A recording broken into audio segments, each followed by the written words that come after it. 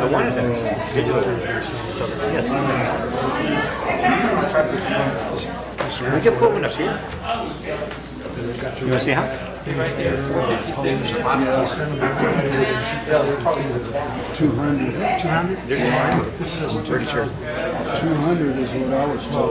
Like this guy here didn't get the form because he said it's 206 feet away.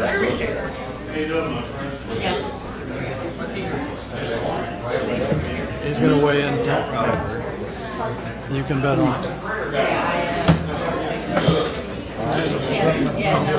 Type in here. He talked to me today.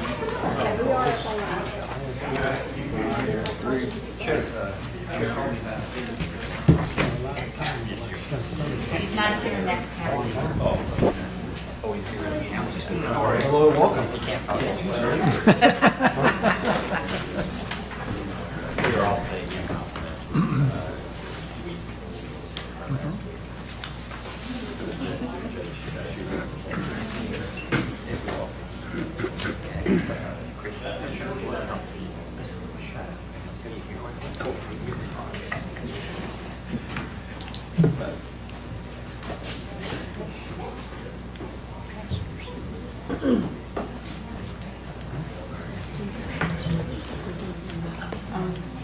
Scott,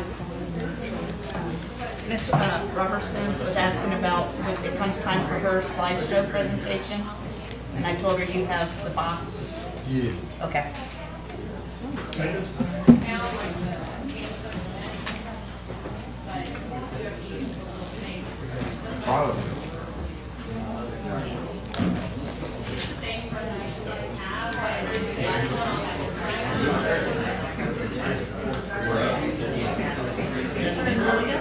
This is from probably handed it to me as I was walking by him. Oh, okay. I'm sure he's gonna come down the mountain. He knows where I stand.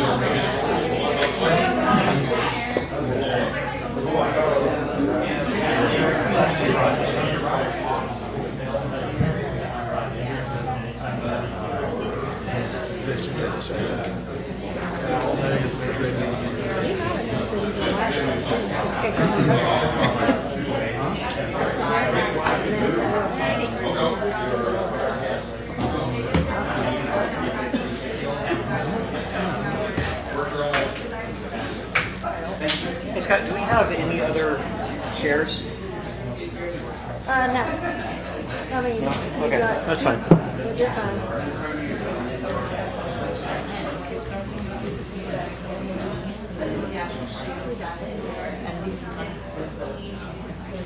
Got 40 seconds. Whoops. Are you going to read that? When it comes time?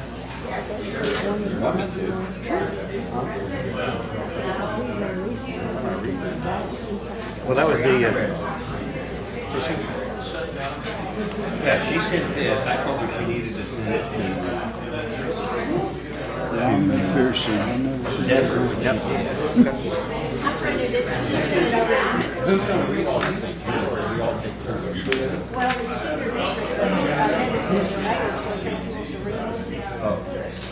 He just wanted to say I don't know if she's in my district.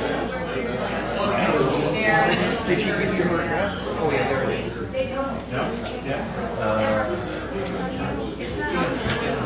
No, she's in the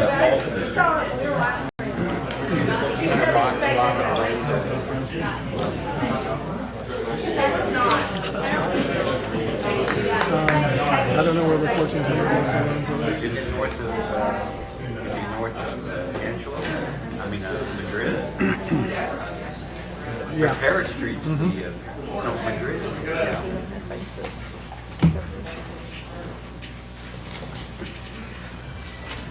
All right.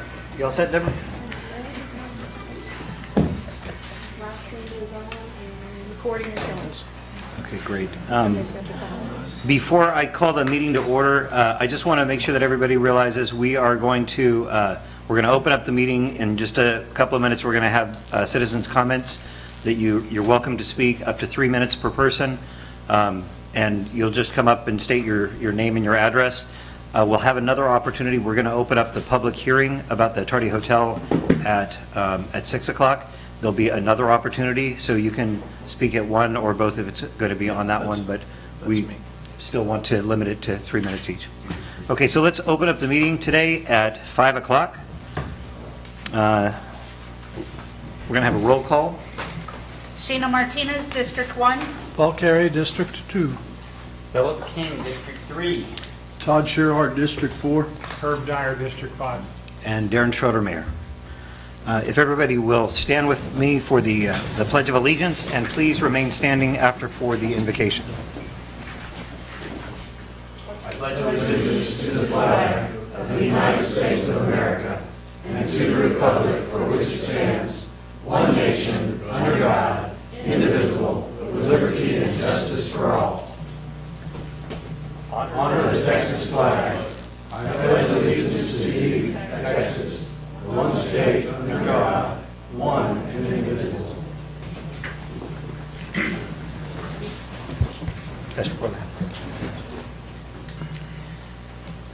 I'm Reverend Kevin Portwood. I'm the pastor at Medina Valley United Methodist Church.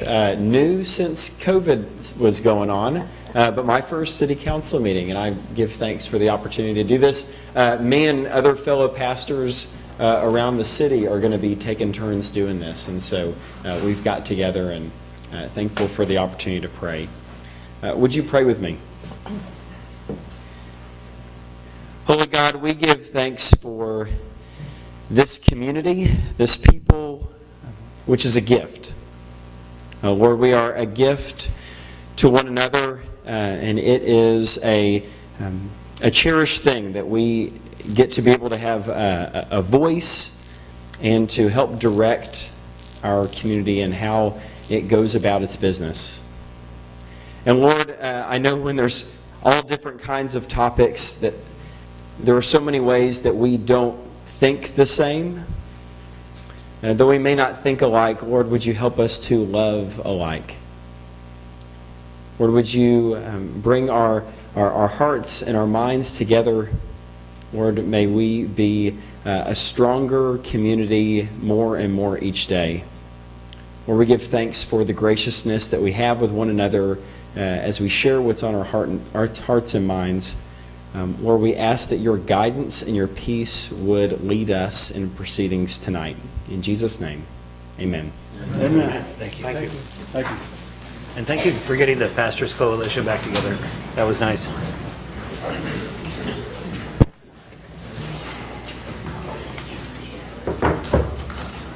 All right, next item, we have citizens' comments. One more time, we have the opportunity to speak for citizens' comments right now, and for the Tardy Hotel, or Hotel Tardy at 6 o'clock. It's 3 minutes per session. Please keep it to the 3 minutes, just out of respect for the number of people that we have, and we'd kind of like to get home before midnight. Just state your name and address for the record.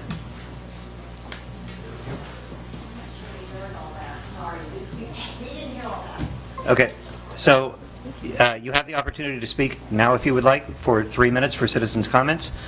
For Hotel Tarde, we have the public hearing at 6 o'clock. I pushed it out to 6 o'clock so that we could make sure that everybody could make it. There will be another opportunity to speak then, and I'll introduce it, kind of how that's going to go so that you're very familiar with it at that point. I just wanted to make sure that you knew that there were 2 opportunities to speak. We're just trying to keep it concise, much more concise than I'm being right now. So would that mean speaking more than once? Yeah, you can if you want. Okay, start your timer. Once is enough for me. My name is Robert Lee. I live at 1314 Gentiles. There's one item on the agenda about the special use application for an event center. But there are really 2 issues here. The use is a logic facility and application for an event center in residential. In my opinion, we should not even be here this evening with this sup. The proper procedure is to request a change in zoning from residential to commercial and go through the process laid out in the CZO. That way the entire town has an opportunity to weigh in on what impacts them. Zoning in the area of the Tardy has been in place for at least 45 years and was laid out and ratified by P&Z and Council. When the block the tardy is on was zoned, 3/4 was made commercial and 1/4, including the tardy, was single-family residential. That was no mistake. It had to have been done deliberately. The people that live in single-family residential areas believe they have a contract with the city to protect their neighborhood as zoned. They buy land, build houses, have families, and live their lives in the same house located in the sanctity of their neighborhood with a protected investment that is not threatened by uses not intended for residentially zoned areas. Hotels, motels, and boarding houses are not allowed in single-family or historic. While the tardy may not meet the technical requirement of a hotel in our ordinance, it's functioning as a short-term rental lodging facility completely devoted to paying guests. No family lives there. It pays federal taxes, hot and sales taxes on guests, just like the hotel on the hill. A reasonable person would say that it's a commercial lodging facility. Again, those are not allowed in single-family zone residential.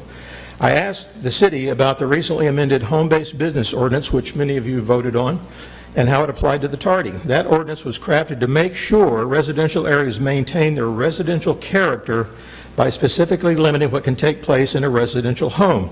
The answer I got from the city was that since no family lives in the house, the ordinance does not apply. Think about that for a minute. Isn't that a kick in the stomach? So go buy some homes in residential areas and set up some businesses. The city seems to say it's okay as long as you don't live in the house. Concerning the use as an event center, the city says there's no equivalent in CZO. I vehemently disagree. In the last 15 years, the city has approved 3 and possibly 4 event centers in commercial areas. One is right there. One is right there. The hotel, the old hospital on the square, and the blacksmith shop. How could that have happened unless the Community Development Office had not approved the permits? It couldn't have happened. They used the CZO use charts and looked at similar activities that could take place in an event center, which is what's supposed to happen, and they approved the applications. In the CZO, practically all commercial businesses are not allowed in residentially zoned districts. Based on the reading of what you can and cannot do, you could easily conclude the event center is not allowed. So, do I disregard the commonly understood contract between the residents that live near the tardy and the city that residentially zoned it safe from commercial, or do I defer to the application here that wants to change the nature of the neighborhood? The issue is already dividing people and neighbors. That should tell you something. Without the long-term neighbors, there is no neighborhood. If you approve this, even with restrictions, you put every residential area in the city in the crosshairs of commercial creeping in. Thank you. Thank you. All right. Is there anybody else that would like to speak at this time? Please. Hello. My name is Alice Diamond, and I am the general manager and president of Fitwell. My husband and I live outside of Castroville in the extraterritorial jurisdiction. I'm not a citizen of Castroville proper, nor actually is my business. It actually is just outside of Castroville and in the county. However, I did want to just throw my oar in the water and make a comment here. There are 2 points I wanted to make about Hotel Tardy. And first of all, I want everyone to understand that I am here as a business owner and as a proponent for what I call curated growth for our community as a whole, because those of us that live outside of Castroville are also very much affected, those of us that live in the county. And I think that what the Robertsons are trying to do here is exactly within what I call the zeitgeist of Castroville at this time, where we have growth that's already upon us, and being able to focus in on the kind of economic activity that we're doing, that we're using to develop our community. I think that what they're doing with the Hotel Tardy is exactly the right thing. This is my personal opinion. It's not based off of any particular specific knowledge of the zoning laws and things like that. But when I look at overall what I've noticed, I've lived almost 40 years in this area, and when I see the huge amount of growth that's coming, I think what they're trying to do within the historical context is exactly right. And so I'm very much a proponent of it, as I understand the way the neighbors are feeling about this. At the same time, I think there is room for both. for both of those kinds of things to occur, where we develop the economic base through hotels and tourism, and those are the things that make a lot of sense for Castroville to be able to leverage already.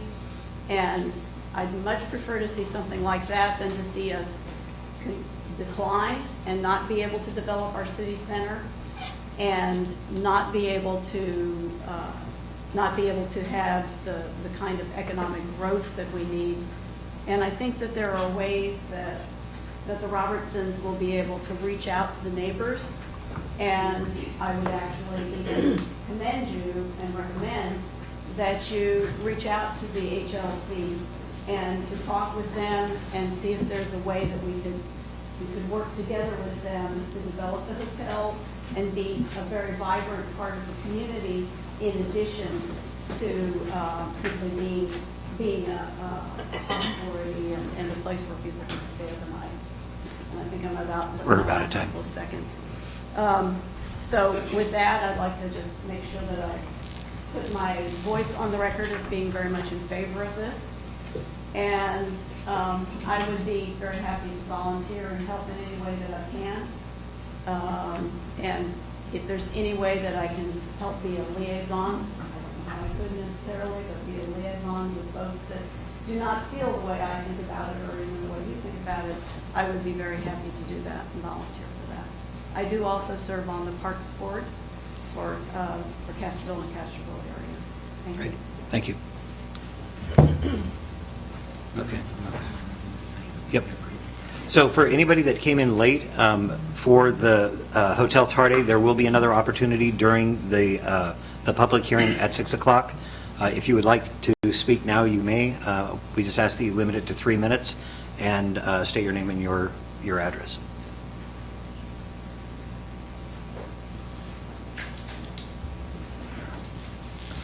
My name is Boo Hauser, and I restored and own the Arcadia Stanley House at 1416 Fiorella in the block next to the Tardy Hotel.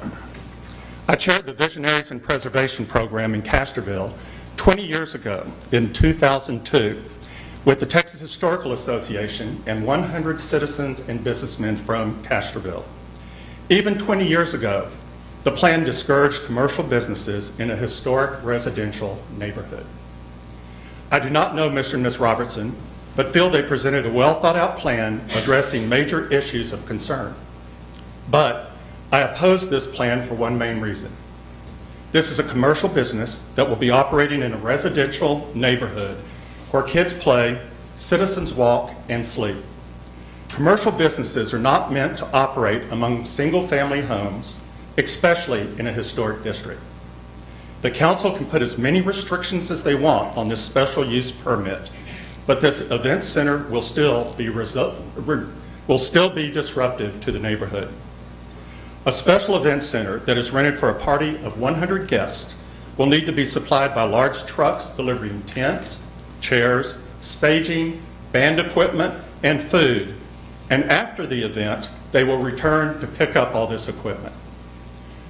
Parking on the square sounds great until the weekend of old-fashioned Christmas and Saturday and Sunday church services, then where will guests park? A quiet historic neighborhood such as this should only hear the bells of St. Louis Church and not the sound of delivery trucks and large parties. I ask you to please not approve the special use permit, but I want to thank all the City Council for your volunteer work for the City of Castroville. Thank you. Thanks, Ben. All right. Do we have anybody else? Good evening. My name is Donna Jacklich. I have a residence at 1311 Fiorella, and prior to that, cumulatively, I've been here for 32 years on this street. So my neighbors are here, and I am one of those that's been unfriended for my being on the fence or initially being in favor of their permit. And so I've heard all sides. My bigger concern is the traffic, just like Boo had mentioned. We already know that Fiorella Street is a raceway. It's been that way for the 32 years that I've been a part of this neighborhood.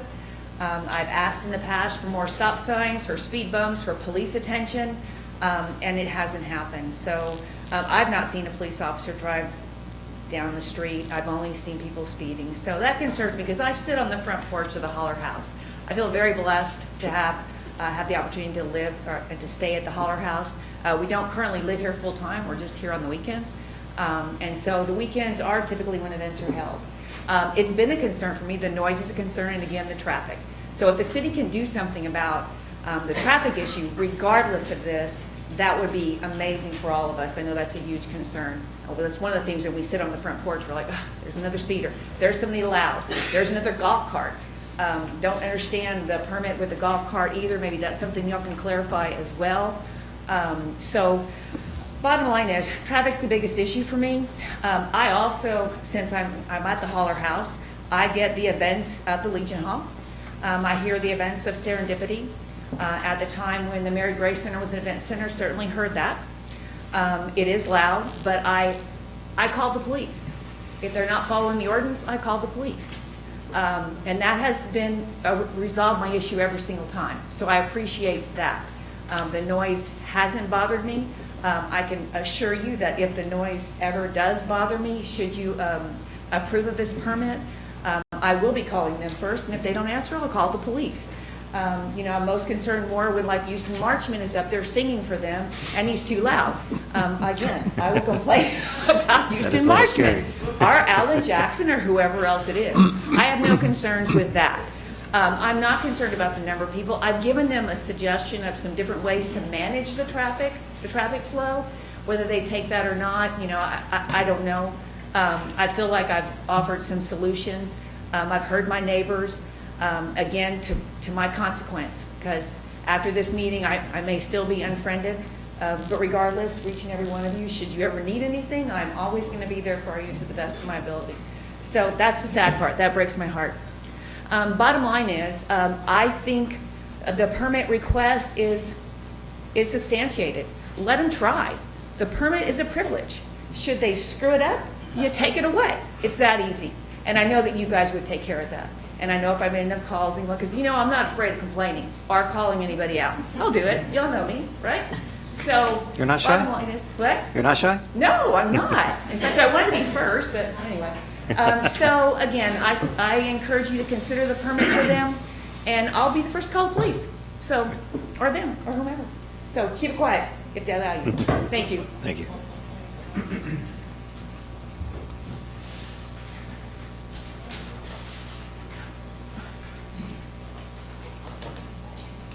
Good evening.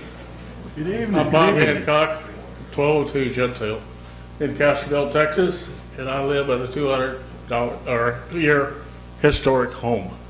And the reason I'm here is to talk against the Tondra Hotel being an event center. Now, what is an event center? It's a center for weddings, high school graduations, and possibly a music festival. The city of Houston learned a lot about music festivals this last week. And I don't want Castroville to learn the same thing. Now, the people that live here, the quality of life is at question. They have made considerable amount of money and invested in their homes and live here. They vote here, and they have been members of our leadership here in Castroville.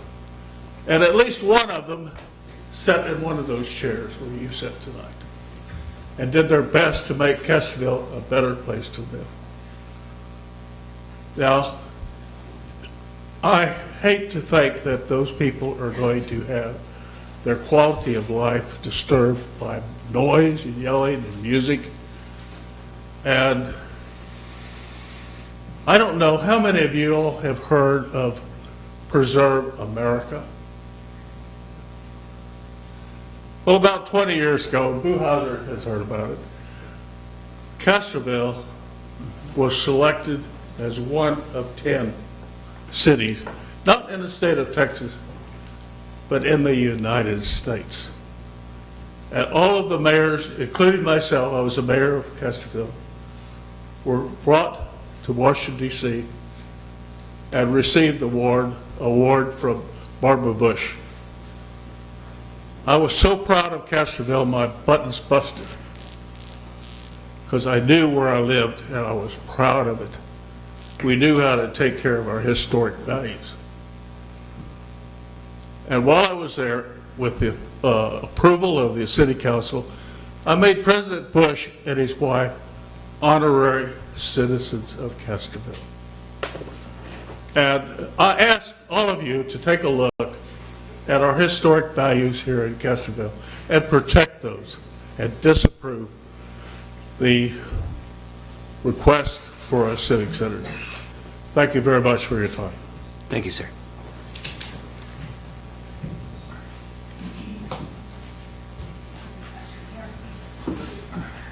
My name is Bradford Bain. I live outside of Castroville on a farm, former resident here, and Can you also state your current address, please? current address is 1230 County Road 477, Castroville. Outlot number. Outlot number 60, right? Thank you. And 61. I'm here to support my good friends Josh and Penny on their endeavors to use the Tarde Hotel as an event center. I wrote out what I'd have to say and timed it, so I'll read it for you. I'd like to read a few words in support of the young or middle-aged adults in our community, of which I feel I'm a member of that group. As I've grown up in Castroville, I've always heard that the young people aren't involved enough. However, I've always enjoyed sharing my love for the history of our area, and this has made it easy and enjoyable to volunteer in various capacities.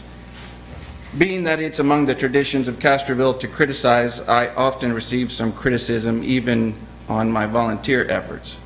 My grandpa said, when you work for nothing, you can quit anytime you want to, but I haven't done that yet. I like the idea of investing my time in my community and enriching it for the benefit of my family and others. I also like the idea of investing my treasure here too. It's a family tradition of ours that dates back to 1844. It's slow play investing. It's investing in the next generation more so than a quick buck. I think when the young adults in Castroville, the ones who haven't yet made or inherited their first million, decide to invest in this, their own community, it should be celebrated and not criticized. In all its history, Castroville citizenry has always struggled with how it handles progress. That's a hot topic now just as much as it was in 1880 with the railroad approaching. I think we ended up voting down the railroad because it was outsiders coming in to make a buck. Josh and Penny Robertson are not outsiders, friendies. Hell, they're part Havey and Shearhart living together in holy matrimony, and that alone should be celebrated.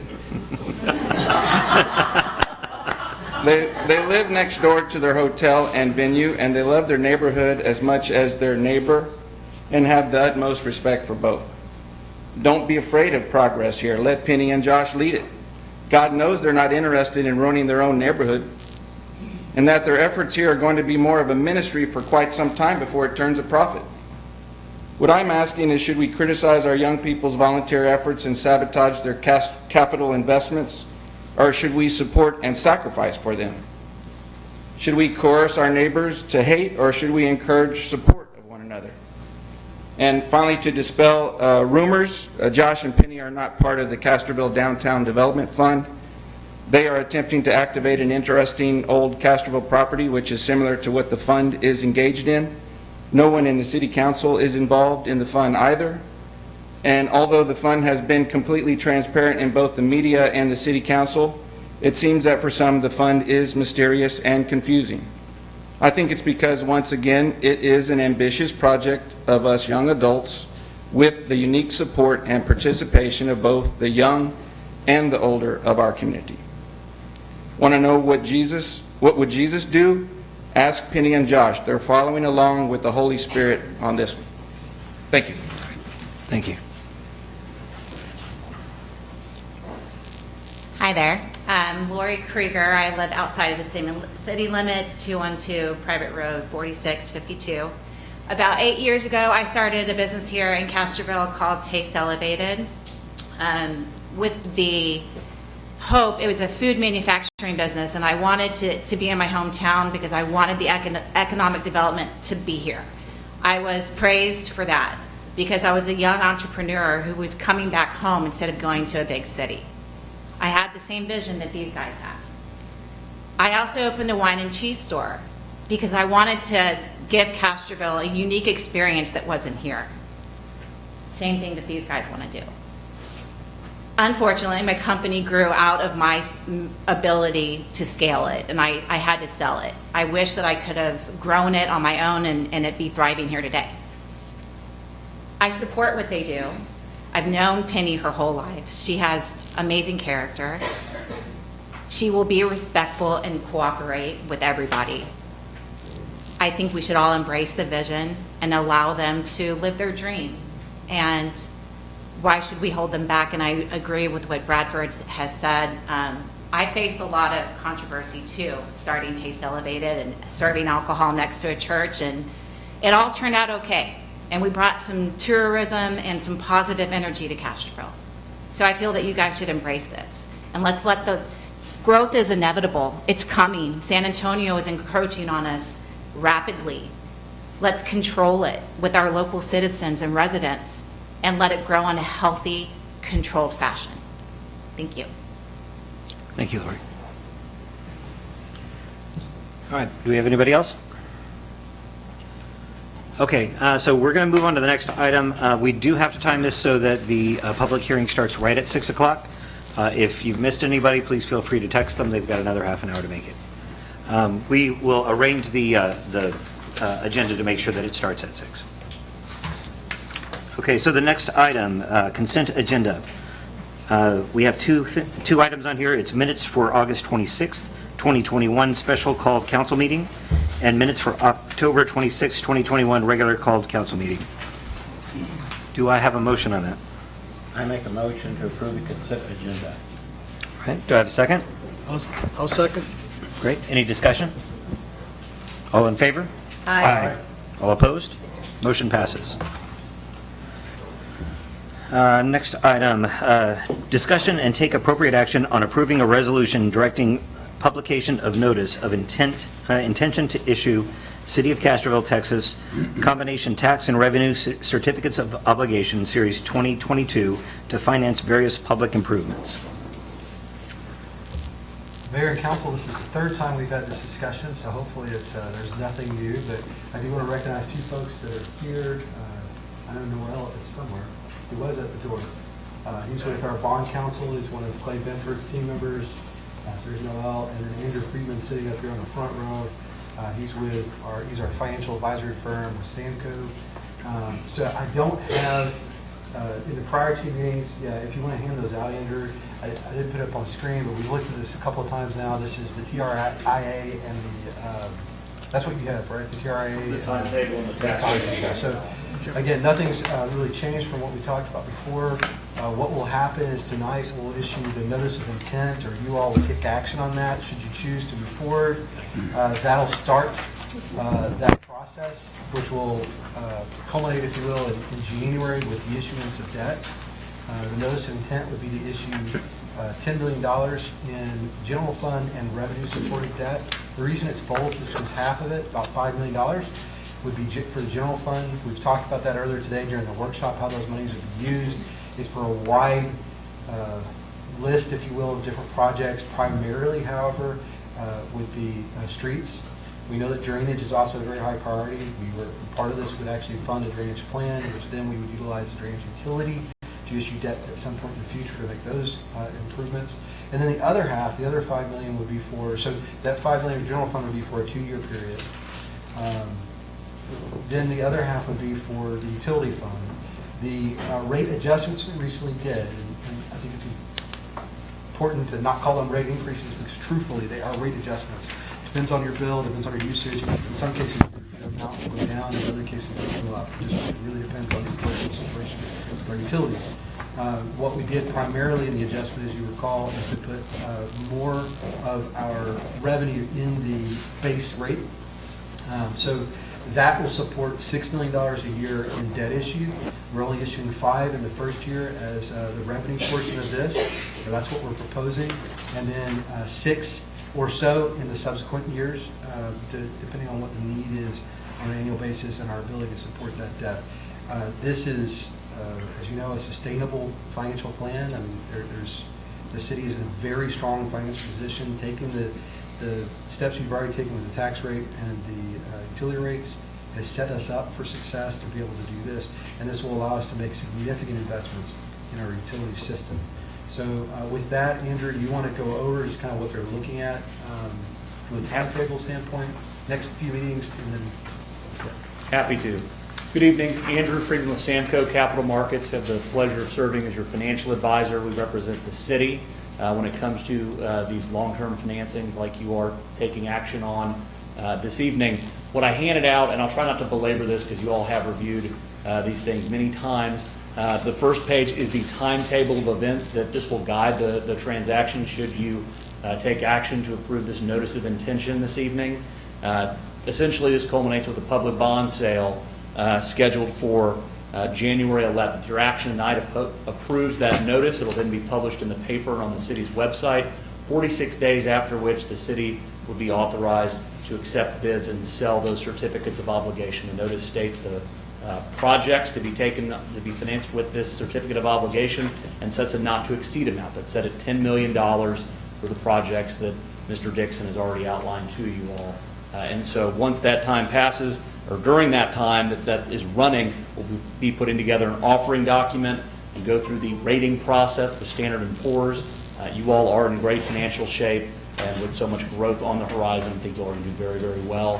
Help us get the best credit rating and lowest interest rate possible when we get to a bond sale, and then you will be taking a formal action to actually take on the debt at your January 11th meeting. So your approval of this action item tonight isn't selling any debt. It's not obligating you to sell debt. It's taking the first legal and necessary action to ultimately get there January 11th. The second page, and lastly, should you approve the sale of bonds, funds would be delivered to the city February 9th, 2022, for you to then turn around and spend towards the projects. The second page, you've seen this as well. There have been no changes to it. This is what we call the tax rate impact analysis. This is the guiding financial analysis relative to the general fund projects the city's taking on utility system projects. Those projects and associated financings have been baked into that utility rate study that the city adopted last month or the month before. This is relative to the streets, any drainage, et cetera, type projects that are paid for from your INS tax rate.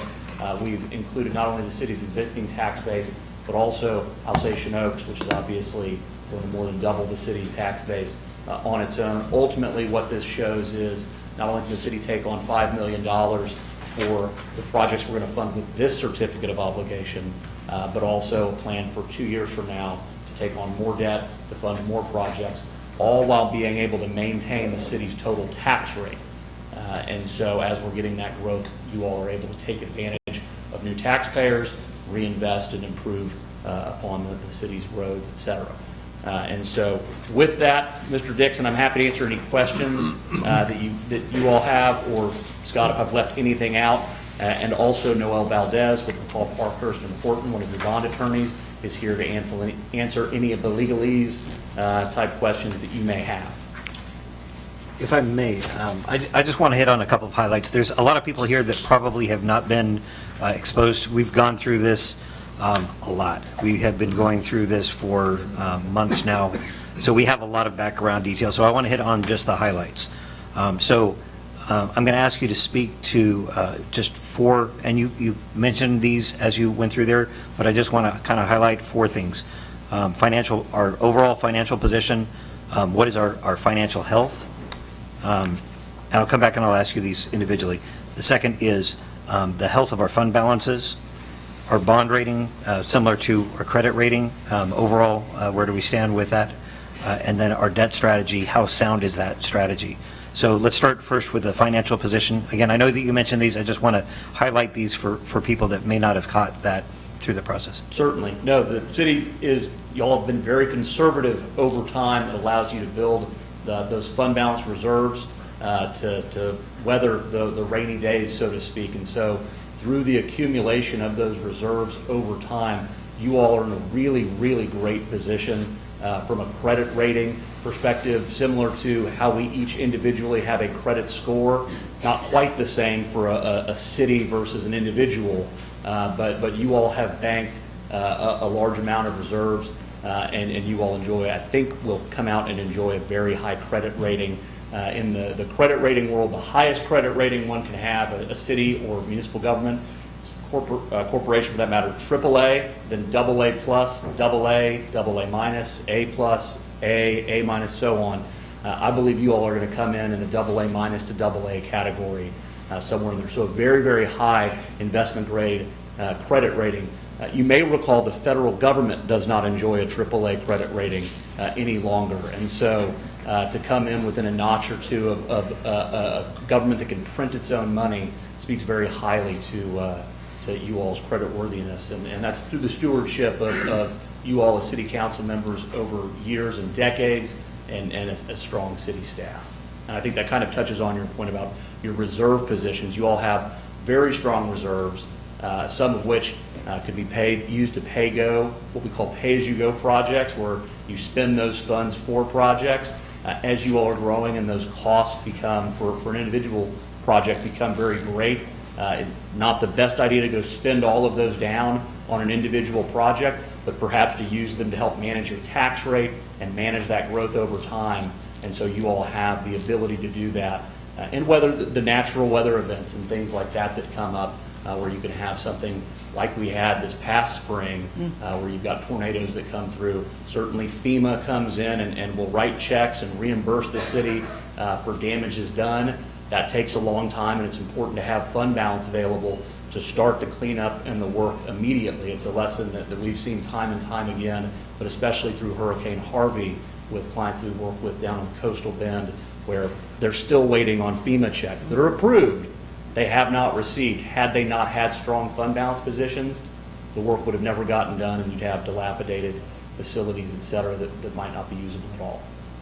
And then the last item is the debt strategy. So the debt strategy that we're taking on, or that we're considering here, it is, and this is, again, just kind of I want to make sure that people are hearing it from our hired experts. The strategy that we're taking on, I believe that it is a strong strategy. Thank you for putting that together. It's a very strong strategy. It is very conservative, and I think that it's very sustainable, with or without. It's enhanced by the growth, but it's not completely dependent on it. And that is a very good point, one that we should that bears discussion. When you look at this tax rate impact analysis, and we look at just our existing tax base, we're planning on issuing 20-year debt, and what that resulting tax rate might be. If you look at the taxable assessed value for the city, we're growing it at a couple of percent for 2 years, and then we're going to assume that our tax base isn't going to grow ever again. Now, reality is we should hope that we're always going to be growing by some amount, just to keep up with inflation. You see home values rise over time, and certainly that's proven true over many, many decades. So what that does is that's a very conservative approach to saying, here's kind of a worst case scenario that we are selling this debt, and not only this debt, but the other series of debt that we're planning on and considering taking out in future years, what that tax rate might look like, that tax burden for the citizens, so we know what we're getting into. And then certainly our expectation is that our growth in reality is going to outpace what we've estimated, resulting in a lower tax burden for the citizens and or an ability to go out and finance other capital improvement projects with that capacity that we've created. We built in, and this is a pretty unique scenario given the extreme growth that is coming to Castroville. We've looked at Alsatian Oaks and incorporated that in there.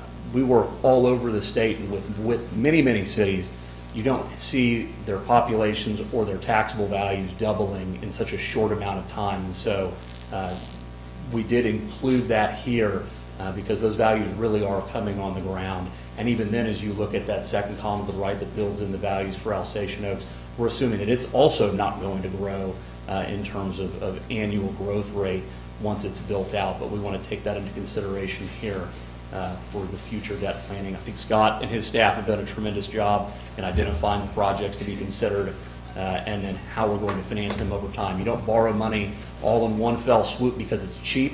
You borrow it because you've got projects. You plan, and we've got a plan to borrow over time to help meet those needs, because you can fund everything maybe all at once, but you can't construct everything all at once. So there's a very deliberate plan of action here. Great. And then Scott, some of the slides that you had shown us, some of the matrices that we've looked at show the near-term, mid-term effect of these projects from the general fund on the tax rate, and then from the utility fund on the utility rates. So can you just kind of frame that up for the people that are here? Well, again, I think I spoke about this in the workshop earlier. I mean, the good news is the council's committed to this tax rate, holding it flat. And essentially what we're doing is we're taking advantage of any property or any property value growth. It'll be shifted over into the INS rate. So our INS rate, when y'all hired me, when I started here, our INS rate was around 3 cents. As property values go, as they increase, your tax rate naturally decreases. It'll do it all on its own without y'all doing anything else, because the state has set requirements for the operation and maintenance. You have to take it to the voters if you're going to increase by more than 3%, that kind of stuff. So our INS rate, if you hadn't taken action, as you may recall, was going to drop from like 3 pennies and change, like 0.031 or something, to 0.027. And what we're doing with this action is we increased the tax rate to 0.5233 from 0.4956. 100% of that increase got shifted to the INS, to debt service, to be able to support that. And the commitment that kind of we're making together, we're locking hands and saying we're going to do this, we're locking arms and saying we're going to do this, is we're going to keep our O&M rate. We're going to have to live on that 3%. So we'll be what I've kind of termed lean and mean as a city on the O&M rate, and any additional increase we have, which is what this plan puts together, gets shifted into INS, which is really where we get the ability to go and fix our streets and fix our water and sewer issues and fix drainage and do some of these other things, invest in our parks and that kind of stuff.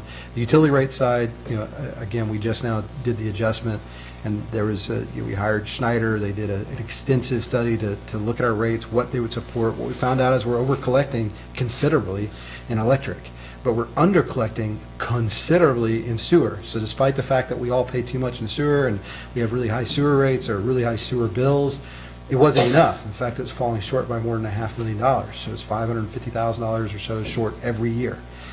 So electricity and gas and water were all subsidizing that sewer rate. But now with the rate adjustment we've just done, the water and sewer will be able to stand on its own, and electric and gas will be able to stand on their own, and we can go and now afford to issue that debt and then invest in the systems that have been largely ignored for decades. I mean, we did build a new sewer plant, did an extension. I don't want to act like the city didn't do anything, but we also know that there's major infrastructure that needs maintenance. So, does that answer your question? Yes, no, that was Okay. perfect. And to anybody that was not aware of this, the new development that happens east of town, we do not get electric. We don't get the power. That all goes to CPS. And so the criticality of refiguring those so that each one is paying for itself, and that the costs and the revenue were aligned, was imperative before we started bringing that on. Otherwise, we would all be... It's a sinking ship. Yeah, we'd all be subsidizing the people that are coming out there. So we wanted to make sure that the new growth pays for itself and that we're not burdening people here. So I just wanted to clear that up. Do we have any... I'm kind of putting cart before horse, sorry. Do we have a motion on this? Can I have one? Oh, yes, Since please. Noel drove all this way, would you like to speak to the notice of intent language and the official statement and how that, just very high level, how that works? Thank you. So what kind of jobs we're going to try and cover the notice of intent, and or what kind of projects? Absolutely. Thank you, Mr. Dixon. For the record, my name is Noel Valdez with the law firm McCall, Parkerson, Horton. Mayor, City Council, pleasure to be here before you again. As we discussed at the last meeting, Andrew did a great job of describing the legal process, but this is the first step in the issuance of certificates of obligation. You're authorizing publication of a notice to advise the public as to the projects you're looking to undertake, the maximum amount of certificates of obligation you're looking to issue, and when you anticipate to come back to actually approve the certificates of obligation, being January 11, 2022. In the meantime, I'll be working with SAMCO in preparing an offering document that will incorporate information about the city, and its finances so that we can go out to market and bring to you rates and final terms on January 11th. After consideration, and if you all approve on January 11th, it will be incumbent on our firm to take the transcript of proceedings through the Texas Attorney General and make sure we get Attorney General approval for the transaction, meaning that the city would have taken all the proper steps under state law to accomplish the issuance of debt. I'll be happy to answer any questions about the action you're taking today. I know there's one more action after this item that is related. I'll be happy to answer questions when that comes up, but happy to answer any legal questions that the city might have. I know we went over this earlier, Mayor, but just to be clear, so what they will draft is an official statement. The official statement is what goes on top of those bond issues. It's a guarantee to the people who buy the bonds that we aren't going to go spend that money frivolously. We're going to spend it on the things we say we're going to spend it on. We've purposely left, so there's wiggle room, if you will, within that language. There's parameters as to what you need to say. So what we're trying to do is leave it a little bit generic, so it gives us the ability to, because we don't know exactly which projects are going to happen under which bond issues. So we've got facilities in there, we've got streets in there, we've got water and sewer infrastructure in there, we've got vehicles and equipment in there, we've got a number of different things. But what we do know is that we're not going to be able to do all of that. We're going to do some of it, and then when we do the next issue, we'll probably use similar language or maybe even the same language and just kind of use that over and over as we do the debt issues. Would you describe, I think I would describe that as accountable to spending the money where it should be spent, but flexible enough to be able to reprioritize if necessary. Exactly, that's perfect. That's what the You're so language good. says. Yes, sir. I'd like to make a motion, as you so read. Great. Do I have a second? I'll second it, but I would ask that we read the item again, just for clarity. Okay. Do you want to read it or want me to? Yeah, why don't you read it? Discussion. I make a motion. Take appropriate action on approving a resolution directing the publication of notice of intention to issue City of Castroville, Texas Combined Tax and Revenue Certificates of Obligation, Series 2022, to finance various public improvements. Great. Any other discussion? Question. Yes? Do we need to specify an amount not to exceed? Not at this time. No, I think this is just the... Within the notice of intent itself. So the notice of intent was for $10 million. And I stated that earlier, but just to re-clarify, we're intending to issue $10 million of general fund and revenue-supported debt. And that's how the ordinance is written, that's how the notice is written as well. Great. Anything else, Councilman Dyer? Thank you. Great. All in favor? Aye. All opposed? All right, motion passes. Thank you, guys. A lot of great information. Next item, so we got 10 minutes. Discussion and take appropriate action on approving a resolution expressing official intent to reimburse cost of the city project from tax-exempt obligations to be issued by the City of Castroville and other matters related thereto. So Mayor and Council, as I mentioned before, very quickly, we're going to do this several times. We did it at the last meeting. What? At 5:50. We're timestamping. Oh, timestamping. Okay, Keep forgetting thank you. to timestamp. At 5:50 p.m., we're discussing item, what is this, 8? What this allows us to do is reimburse ourselves for any expenses that may occur between now and the time that we actually receive the bond funds, which won't be until January. For instance, on the utility side, I've already ordered some gas meters as part of that, the automated meter reading technology that we're investing in. So there's different expenditures that may arise that we want to be able to reimburse ourselves for. So that's what this is. And we may do another one between now and January, maybe not. Just depends on whether or not anything else comes up that we do it. But this should cover everything. We've done a few prior to this before we kind of committed to the notice of intent. So I think this probably is our last one before January. Absolutely, Mr. If I could just add that, once again, this is being done for federal tax law purposes to preserve the ability to reimburse any expenditures that you make prior to the issuance. This action, if approved, does not commit the council to approve the certificates of obligation. Again, it's merely a procedure to be done under federal tax law. Great. Thank you. Can I make a motion? Yes, please. And I'm going to read it so that Paul then correct me. I make a motion to take appropriate action on approving a resolution expressing official intent to reimburse costs of city projects from tax-exempt obligations to be issued by the City of Castroville and other matters related thereto. Do I have a second? Second. All right, any discussion? All in favor? Aye. All opposed? Motion passes. All right. Thanks, Noel. Cool. Yeah, Thank you, Noel. Thank you, It's a guys. long drive for a short Andrew? meeting. It's important, though. You can stick around, it'll be fun. Discussion and take appropriate action on approving task order with K-Freeze for updates to 2002 drainage study. All right, so you may recall, this was, oh yeah, we're time stamping At 5:51. 5:51. Just going to write that on each one. Last meeting, this was on the agenda, but we tabled it because we talked about it just briefly, tabled it because I didn't have the engineer's scope. So in your packets, you now have the official scope.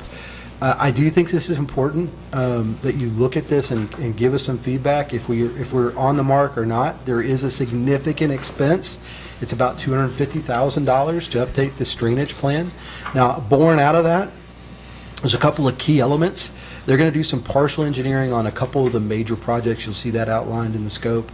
The concept is we're going to go fix some of the things that the 2002 study recognized. One of them is down on the south side near Regional Park on Gentiles, and I know Helen behind her house, that whole area, Athens, Algiers, those drainage issues that we're all painfully aware of. So this plan would be the first step in getting those things fixed. But one of the other major outcomes of the scope is to identify the major projects, put an idea of the cost around them, and then basically build the justification for the drainage fee. So we have a drainage utility that was established in 2002. The whole reason it was established was to pay for those projects that have been done. That debt is now 20 years old and will be paid off in 2023. So we want to be able to leverage, because we know we still have drainage problems, we will leverage into that fee and figure out, is that fee right where it should be? Because we do have a lot of growth and more payers that will be coming in to pay it, or does it need to be lower or higher, or whatever it is? So this study will tell us what the fee needs to be. We can then assess that fee when the old fee rolls off and go issue debt and fix some drainage problems. So there'll probably be, like we just did, a notice of intent to reimburse, because we do have some money that we could utilize for that purpose, and then reimburse ourselves if we wanted to get the project started sooner, which I know is one of the major concerns. We want to get those done as soon as possible. Great. But I do want your feedback as council. Is the scope right? I want to recognize Michael Persine is here with K-Freeze. He put that scope together, or at least he delegated that responsibility and is very aware of everything that's in there. So if you have any questions for him directly. And if I can just recognize really quickly, we actually have the gentleman that was responsible for a lot of that, former Mayor Hancock, when this was going through initially. They had accomplished, I think that they had accomplished almost everything except for Athens. And so a lot of the drainage that we no longer have a problem with is because of our predecessors and what they've done for us. And so thank you for that. This is really just renewing that to make sure that there haven't been incredibly significant changes, but there have definitely been changes, not just to the landscape, but to construction that's happened. So I think it's really imperative that we do things as they are now, and not as they were 20 years ago, just building on what we've already done. Okay. Did anybody else have any questions? I think the scope's good, and I think it's justifiable cost for it, personally myself. Great. All right. Do I? I see a lot of the things that we're doing are, at first I saw this, I was afraid that we were just recreating the wheeling, doing something we'd done before. But when I look at the scope of the project, I see that there's a whole lot of stuff here that wasn't even technically available to us prior to the last decade or so. So I think we have to move forward on this. Okay. I'd like to make a motion. Please. The council take appropriate action on approving task order with K-Freeze for updates to the 2002 drainage study. Great. Do I have a second? Second. All right. Any discussion, further discussion? I want to start establish an amount not to exceed. I know we've done that in the past, and it wasn't in the motion. Okay. Here it is. 200. For an amount not to exceed 245, 470, 245, I can't read it, 470, 470,000. $245,470. Okay. So the motion was amended? And I am amenable to the amendment. All right. Great. Any further discussion? Great. All in favor? Aye. All opposed? Motion passes. I'm sorry, did you have a hard time hearing what he was saying? Mr. Hancock? Okay, I thought you weren't able to hear. So let's just remember to speak into the microphone so people can hear. All right, thanks. You fussing at me? No, Oh. Paul. Paul, actually. Paul's got a very quiet voice. He could read us to sleep. Yes. All right, I don't know that we can move another one.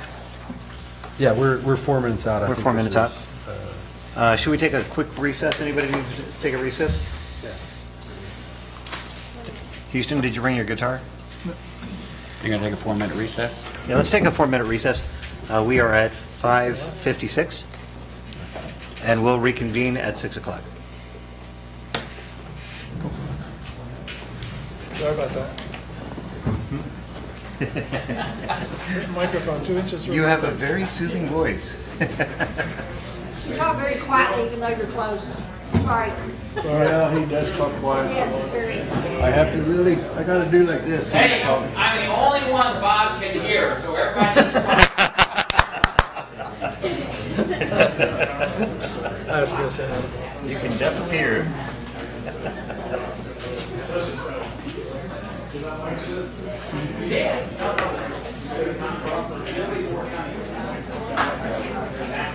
I thought we moved right into it and keep rolling.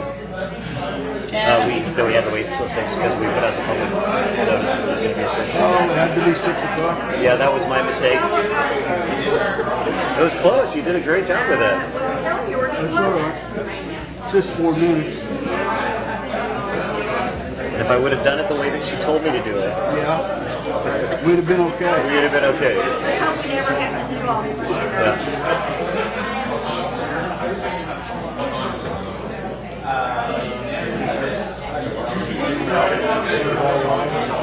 Yeah, I love one. Thank you. Yeah, thanks. Do what? Oh, okay, no, I'm good, thank you.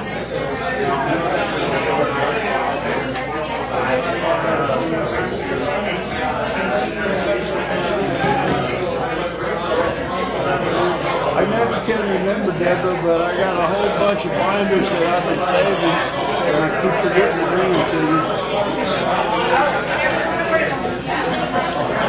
I'm going to try to leave this one here and just take all the guts out of it.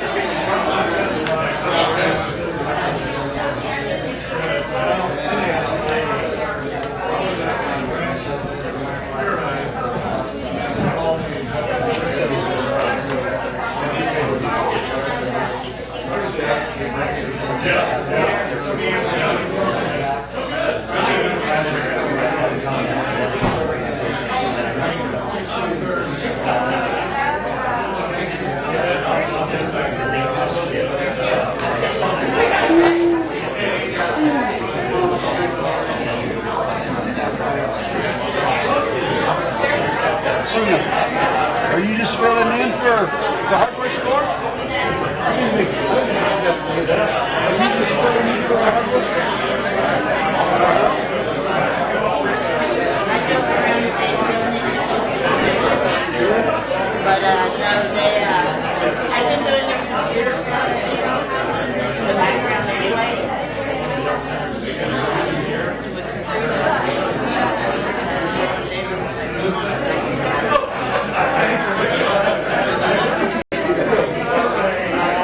Or should I ask?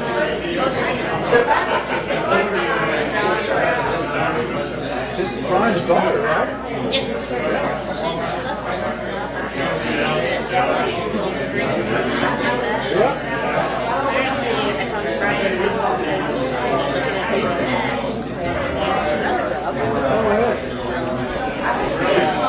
Did she have a sour taste?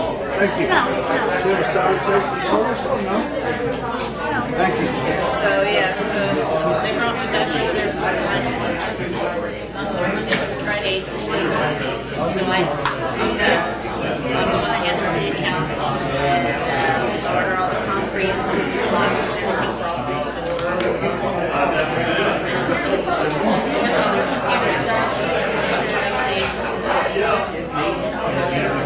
especially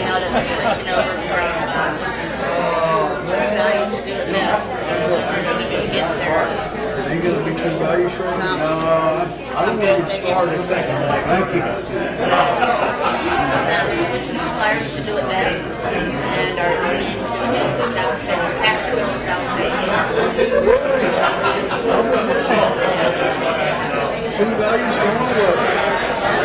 50 years. So our supplier would be do the best. Are there some good best stores in San Antonio? No, actually the closest there is Vine. Yeah, there's Harvard Hardware and Vine. They're different owners. Still Parker Hardware? Yeah, there's a Harvard Hardware and Hondo too, but there's also the value at Hondo. And they was the owners decided to change suppliers. 602.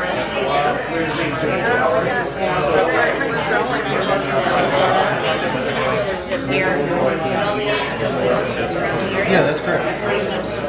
Closed up. And our business is just exploding. I'm passing around. Especially with us having a mechanic in-house. Doing all the maintenance. Repairs. He's still busy, but They still got it there. Run your place, they sell, but they really don't. They don't prorate. Oh, boy. All right, everyone, we're going to, if I can have everybody quiet down, sit down, we're going to open the meeting back up. Shh. Nobody left. I think we got more. Okay, Bradford. All right, let's start.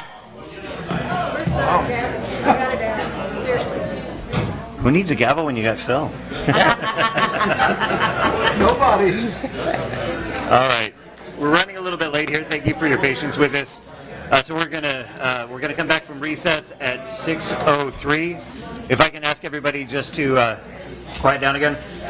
Okay, so I'm gonna read this. I'll walk you through what we're gonna do here.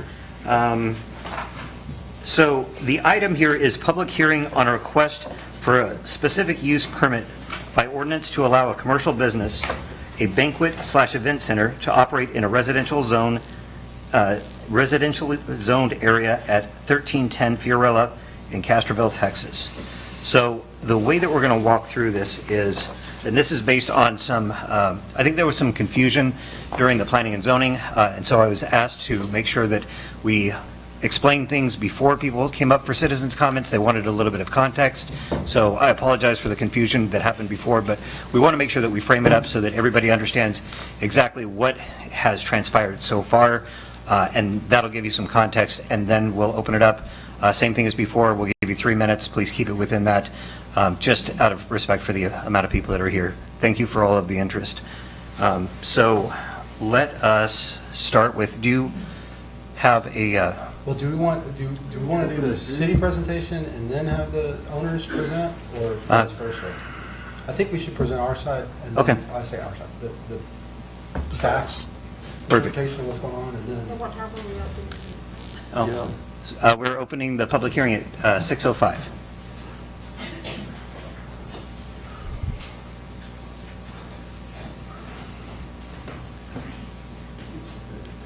Are you sure?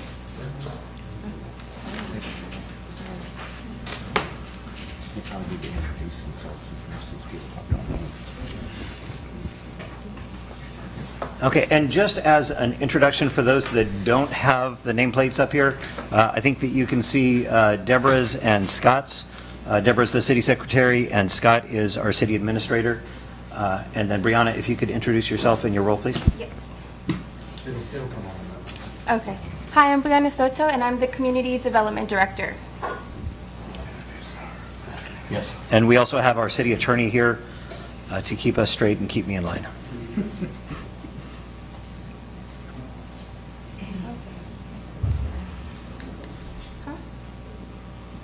There it is. I'm just trying to make it bigger.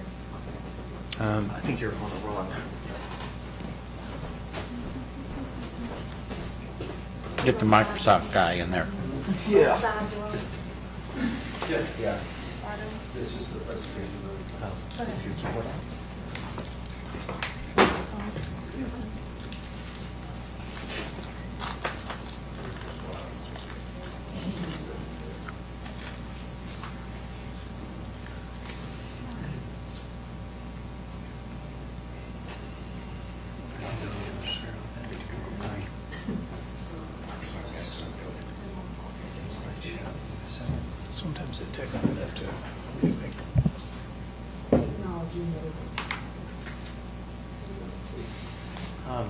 Is that monitor off on that side too? Oh, there we go.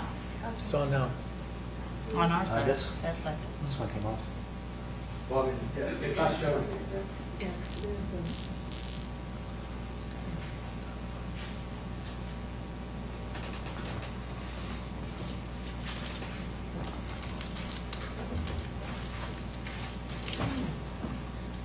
Just to entertain you, this seems complicated, but in the old days, we had to project against the screen here. This is a lot better.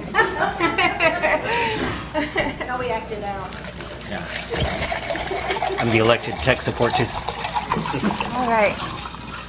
Okay. I'll just state again, I'm Brianna Soto. I'm the Community Development Director. Good evening, Council. So tonight, we're talking about discussion and taking an appropriate action on the specific use permit, an ordinance to allow commercial business, a banquet hall/event center to operate in a property historically zoned at 1310 Fiorella. The property owners are Joshua and Penny Robertson, who are here tonight as well. And it's located at the south corner of Fiorella and Madrid, but I'll show you a map in just a minute. So right here, this is just so you can see where it's located. I think everybody's pretty familiar with this. It's a pretty iconic area. Okay, sorry. And so you can see that it's right here down the street from City Hall. It's north of Highway 90 and just west of the river. This right here is a zoomed-in version. You can see that it's right down the street from Houston Square. Houston Square is there to the southwest, and City Hall's to the south of it as well. This right here is the zoning district map. So the red square is where the property is located at. It is in the historical district, which is that bluish gray color you're seeing.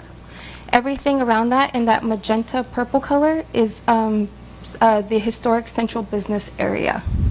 So as you can see, surrounded on three sides of the property, it is the historic district, and to the south of it, it is the historic central business area. The property immediately adjacent to the Tardy Hotel is actually owned by the applicant at this moment. Okay, so what's a specific use permit? This is just a way to grant additional use to a property. Oh, sorry. Okay. I'll give.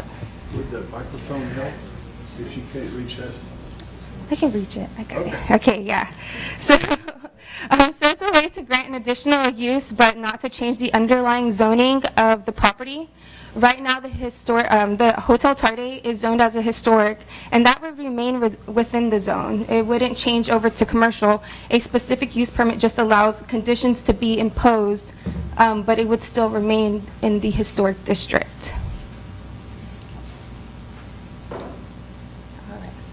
Why does this qualify for a specific use permit? So right now, in our scheduled uses and our CZO, we do not have a definition for a banquet or event center.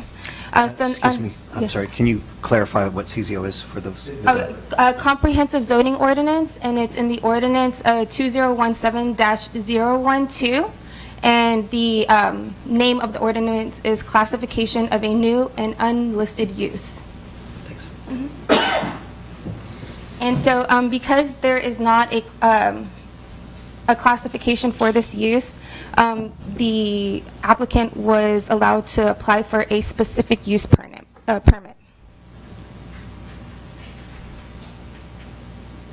Okay. What is the applicant asking for? Their primary use will be a short-term rental. That's how I believe it's been operating for years, if I'm not mistaken. And but other things they would like to offer were to have small ceremonies that may include weddings, renewal vows, baby showers, graduation parties, bridal showers, etc., small events. And the owners did say they would supervise these events at the residence. Okay, I just want to give you all some pictures. Sorry, these are old pictures. I just got them off the internet. But this is just the left side of the Hotel Tardy, and this you can see from Fiorella Street. You can see it's a large lot. It's 2 lots here in Castroville. This right here is the front right side of the Hotel Tardy. it looks a lot different than this now. And this is just a view of the backside, so you can see how much room is out there, how much space they have to work with. Okay, so some things that are of concern to the citizens in this community are parking, noise, attendance, things like that. So I'm kind of just going to go down the list of the reason why a specific use permit would help in this situation. So for parking, they would be asking to use Houston Square, which is approximately 250 feet away from the Hotel Tardy. They do have some on-site parking, but not enough if it was for an event of 100 people. Noise. So in the conditions, the noise can be limited to residential hours. Right now, a commercial business can, their quiet hours are from 12:01 to 5:59, so that means they can go till 12 o'clock at night. Residential hours are, the quiet time is from 10:01 to 6:59, so that means that they would have to cease all noise at 10 p.m. or they would be subject to any complaints or possible citations after that point. The amount of attendees, so another good thing about a specific use permit is you can limit the amount of the max occupancy that you would allow for this kind of use here. So the occupant load for the home is 37 and the occupant load for the property is 203, but the applicant has only requested a maximum occupancy of 100 people. So. And then another thing that you can do is also like time frame for a valid permit. So this can allow you to create a time frame that a permit can be renewed, or that any specific use permit issued by City Council with conditions shall be revocable by City Council if these conditions are not upheld. So if you got a lot of complaints in the next few months and they're not doing their end of the bargain, City Council is always allowed to revoke a specific use permit. And then I'm just going to go into what Planning and Zoning decided at their meeting and the conditions that they recommended. Go ahead. Could we back up for just a second? Will you go back 2 slides? Yes. 1, 2, okay, right here. So the requirement for something similar, an event center or a church, how many parking spaces are those required per number of people? I think it's 1 parking space for every 5 people in those for non-seated. I believe that's what the CZO says. I think it depends. I can't remember exactly what the off-street parking, the requirements were for that. I'm pretty sure that it was 1 space for every 5 people for similar things where you didn't have designated seating. Yeah. If you had designated like seating that was... Yeah, it changes with every, I mean, it could be if it's fixed seating, designated seating, seating that can move around. Right. So I can't remember exactly the amount off the top of my So head. my point with that is with the 203 people, so the maximum 203 plus 37, they're limiting it to 100. So in our normal ordinance, with a limit of 100, that would be 20 parking spaces. It's Yes, not sir. 100 Yeah. parking spaces. The 250 feet is outside what the ordinance specifies. Yeah, we haven't, Is that going to be oh, and that is another thing that we Yes. should talk about. Mhm. But I wanted to Yeah. get into that just because that wasn't clarified in here, but I think that you're going to go over the rest. Yeah, we're gonna go over some things in a minute. Okay. Okay, so Planning and Zoning Commission, they heard a lot of citizens' comments. I'm sorry? Oh, and they came to the conclusion to recommend approval to y'all with the following conditions. 1, no on-street parking during events except along the owner's frontage, just like everybody else parks in the front of their home. Business must comply with the residential noise ordinance times, so that means that they would have to shut down at 10. No more than 100 guests maximum per event, and if required, comply with any city event ADA regulations. Utilities to be paid at the commercial rates, not the residential rates, and that a 6-month validity period with automatic renewal by City Council if no complaints are filed. So these are some things that they recommended for approval with these conditions. Okay? And then we can go into further depth. I can answer some questions. Scott can answer some questions. The attorney's here, even the applicant if they need to. Okay, and my apologies. I thought that we did cover the additional parking in Houston Square. Can you go ahead and go over? So in the ordinance, it did say that outside of 200 feet, that you can use Houston Square unless it's outside 200 feet, or you can use Houston Square unless it's outside 200 feet. As I said, this is 250 feet, but there's always an exception that can be granted, I believe, is what we read. All I can ask, so, we'll switch places. Yeah. Thank you very much, Your Honor. So just for clarity, a couple of things. This is a recommendation. You know, the P&Z is a recommending body. Council has the ultimate decision. You could accept all of these recommendations or none of them. You can grant it. You can deny it. It's in your hands what to do.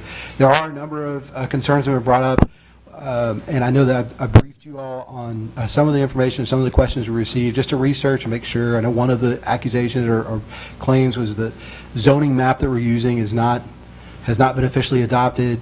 The zoning, which is true, I don't know when the last zoning map we officially adopted, where we adopted the map, but every time there's a zoning change, it's made by ordinance.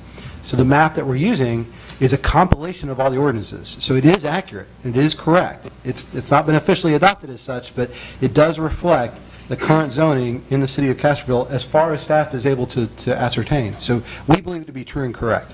Did you have a comment, Phil? No, I'm listening. Okay. You brought it down, so I thought you were going to talk. I should know better. When you talk, we'll hear you. Right?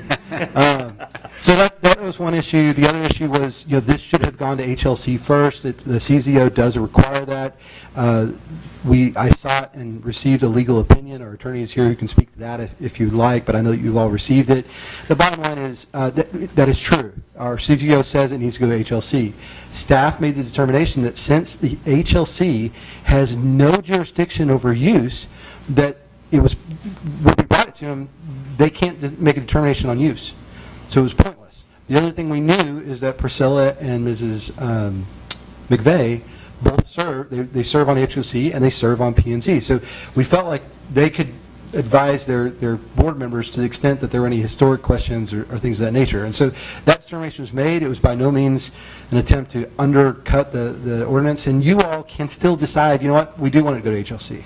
But the fact of the matter is, any changes that they make, because they're in a historic area, as is all the commercial historic, they have to go to HLC anyway. So if they're going to do a pergola outside, or if they're going to make major, if they're going to add parking or that kind of thing, all that has to go to HLC for approval. So they will not. They'll have to do that as one of the steps. Trying to think, what other questions, Mayor, did we get? That Can you go back to the 200 feet? That right now, if this was a commercial property, it would not be allowed because there's no exemptions to the 200 feet. Correct? Well, yeah, yes and no. I mean, again, I think the attorney can speak to this too. Is ordinances are not written in stone. The council makes the ordinances. You would have to amend your ordinances to allow it, or declare that you're making an exception, or do it under the guise of the SUP process. One thing that makes SUPs unique is that you can set specific parameters to those. And so, being a historic property, it is somewhat limited in its ability to be modified, because HLC is not going to allow certain things. We aren't going to allow certain things as according to ordinance. So. It's just how flexible the city council wants to be. But strictly speaking, yeah, that's what it says, 200 feet. So if someone next week, someone with a commercial property wanted to use parking, off-site parking that was 250 feet away, then they could get away around that ordinance by bringing the same special use permit. Even though it's a commercial property, they could bring it and say, hey, I know the ordinance says 200 feet, but we want to go 250. Well, that would be okay also? No, because the SUP process is specific to, so when you look at the table of uses, it'll say either granted, not granted, or granted through SUP. One of the things, and this is another area that we need to highlight, so what was taken to P&Z, when you read the ordinance on new and unlisted uses, this, again, we sought a legal opinion. attorney reviewed and said, yes, this does meet. It's not in the events, even though there are event centers, and we heard former Mayor Lee mention that. The fact of the matter is, as far as staff is concerned, we're bureaucrats. We interpret the law, the ordinances are given. The ordinances do not have event center anywhere in them. We know event centers exist, but they aren't listed in the table of uses.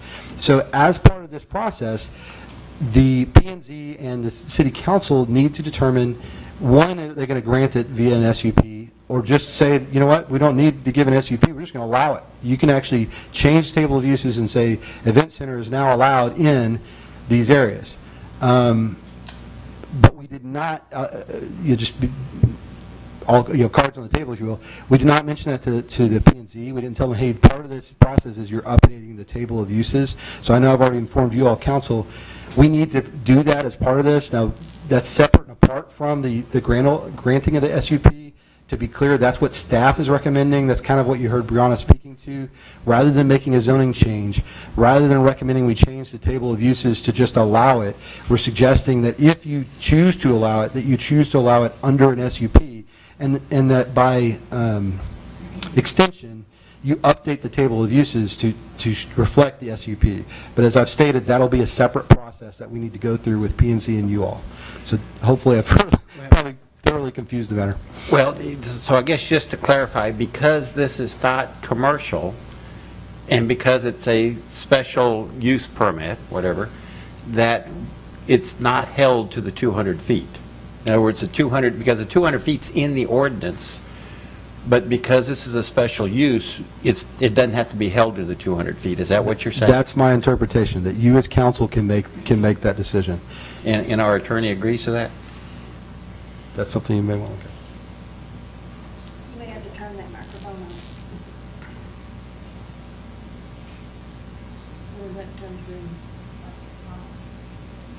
It kind of sounded like we'd have to redo the ordinance, but that's what I'm just, that's a really clear, important point from a lot of people. Right. So how your ordinance is written is that if you do not have a use, that is the process. That's actually what you're doing. So if we want to account or provide for this event center use, then we must define it in our use chart. So that's step one, and that is an actual revision to the ordinance. And two, as to this particular application, it must be determined whether that use, an event center, would be an allowed use by right in whichever districts the council so chooses, or an allowed use but subject to a special use permit. And so and that's when I specifically asked about the 200 feet for the parking, because it's not within the 200 feet for the parking, and that is a current ordinance. Does that get thrown out because this is a special use? So the answer is no, it doesn't get thrown out, but parking is an issue for this particular property. So some form of use and some form of parking has to be determined as part of this particular permit itself. But keep in mind, it's not, you would not be rezoning it to commercial property. It's still residential property. Right. But I still, and you shut me down, but I'm still trying to understand. So because of the 200 feet, you're saying that does not come into play now, because this is a special, even though the ordinance says now that for off-site parking, you have to provide for it, you have to have a contract, city would have to sign a contract with them because it's within 200 feet. But they only allow it within 200 feet. And a lot of people raise this question because it's 240 or 50 feet. Is it still okay to just throw that ordinance aside? I think I'm getting confused with your language. So the answer is, whatever other ordinances are out there, in this particular instance, are probably not applicable because we are going through the special use process. In other words, everything for this particular piece of property, as applied for as an event center, the city council controls. Noise, parking, building regulations, whatever actually has to happen to this, all gets controlled through that permitting process. I understand. I'm going to see if I can find the language so I can read it and then maybe highlight it during the meeting. While you're Yes. doing that, Herb had a question. Councilman Dyer. I was given a tour of the property yesterday by the owners, which I was very grateful for, and we looked at the parking, and I'd like to just point out, when the owners speak, I have recommended to them that they might want to tell us about other alternatives for parking, and I was concerned specifically about what Phil said. It's outside the 200 feet, so we have a problem. I don't know how bad the problem is, but it's obviously a problem to some people. So I would like to point out that there are 2 commercial lots adjacent to this property on the south side that are already zoned commercial that have about 40 parking places in them. And I've asked the owners to investigate whether it's feasible or not for them to try to enter into an agreement with the property owners to perhaps get parking in those lots, and they could just put a gate in their back fence and the people could walk through the gate, they'd be in the hotel. That's one option. Another option is the American Legion. They have some on-street parking. You could possibly enter into an agreement with them, and they're both within 200 feet and would probably give you enough parking places for most of your events. Just some options that I hope you'll talk about when you talk to us. So I do believe it's an issue, but I don't think it's insurmountable. So another issue that's arisen was just the HE designation, historic. It's an overlay district. That's the way we interpret it. Again, I've had feedback that we don't have overlay districts. I don't understand that. We have a historic commercial business district. That's an overlay district. It's a historic. It's taking the historic designation and making it run through HLC. That's the definition of an overlay. It's an overlay. So just to be clear, the HE that we're talking about is a residentially zoned area. So when we looked at that map earlier and it had kind of a bluish color to it, that is all residential. It's residential with a historic overlay. So the only thing that means is that when you touch anything outside the house, or in some cases even remodel the interior of the house or building or whatever it may be, it must go to HLC. Is that? No, that would not be accurate. There are 96 structures in the city that the HLC has any review or preview of. That historic overlay does not involve the HLC. Will you bring that slide back up? I think it would be really easy to kind of walk through this. So there are different residential districts. This is one of the residential districts. I am also in the HE residential district with my house. The question, if you look at where the red squares around, the colors are way too close on a couple of these. So you have the HE that is the residential zone, kind of that, if you can. The bluish area. Blue-gray. Yeah, the blue-gray, right. This is all HE. Yeah, the light gray is another, which one was the other one? This is commercial business district, but it's historic commercial business district. That's, you're talking about like the kind of the purple. Purplish, Magenta, yeah. right. So all of those are historic business district. That is commercial district. So anything that's in that purplish color, I was pausing because I'm not sure if everybody can see the colors, but if you can, then the purple areas are actually zoned commercial. So they are residential. Scott, you sent out an email that had the map in it from the individual properties that are covered by the Historic Landmark Commission earlier. I saw it in my email. There was a map in there that had the dots on it. And those are the only properties that are governed. No, it was in an email. No, I was asking, but this property is Yes, it in is. that. In those Yes. 96 homes, it is in that. Yes, it is one of the 96 structures. I'd have to Yes. find that map. Unfortunately, I can't get into my documents from my laptop right now. I don't know why. The other thing you and I were talking about was the bathrooms. If this is a change of use in an event center, what was the criteria for bathrooms? You had to have one male, one female for 50 people. No, I think it's 75. So if they're under 75, they're okay. If they go over 75, they'd need 2 female, 2 male, not counting portable toilets. Or does that count portable toilets? No, that can include the portable toilet. So right now, the property has 3 bathrooms. Any event under 75, they have enough restrooms for that capacity. If they go over 75, then they would have to bring in, I believe, at least 1 portable toilet, and then they would have to identify I mean, this is all bureaucratic red tape, but they have to identify the bathrooms as men and women. How about the men get the outside? Which seems ludicrous in this day and time, but whatever.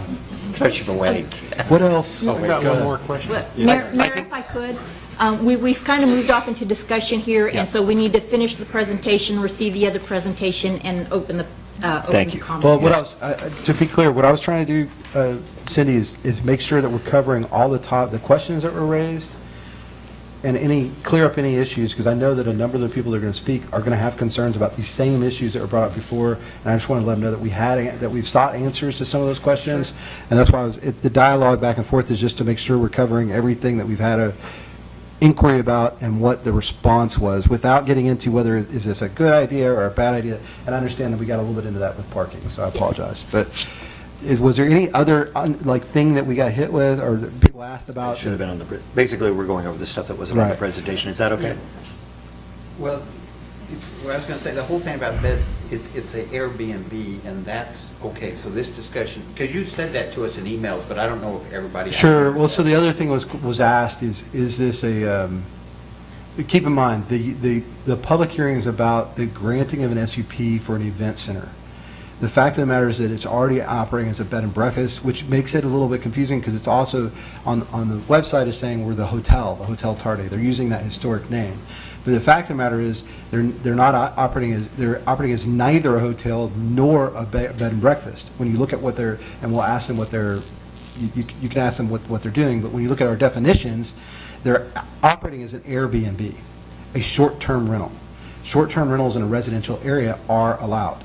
They've been allowed for a very long time in Castroville. There's nothing in our ordinance that prevents them.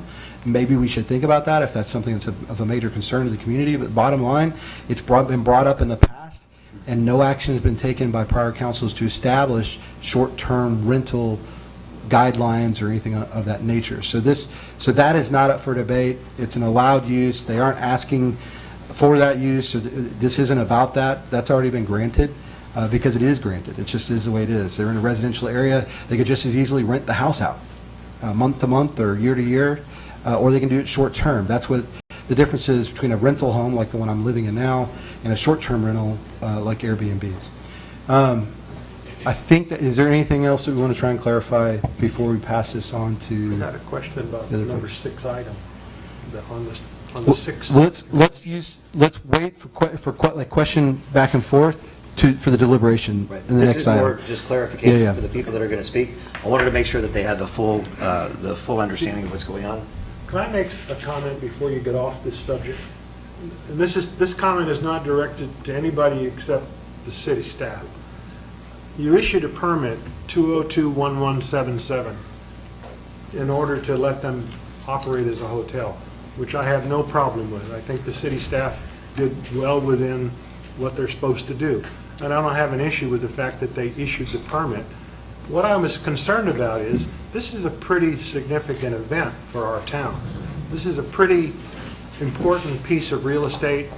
I think the city council should have been at least informed by the city staff, by the city administrator. It could have been an email or something that says you just issued a permit to make this into a hotel because Again, it's What not, is that permit for? that's what I'm saying. It's not for a hotel. It's for a short-term rental. It's an short-term rental. It's the Airbnb. wrong word, I'm sorry. Yeah. And there So are, we- the thing is that there are multiple short-term rentals I in town. understand all And that. Texas's stance on this, if I understood this correctly, Texas will not allow, I think that there's been a couple of cities that have tried to put limitations on that. So right now, I don't even know that we have the ability to do that. So for them to have to come to, We'll get into I that didn't point. say come to us and ask us, I said they Okay. inform us. All right, so we need to move on. I learned we need- Sorry, about, Cindy. I learned about this on Facebook. sorry. This is all deliberation. Posted by Right, this somebody is I where all know. deliberation. Yeah, this is all deliberation. This is the next item. Cindy's So, cringing and she's going to stab me in my face if. yeah. I should have Well- we should have got notified. But Herb, that's part of the deliberation. That's the next item. You can gripe at me then, Okay. and I'll give you an answer. All right, so we're going to move on here before we get in trouble. These are legal matters. We're trying to be as transparent as possible. I want to make sure that everybody understands city staff their obligation during this process is to make sure that we are doing things correctly. There's been, Bob Lee had put out some questions, some concerns, and really appreciate his attention to detail, and I know that city staff has been working really, really diligently with our city attorney to make sure that anything that they're recommending as a potential option is legal, is supportable. They are not promoting, they are not suggesting, they are not recommending. This is not a foregone conclusion. This is something that we're all struggling with, and city staff their job is to make sure that if we do something, we do it correctly, we do it according to the ordinances. But this is an elected official call, and so they just make sure that we've got all the stuff that we need to be able to do this. And the responsibility of every person on this dais is to support the wants and desires of the people we represent. And the approach, it's not top down, it's not us making decisions for others, it's bottom up, it's us listening to you. That's why we've spent countless hours, dozens of hours talking to people and trying to understand the different points of view on this. Our approach must be inclusive, it must be flexible, and it must be communicative. And I think that we've gone out of our way to make sure that we are communicating and allowing everybody else to communicate. This is not about our personal preferences. It's about the hopes and dreams that people have for their community and how we make those happen. And that is the entire community. The fact is that we are a community, and we are a bunch of individuals that are here living together. We've got to find a way to work together well, and that is by being neighborly and by working together on this. So I'm going to be quiet. I'm very passionate about coming together as a community. The biggest thing that I will advocate for is that we are neighbors. We're friends, we're sometimes family, and we need to act like that. So I just encourage everybody to keep that in mind as we go through this. So we're going to open it up now to the Robertsons to give just a quick, let's keep it under 5 minutes for this, and then we'll bring it into citizens' comments so that everybody else has a chance to speak. 5 minutes, I can do this. Okay. First of all, thank you for everybody that's here, both sides. Just thankful to. I'm sorry, can you just speak into things? I'm usually pretty loud, but. Right. And I apologize, I know you're taking a stance here so that perhaps people can see you, but you've got to address the council. Okay, yeah, correct me if I do that, I just naturally. So, thankful for the pastor that came and prayed, number one, that we live in a country that we can do that. That was amazing. I'm sorry, I'm going to mess you up again. Is it not on? No, we need to get your name and address. Oh, sorry. Penny Robertson, 408 Madrid, Castroville Street. I promised God from the very beginning when he opened the door for us to get this hotel that I would always give him the glory no matter where it was. So we're starting with that, thanking him for this opportunity. No matter what happens tonight, we just know that he's in charge, and I'm good with that. A little bit about us. My roots are here. For those that didn't know that, that wasn't at the last presentation, we can trace it back to 1845, Norwegian ship, Nicholas Shearhart. You know, that's my roots. And what Bradford was joking about recently, found out that my husband's related to the Havey side of the family, so that's the big joke there. My parents still live here, all my siblings, all the grandkids, there's 12 of them, we're all from here, we're rooted here, and I just think that's important because our intentions with the hotel are to do amazing things with it, to share with everybody. You know, and we live next door. I think they pointed it out earlier, but if anybody didn't hear, the hotel's here, and we're right here next to it. The main goals that we have is just sharing this remarkable historic landmark, educating our guests on it, continuing to educate ourselves. We find out new things all the time from people, allowing others to experience the charm, protect the character, preserve the integrity and the heritage, and that we can have these small events with an atmosphere that is neighborhood friendly. That really is our goal, and we want to be able to work with everyone and anything that they suggest. We're very open to hear and work with them. You know, we came here today to request the special use permit, and that's what, you know, the one that P&Z went over with us and the recommendations.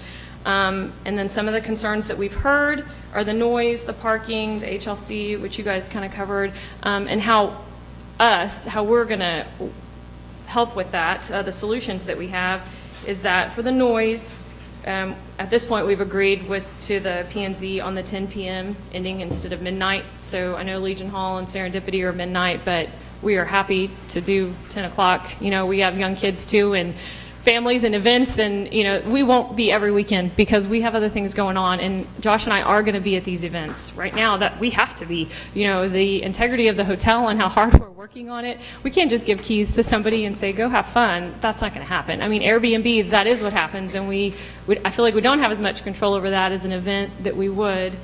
We're also, if it's over 50 guests, we're going to have an officer come to be there as well with us. That some of the ideas that Donna was giving us is that, especially if they're parking down at the square, that as they come up, that they go in through that back entrance gate, which will be convenient for them as well, but it also kind of stops that flow of traffic right there on Fiorella, that there's no stop sign and people walking. So there's a back gate there that you can go through, and it takes you right into the backyard. Another thing was the parking. And so we have talked to a couple of neighbors, and we are willing to do this for the neighbors that are around us that would like us to purchase cones, and the day of the event, just an hour or two before, put cones out there so that even though we're going to be out there monitoring it, we don't miss someone, you know, and that the cones are there, and we kind of direct everybody. We're going to have a couple golf carts to start off with to travel them back and forth.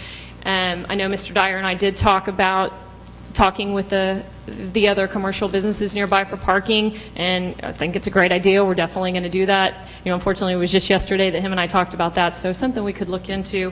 But for now, we do feel that the square is a great little area.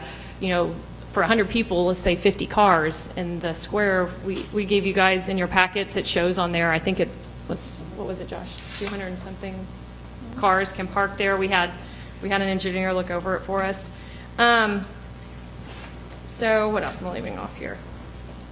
And then for the HLC, you know, we're new and we're learning things, and so we've reached out to them already. We're going to attend the meeting whether we need to or not, just so we can start learning about how that committee works and what we need to be doing to be responsible owners of a historic home. Right now we don't have anything that we're doing, but we will, hopefully, and be able to do that.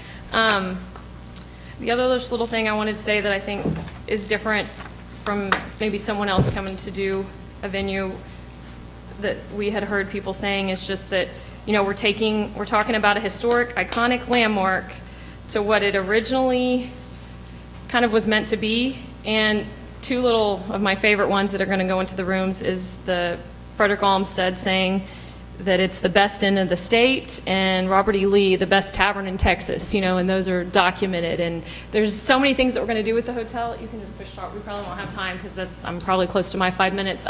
We can just let it play. Y'all can look at it while I'm sitting. But with the idea inside the hotel, we created a little like parlor area that would have been there. Then there's a downstairs king-size bedroom, a huge dining table that seats 18 with little areas for wine and cheese or cake and gifts, whatever there may be. A really beautiful kitchen that we cannot take any credit for. It's just so cute, except for the butcher block table that my husband's great-grandpa donated to us that's in there. The big stone grand room that's beautiful. Upstairs, there's 4 bedrooms. We're naming them after famous people that have lived here. Robert E. Lee, Frederick Olmsted, Abner Doubleday, and then Miss Tarday, who was actually the official person that bought that hotel, we found out. And each room is going to eventually have an our story, meaning the hotel story, and it's going to talk about the really significant history behind each person that stayed there. And then there's a really cool story about a gentleman that ran for Congress that came and spoke on the balcony, the original balcony that was there, you know, all kinds of stuff. So we're going to have that our story in every room. That's just some of our future plans that we're working on. Okay, questions? Sorry, I know I'm over 5 minutes. This is the public hearing portion of it. So what I'd like to do is open it up to other folks to come up and talk. Thank you for the presentation. Thank you for putting this together. And what I'm going to do, I learned this from our high school kids. Sometimes it's hard to keep track of the time. So what I'm going to do is, when you're down to 30 seconds left, I'll give you just a light tap of the gavel so that you're aware of it. Do you want me to? I have the timer. What's that? I have the timer. Sure. Okay. Yeah. Sometimes it's hard when you're trying to get something out to keep track of that, your thought pattern and the time that's going on, and I just want to make sure that we continue to give everybody the And opportunity. I just want to be speak. clear. You think banging a gavel is going to make that better? No. The ability to focus. I think he just wanted to use the gavel. I think he does too. That was the first time I ever got to use the gavel. You did it well. The one thing that I will ask everybody is remember that everybody in here, your neighbors, your community, and just please be respectful to each other. And I know that there are people that feel very, very differently, and that's okay. It's okay to have different perspectives, different opinions, different concerns, but I just ask that you be respectful of your neighbors. No matter how adamant, I have no problem with passion. I have no problem with getting your point across. Just please, I ask that you be respectful. Can we shut off the AC, please? We can turn it down. We can turn it down. It's cold, if you don't mind. Okay, and just remember, so it's 3 minutes. We've got the timer up here, and please state your name and your address for the record. And it may have to be slow so I can hear it. I'll start the timer once we get the name and address, so that way everybody has. Perfect, thank you. My name is Joanne Van Winkle. I'm a former resident of Castroville. My address currently is 14486 Costa Leon, San Antonio, Texas. And I'm also a co-owner of the Castroville Professional Building, which is within the 200 feet of the facility that we're addressing. I am here to voice my opinion and endorsement of Mr. and Mrs. Robertson in their dream to preserve and protect the Alsatian heritage. It is pretty obvious that the architecture of this city, if not protected, it will be engulfed by the rapid growth coming from San Antonio, and it's already here. This level of commitment and dedication to preserve the Alsatian identity and the unique culture is not only an honorable commitment, but a solid promise dedicated to not only honoring the past and leaving for future generations the history as to why Castroville, and particularly this property, the Tardy Hotel, is what makes this the little Alsace of Texas. Thank you for your time. Great, thank you. Please.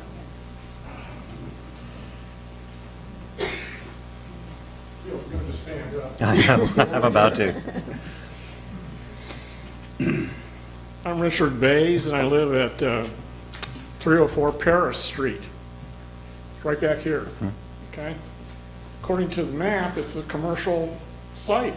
I didn't realize that. The Beery House is a commercial site too, is that correct? The Berry House and Legion Hall are commercial, the hotel is residential. Yeah, That's funny, I'm the surprised Legion Hall, I my can tell my you, residence where is we're told that we're residential. listed as commercial, because Yeah, it's been residential forever. By the way, Rick's an Aggie, so he goes, no, I'm just, So he's okay? he's okay. Okay, I'm pressing pause every time y'all talk, just so you know. I'm a registered architect in the state of Texas and have been for 45 years.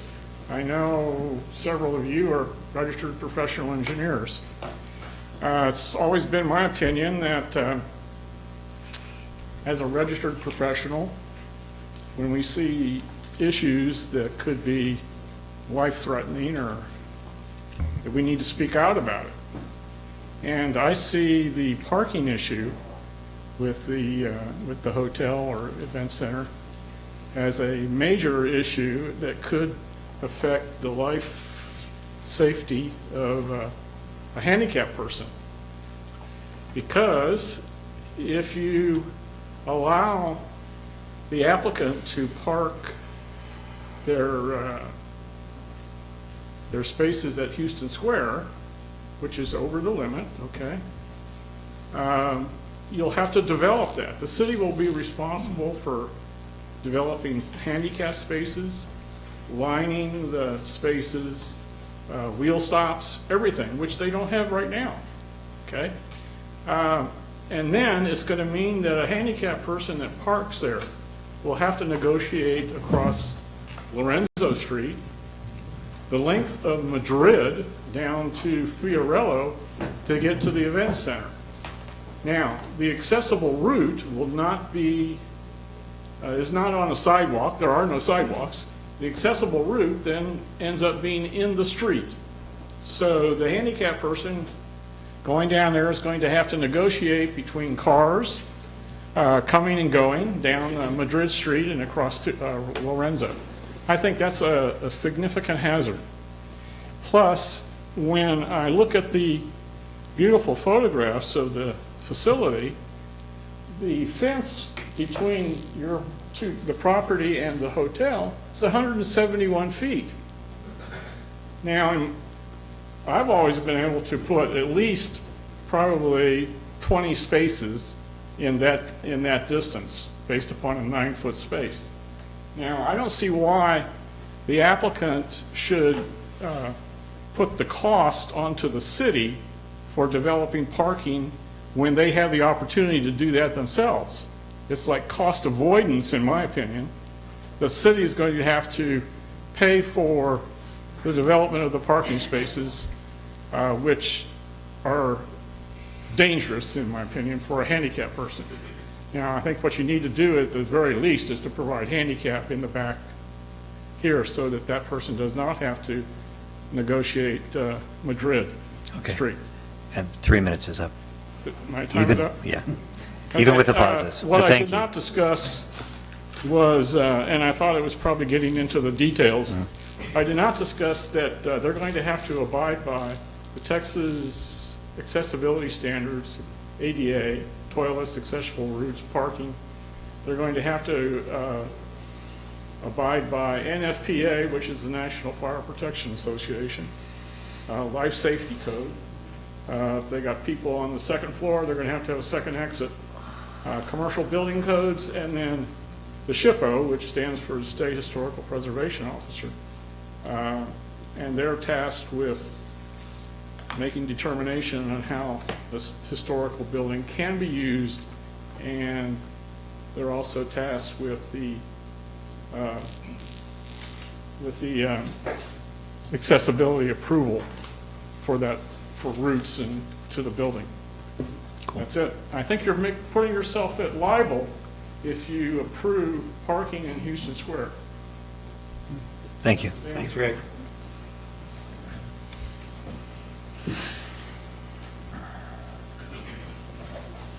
You know, my wife is younger than I am, and she takes very expensive memory pills.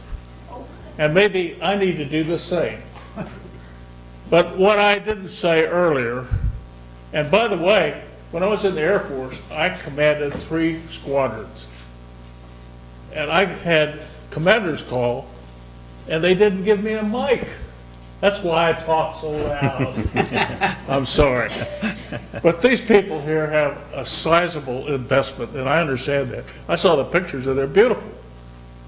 And it was mentioned tonight, why did they, or why did we tell them that they needed a special permit to operate before they spent that kind of money? The people that live there also have a very sizable investment, and they need to be considered because they live in the very heart of our historic district, and it needs to be protected.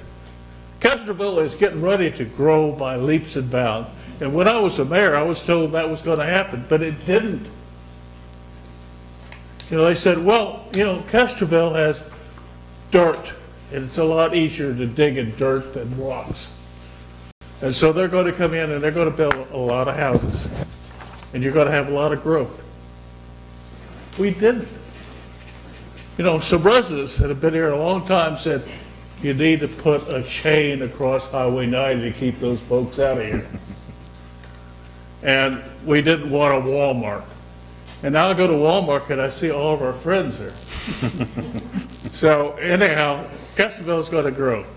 But I hope and pray you keep our historic values as a goal and pass that on to the people that move here. You know, we moved here, and y'all know where we live. We have a beautiful old 200-year-old house. And we were considered outsiders.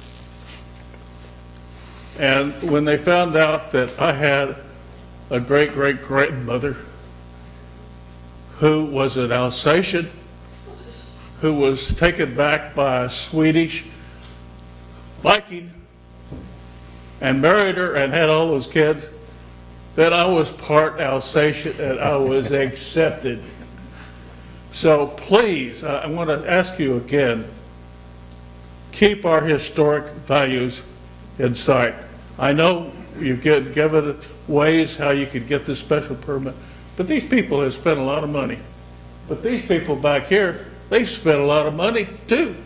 They have beautiful homes, and they're very much a part of Castroville leadership, and they vote.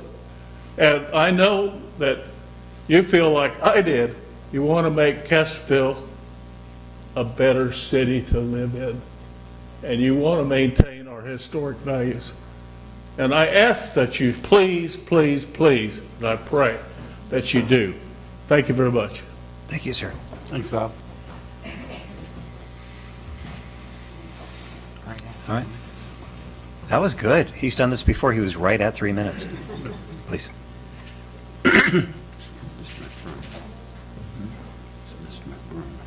Council, my name is Louis McBroom, and I live at 1315 Fiorella, directly across the street from the 20 Hotel. And I have hearing difficulty. I can't hear you. I'm just here to say what I would like to say tonight, but I cannot hear you and decipher what you're saying.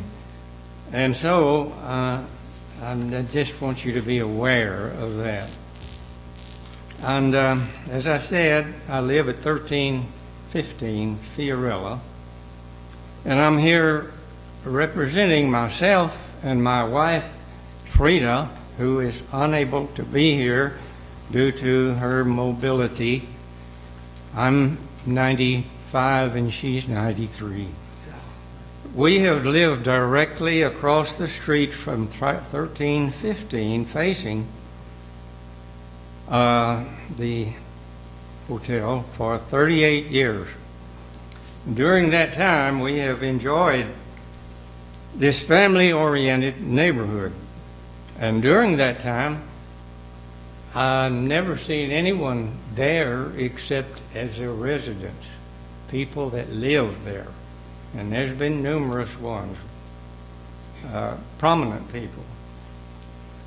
We oppose the use of 1310 Fiorella for commercial purposes, and we consider this permit for commercial use. Also, I've been under the impression all these 18 years that I've lived here, not 18 years, since 1983, that we were zoned residential and that the houses there was residential. Now I'm finding tonight that, according to what I'm seeing up here, we were something other than residential there. And my taxes and everything, I think, says it's residential. So we were under the misinterpretation, I guess, all these years. But as I said, we oppose the use of 1310 Fiorella for commercial purposes instead of a home for residents. I thank you, Council, for hearing us, and thank you, group, for being here tonight. Great. Thank you. Do we have anybody else that'd like to talk?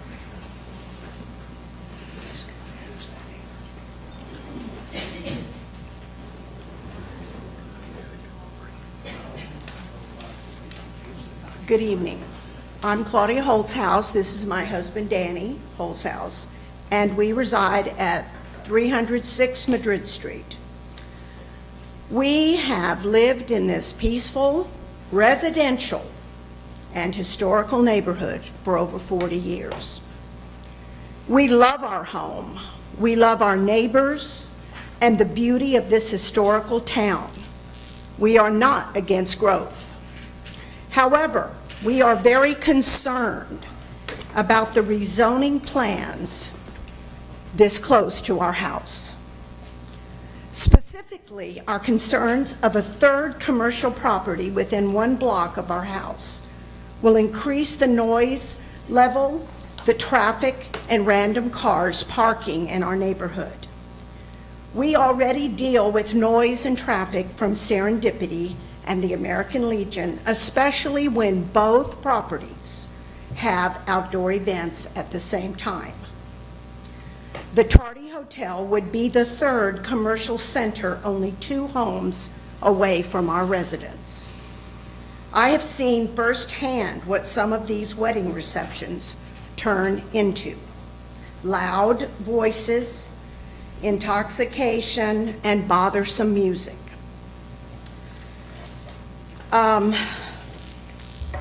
Also, it is our opinion that people that live close to this hotel, we are the ones that are going to be impacted by the traffic, the noise, the parking issues. People that live 5 blocks away, 1 mile away, people that live out of town, it's wonderful. But they are not going to be impacted as we are. We're used to quiet evenings. In closing, allowing a specific use permit that leads to commercial rezoning sets a precedent that will have an unfavorable impact on our local neighbors. These negative effects are going to be the devaluation of our properties and probably increases in taxes. We understand the desire of the hotel to increase their business and income. This is not personal. I would be reading this letter if it were my sister-in-law doing this. So it's not personal. It is going to be detrimental to our neighborhood, to our tranquil, charming, historical neighborhood, residential neighborhood. Thank you for the opportunity to speak tonight. Thank you.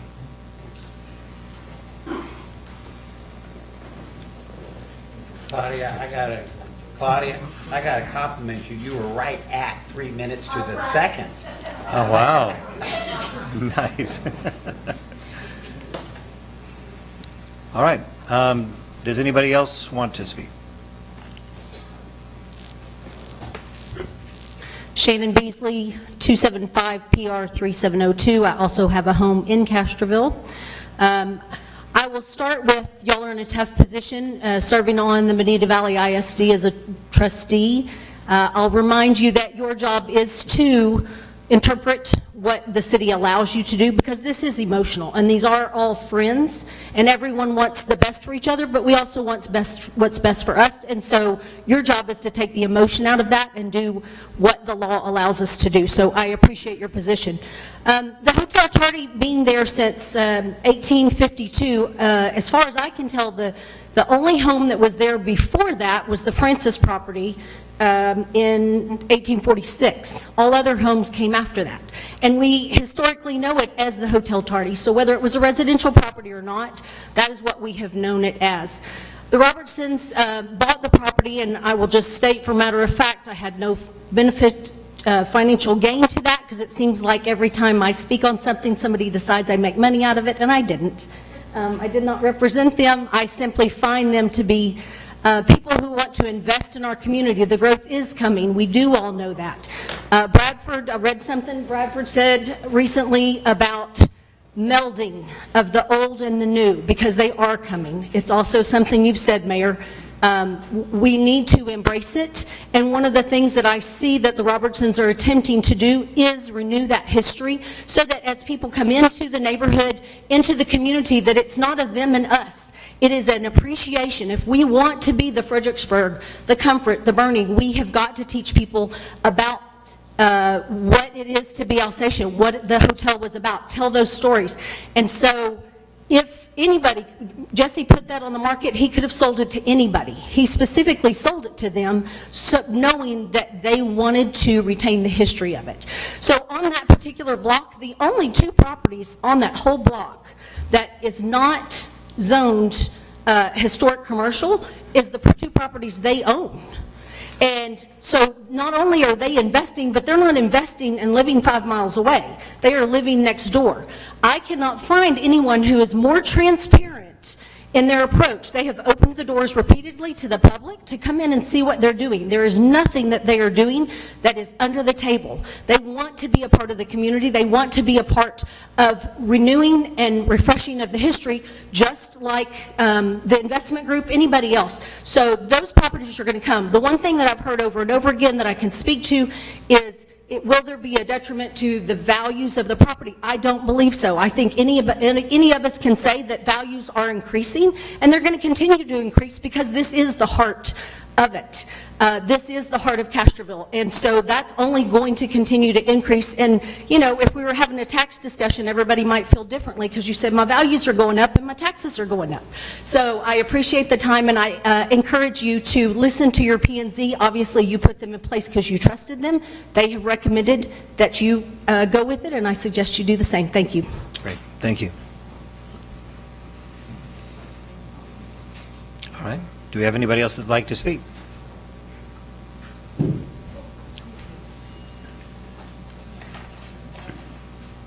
Hello, my name is Sarah Payne. I'm currently building a home in Castroville off of County Road 473. My husband and I are a part of this community. We've been a part of this community for the past 17 years. My husband is a teacher and a coach at Medina Valley ISD, and all of our children go here to the school, three kids. We love this town. So first of all, thank you for what you're doing. You sitting up here making sure that we hold the values of this town is why we're here and why everybody here is here tonight fighting so hard to preserve that. So we've been able to have so many memories in this sweet little town. I have a foundation called the We Need Each Other Foundation. Our very first annual Daddy-Daughter Dance was held right next door here at 1201 Fiorella. We had 350 dads and daughters all dancing together there, making memories. My children have had tons of memories. Sorry, I'm like losing my breath. Have had tons of memories in the Houston Square and in the activities. The most recent memory that we've had here that's been so beautiful is on Friday night. We're out of town right now, but we came in and Josh and Penny invited us over to their house. And they walked us through this most unbelievable historical landmark in Castroville. And they were able to detail every room, room by room, with my children looking amazed that somebody like Robert E. Lee stayed in here, right? And all of this unbelievable historical information where we said, hey, we got to get the kids from Castroville to know about their heritage and to come here and to be able to see that and understand it. They also allowed us the opportunity to stay the night in this beautiful house when we needed a place to rest. And so it was a beautiful time for my family to be able to make those memories, as well as be right out here in front of City Hall and to be able to enjoy the Fiorella Friday, which is the most beautiful little experience this town could have. So I'm here in favor, obviously, for Josh and Penny to be able to have this permit to open up as a hotel so that they can continue to share that message and the heritage that we have here in Castroville. I want to bring up one more thing before I go. And this is just actually on a personal note. And I don't know if any of you all remember this. I actually had to pull it up, and I'm probably going to lose it here. I believe in 2019, Penny Robertson was awarded the Citizen of the Year for the city of Castroville. Penny Robertson and her husband are unbelievable people. They're faithful believers in Christ. They give more than they receive. They have blessed my family, and they have blessed countless families in this community that I know and a million that I don't know. So I'm here to speak about their character tonight. I'm here to tell you that they're going to provide this opportunity in this beautiful place to bring people in, to encourage them, to show them love and grace and mercy, which is exactly what this community was founded off. And I really hope that you all approve this for the sake of the community. Thank you. Great. All right. Thank you.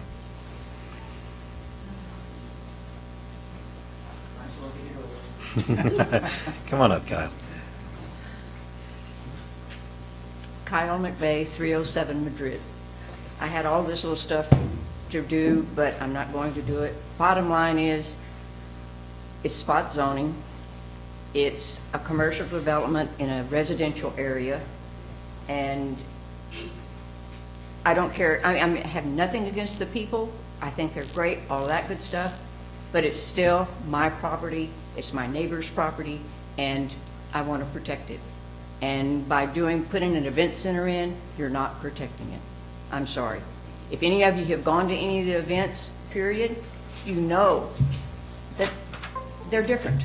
They're different. You do things differently at an event than you would do it in your own home, most of the time. Anyway, as far as being an Airbud or a B&B, I don't think any of us were against that, because that's not the same as an event center with the traffic, the noise, as Mr. Hauser said, all the other things coming in, going out, and it just ruins our neighborhood, period. One of the things, too, when the community development coordinator gave the presentation to P&Z, several of the facts were incorrect. One of them right now tonight showing the map of Paris and Isabella. That is not commercial property. There was a specific use given years back for Mr. Schoaf for his little business. That was zoned for him. Supposedly when he passed away, that went back to residential. Go back and check your records. But the thing of it is, do you really want this in your neighborhood? It's nice for all these people to get up and say all these great things, but bottom line is, it's not your neighborhood. It's not your home. It's not where you live. It's not where you go. So yeah, you can say all these good things, and nobody's saying anything against these people, but just, do you want it in your neighborhood? Thank you. Thank you, Kyle.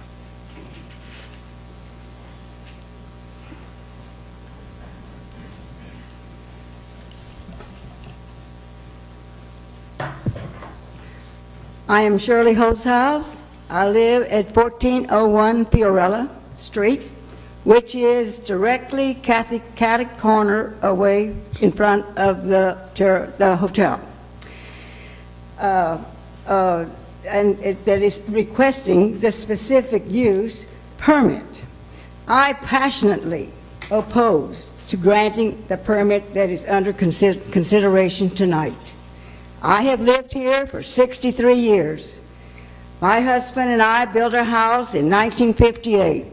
My property and my immediate neighborhood have always been and are currently zoned residential. It has been a great place to live, raise a family, and retire. It is a neighborhood of peaceful mornings and quiet evenings. I think it is a type of neighborhood in which any of you would raise a family and retire. And I feel that this type of neighborhood is in which any of you would appreciate living. The thought of allowing a permit for an event center and all of its related activities upsets me greatly. I believe the increased traffic, parking issues, and noise will negatively change the dynamics of my immediate neighborhood.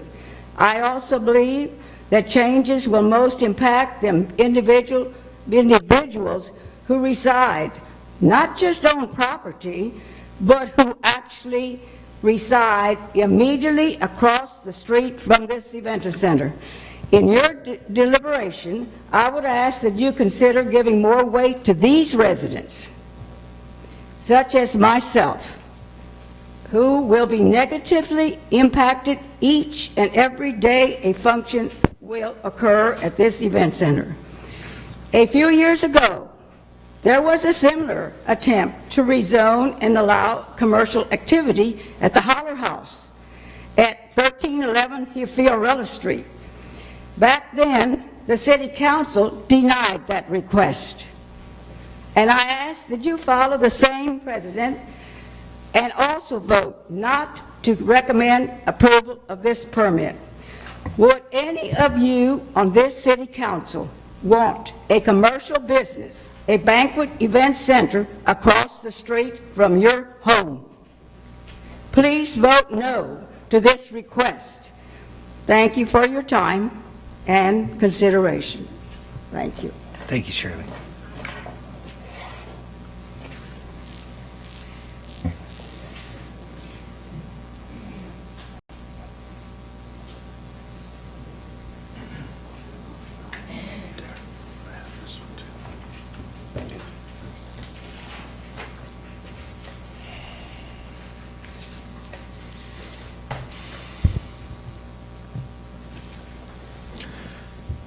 My name is Mickey Holzhaus, and my wife Denise, who is here this evening, and I live at 514 Washington Street here in Castroville.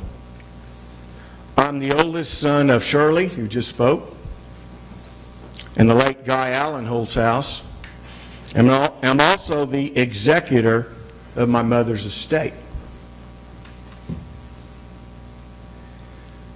I am opposed to this proposed ordinance change, specific use permit, for the record, and so is my wife. I stand before you this evening knowing how this process works, or should work, because I am a past member of the Planning and Zoning Board for at least 5 years, and was chairman for 3 years. The knowledge I gained while working with the city administrator at the time, city secretary at the time, city engineer, and various developers, and most importantly, the residents, helps me understand why the integrity of the residential zoning and commercial zoning in or out of historic districts are vital to this community, which is to maintain the highest quality of life for each and every resident in their respective neighborhood, free of commercial encroachment.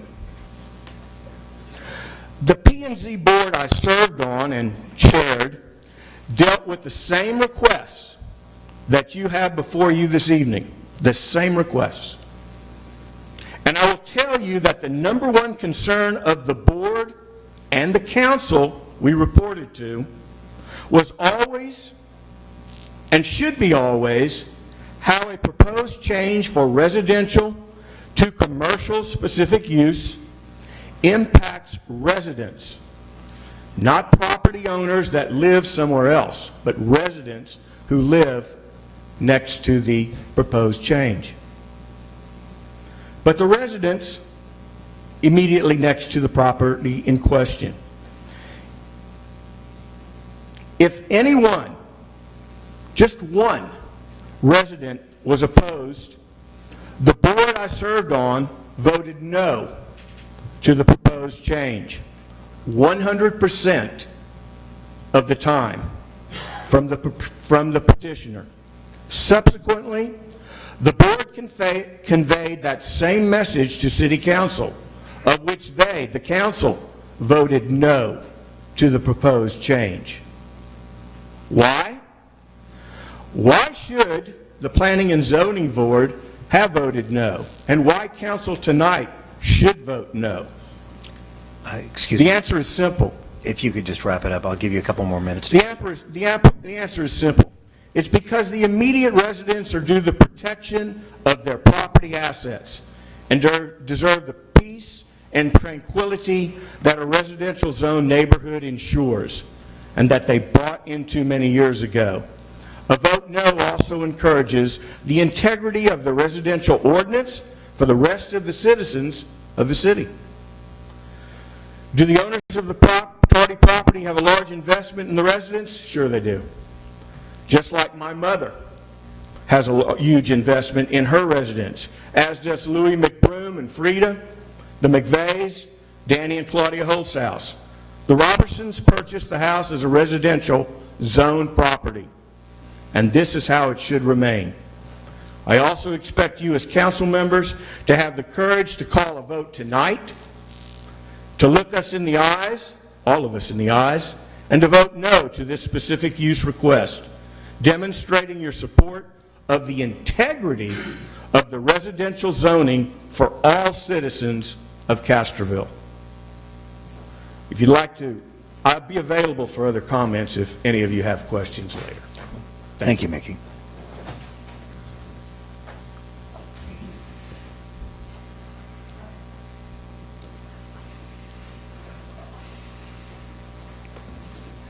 And please, don't be shy. I mean, you can jump up as they're finishing up too. You don't have to wait around. I appreciate all the respect. Thank you, everybody, for the way that you're treating your neighbors. I think that is remarkable and outstanding. Please. Jim Welch, 704 Lisbon Street. And I'd like to speak to you tonight with two hats on, two vantage points. The first, as current chairman of the Planning and Zoning Commission, I felt compelled to come to you to kind of explain what we as a commission struggled with 2 weeks ago and what we recommended to you guys. As a Planning and Zoning Commission, we're tasked with hearing out the community, hearing out other residents, and then providing recommendations to the council to decide upon that represents what we hear and what we think is the best decision. But, you know, again, a recommendation going forward. 2 weeks ago, as we are tonight, we heard very polarized opinions. There's no middle ground that was saying, oh, yeah, we need to meet in the middle or anything. But what we've recommended to you, the intent was to bring it to you in a manner that it could be approved, but addressing the concerns that we heard. There are sincere concerns about noise and traffic and the impacts of the residents' quality of life that we wanted to, you know, bring into that with the conditions.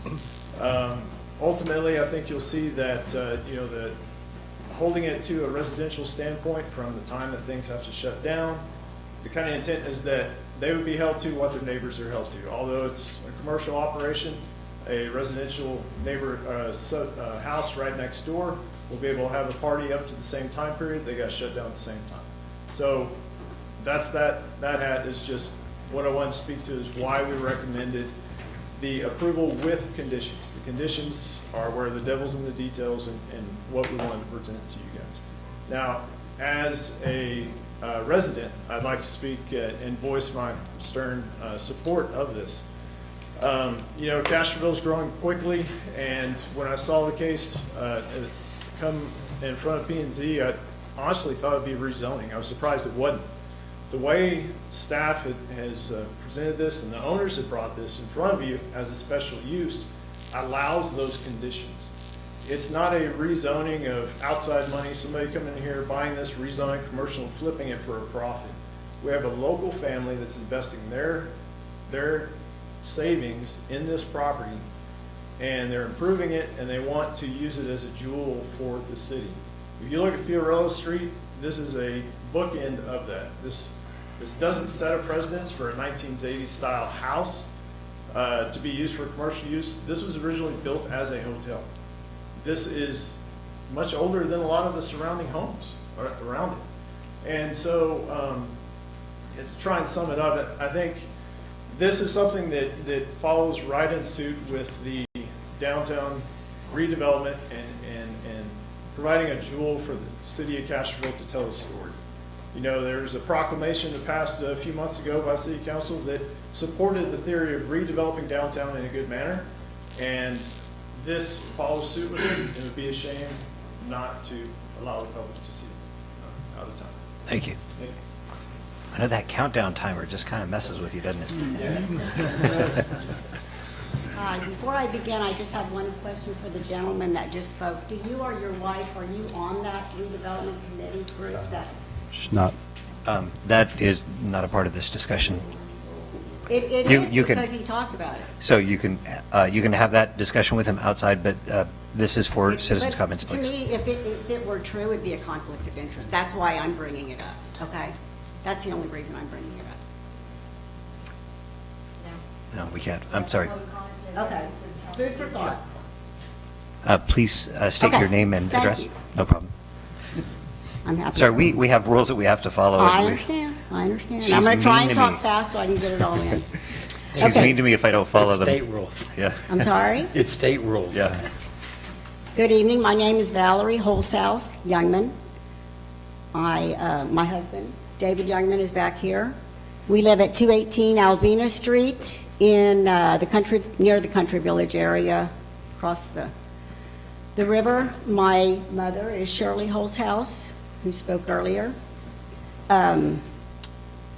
As I said, I live at 218 Alvena Street, but my husband and I have, in 2013, we purchased a historic home in Castroville that is a labor of love for us because it's been in our family since 1902.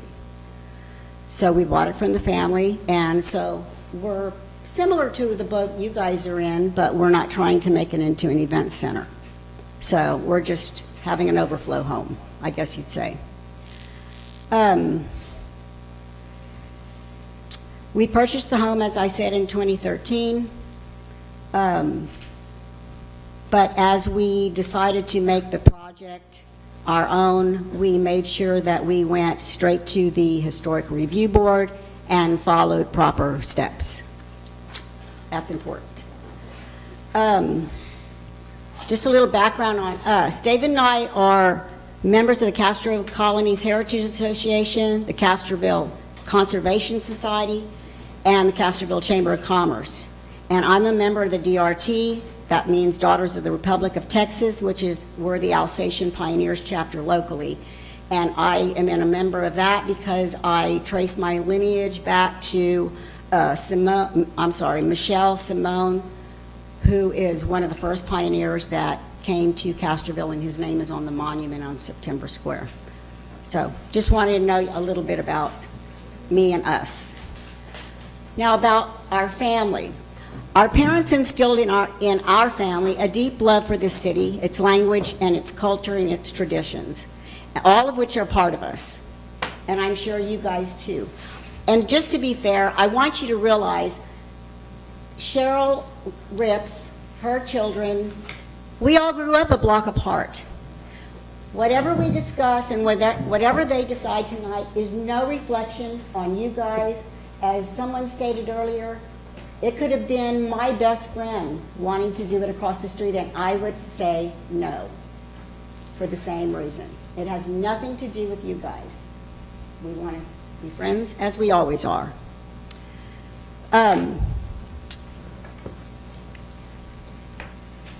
Anyway, I was stating that all of which we are part of this, but also it was always understood in our family that we were to become active and involved citizens to the betterment of others. So it was expected in our family that you do something in town for service. My dad, I'm going to just tell you some things that, because many of you didn't know my dad, he's deceased, but he played a big part in the city and he loved it more than most people. He served on council for many years and also as mayor pro tem. He had the foresight to recognize the need to expand the police department, which was very special at that time. I don't know if you remember, but at the time, this police department was in here in one little office. I'm going to interrupt you for just a second. You're out of time, but I'm going to give you just a second more to go. Okay, it was time to expand. The mayor at the time, Mrs. Kep, I'm not sure how to pronounce her name, they saw that the old post office was being moved, the post office was going to be vacant, and he said, hey, we got to jump on that. He had the foresight to do that and saw through with that.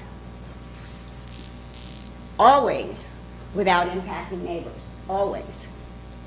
Anything he did. My dad also worked hand in hand with Doc Sharp to make sure the Castroville nursing home here became a reality. And if anybody of you ever used it or visited someone there, I don't know how up to par it is these days, but it's nice to have something like that in town. And again, they did it without bothering any neighborhoods. They were sure to do it that way. He also worked with my brother Mickey tirelessly to make sure the Braden Keller Center came to be. I know it started with the Catholic Church, but it's a community center that everybody in town and everybody out of town uses. Again, they created their own parking. There was no neighborhoods involved. No one's toes were stepped on. Respectfully, I don't have let's much wrap it longer. up, please. If you don't mind, let's just wrap it up here, Okay, please. I know they got 5 minutes, so I'd like maybe 3 to 5. I served on a Houston. You're at 4.5 right now. I served on a Houston Square Advisory Board. Just to let you, I will cut you off in 20 seconds, please. I served on a Houston Square Advisory Board beginning in 2017, and that was to create a plan for the control of Houston Square. Parking, beautification. I'm not sure where any of that went. That was when Mr. Kelly was mayor. His wife was kind of head of this committee. Don't know what happened to that. Could have been in file 13, but we had great ideas, and that would have helped with parking situations. My husband back here served on Medina Valley School Board 12 years, 10 years as president. I am sorry. I'm just trying to tell you. I understand. We're no dummies sitting back waiting for you guys to tell us sorry. I understand. I'm sorry, I have to follow Okay, protocol I at this understand point, too. and I need you to, please. We're a no vote because we are passionate about residential areas staying where they are and commercial where they belong. A B&B would be great. It'd still be residential. I'm for that. Thank you. Thank you. Thank you for what your family has done, and I'm sorry to cut you short. We do have to stick with the protocol. Hello, my name is Blair Shearhart Powell. I am a resident at 107 Country Lane in Mr. Shearhart's district. I'm here as Penny's friend. I'm here to also tell you that I respect all of the founders, the families that are here speaking tonight on both sides. Penny and I, and as it turns out, Josh, actually, our grandfathers and great-grandfathers and great-great-great-grandfathers were founders as well. I think you've heard many people speak to their character, and I would just like to add that Penny and Josh aren't trying to host a nightclub party in the backyard of the hotel.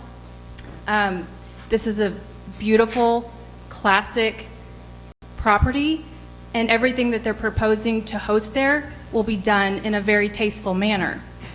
I'm pretty sure that residents around them have hosted bridal showers or graduation parties, and if you're from Castroville, your graduation party is usually more than 100 people because that's just our family.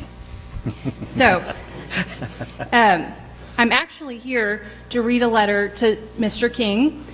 One of my close friends bought some property in your district, and they've sent in an email, but I think it was late, so I'd just like to read it for the record. Can we just pause real quick? So can you state the name and address of the person you're reading? Yes, sir. I'm gonna restart the timer. If you're done with your comments. I am done with mine, yes. Okay, so I'm reading on behalf of Eduardo and Cynthia Esquivel, and their address is 201 Paris Street. First and foremost, my family and I thank you for your time and service to our community. We appreciate all of you and our city and local government. We appreciate all that you do to keep our community safe in this changing world. We also are appreciative of the efforts to engage, promote, and foster positive growth while respecting the voices of those who live and work here. At this time, we are asking for your support of the request for special use permit for the Hotel Tardy. We reside at 201 Paris, which is a short walking distance from the hotel and other historical properties within the historic district. We enjoy our quaint and charming neighborhood and appreciate all of the historic elements of this town. We also enjoy sharing all Castroville has to offer with our friends and family. While we are newer residents to Castroville, we have been members of the community since 2015. In that time, we have seen a lot of change and understand that the path of growth and change is inevitable. Our hope is that the trajectory of the growth continues to serve all members of the community in a positive way while preserving the historic element and honors the culture of those who came before us and worked to make this community all that it is today.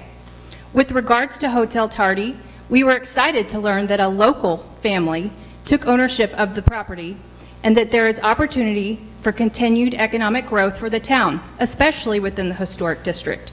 To be honest, prior to the recent purchase, we wondered who, if anyone, occupied the building. While a striking building in itself, we've come to learn more of the hotel's history and have grown to appreciate the building and history behind it.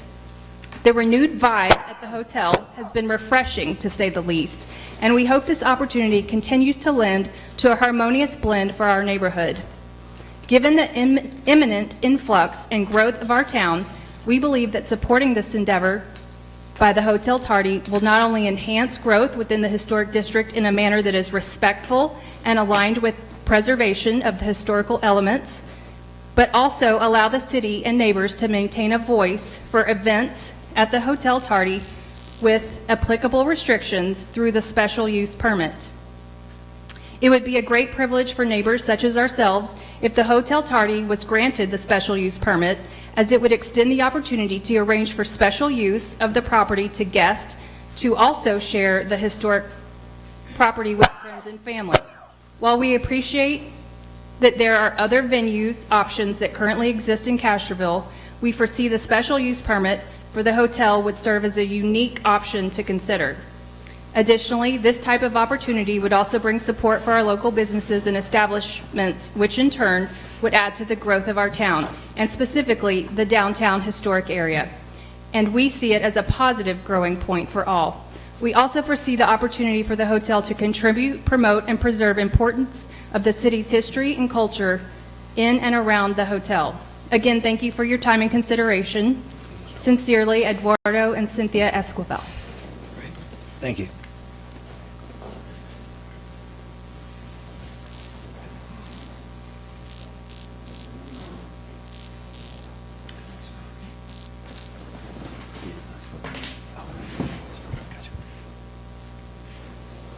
Hello again.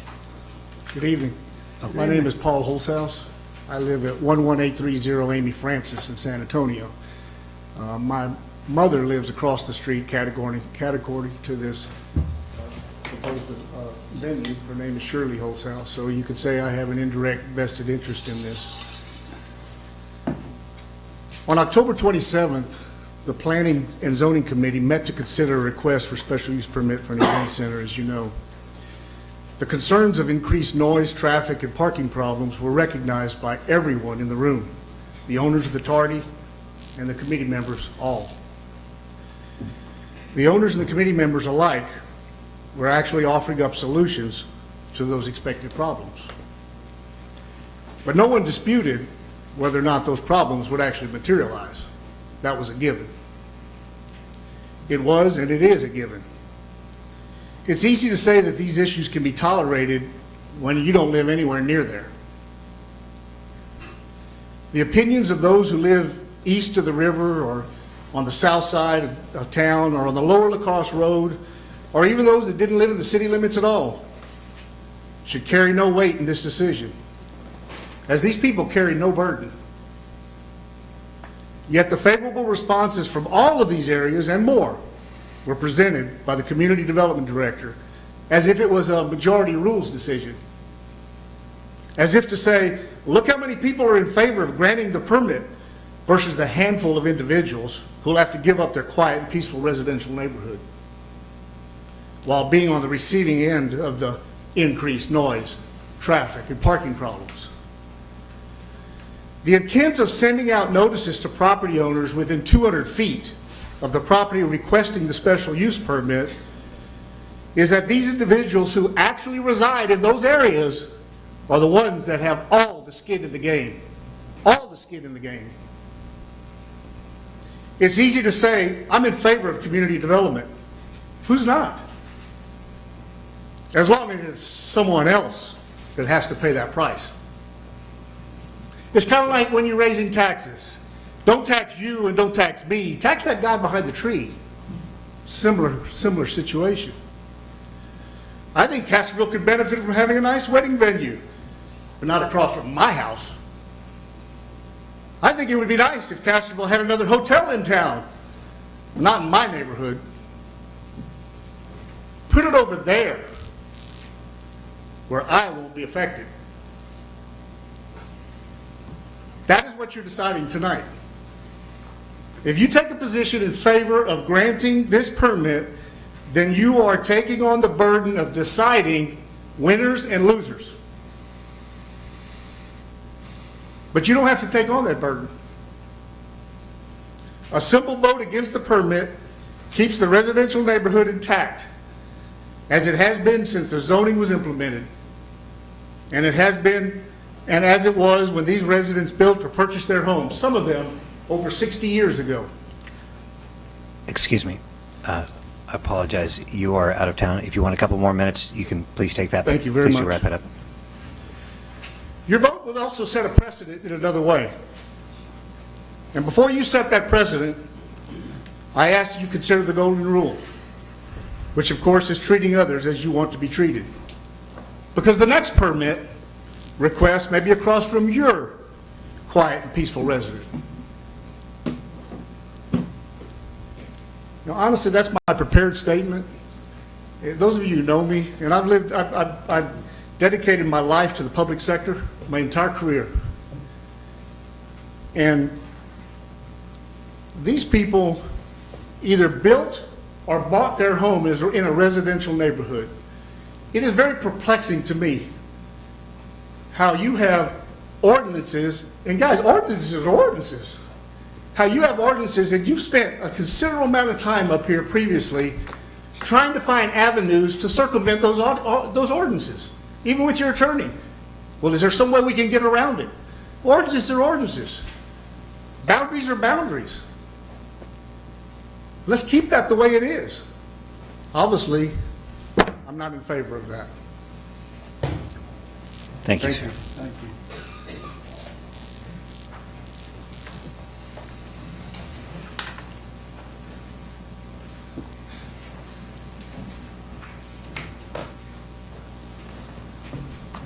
Hi, my name is Wendy Winter, address 114 Private Road 4777, Castroville.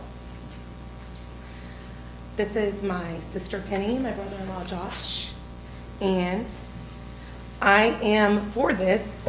Not only is it a great idea for our city and our small businesses, but also for people to celebrate at a historical landmark of our wonderful city and learn the meaning behind it. It's a perfect place to have an event and gives others the opportunity to choose another place for their event in our city. Not to mention, there is plenty of room at the hotel. And I know for a fact my sister and brother-in-law will not let things get out of hand. They are considerate of others and always put worries of others before their own. For the people that are opposed to it, it's not only preventing this amazing family to provide for their family and community, but preventing the history of this historical hotel to be taught to others who are interested in knowing all about it. It's a landmark that deserves to be celebrated. It's a great idea and a blessing to be able to choose to have an event at such a historical place. For them to step up and take this huge responsibility and want to share it with everyone just comes to show the heart they have, not only for themselves, but for others.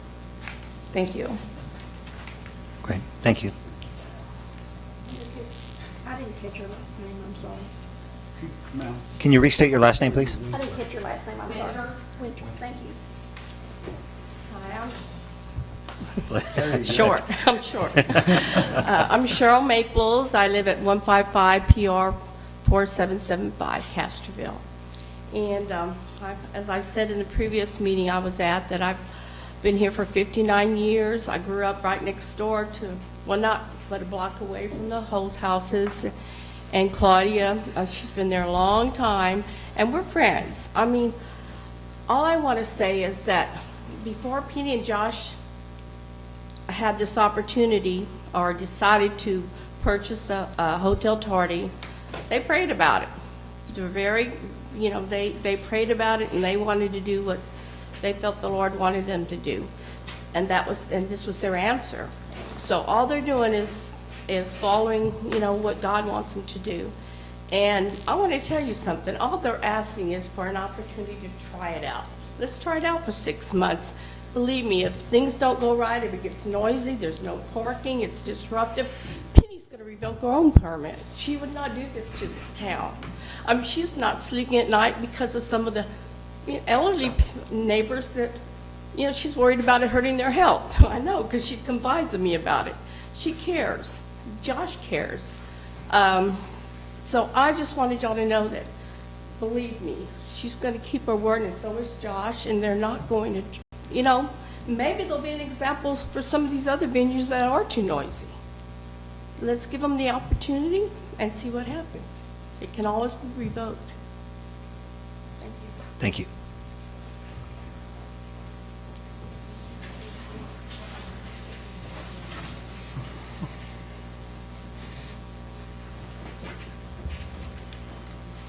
Hello, I'm Larry Sitter, 1342 Providence Road, 4742. I think most of y'all know who I am. And this is, you know, everybody in here knows each other. Nobody wants to put a burden on anybody else. When I went, I don't know these people at all. Never seen them before in my life. Seen them on Facebook. They invited some people over for a grand opening, so I went. Me and my wife went. We're kind of in the old houses. We bought 2 of them, and when we recover the money that we put in the first one, we hope to start the second one before I get too old. This is a gem for Medina County elected officials for something that they've done here. I mean, I can't think of enough. Can I pause you? I'm just going to pause you real quick because we gave this instruction earlier, and I know how you like to present, but you need to present to the council. Okay. Pretend everybody else isn't. Darren's staring at me. Yeah, pretend everybody else isn't here. Hey, he's the one who's going to build us our roads. Be careful. I really hesitated to say anything, Phil. I like part of this community.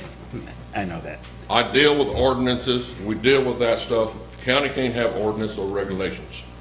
We have variances. If we would go up there and say, no, the law is the law, we would be in trouble. Mr. Carey wants to split his piece of property up, and there's a 400-year-old oak tree right there. I said, Mr. Carey, you can't split that. You're going to knock that tree down. That's in some of our ordinances. Is that the way you want to move forward? Our job as elected officials is try to get everybody to work together. Everything we do doesn't make everybody happy. We started a subdivision up on Petranka Road called Petranka Ranch, and they could hung in every single light on the main road through Castroville. The idiot's going to put a house up, a subdivision up there with a sewer treatment plant. It'll never sell a house over $250,000. To let you know, the average household there today is about $525,000, and there are 475 houses in there working perfectly off of a sewer treatment plant. Thank God we had a commissioner's court that went along with my idea that was going to work, and it worked. As far as these people here, I feel sorry for the Holtz houses. They're good friends of mine. Don't know these people. The regulations that they put on them, I guess y'all call them regulations. Bob, one of the closest friends I got, I don't think they're going to have a rock concert. I don't think they're going to have rent a room by the hour.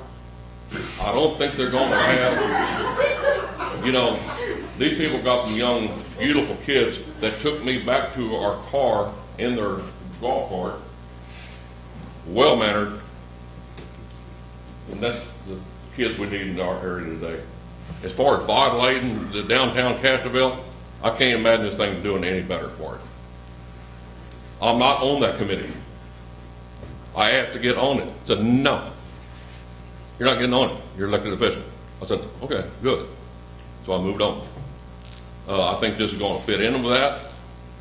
As far as the parking goes, I think they can work that out. I think they can work out the handicap parking behind it. As far as fire, they don't have to have that. They don't have 500 people. I go through that with my county building every day. Excuse me, Larry. Weekly.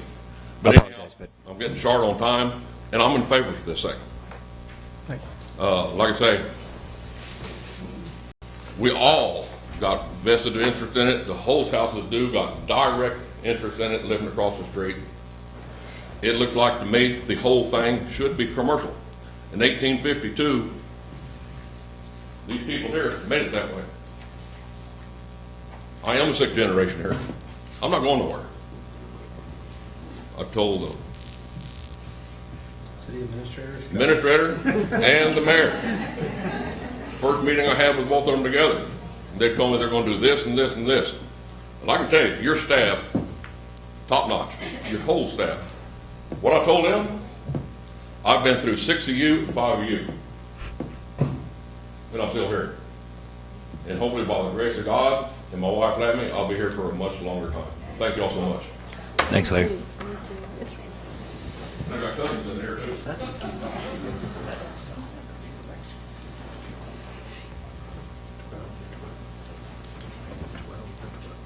Hello, I'm Buck Maples, and Penny and Josh, my sister and brother-in-law.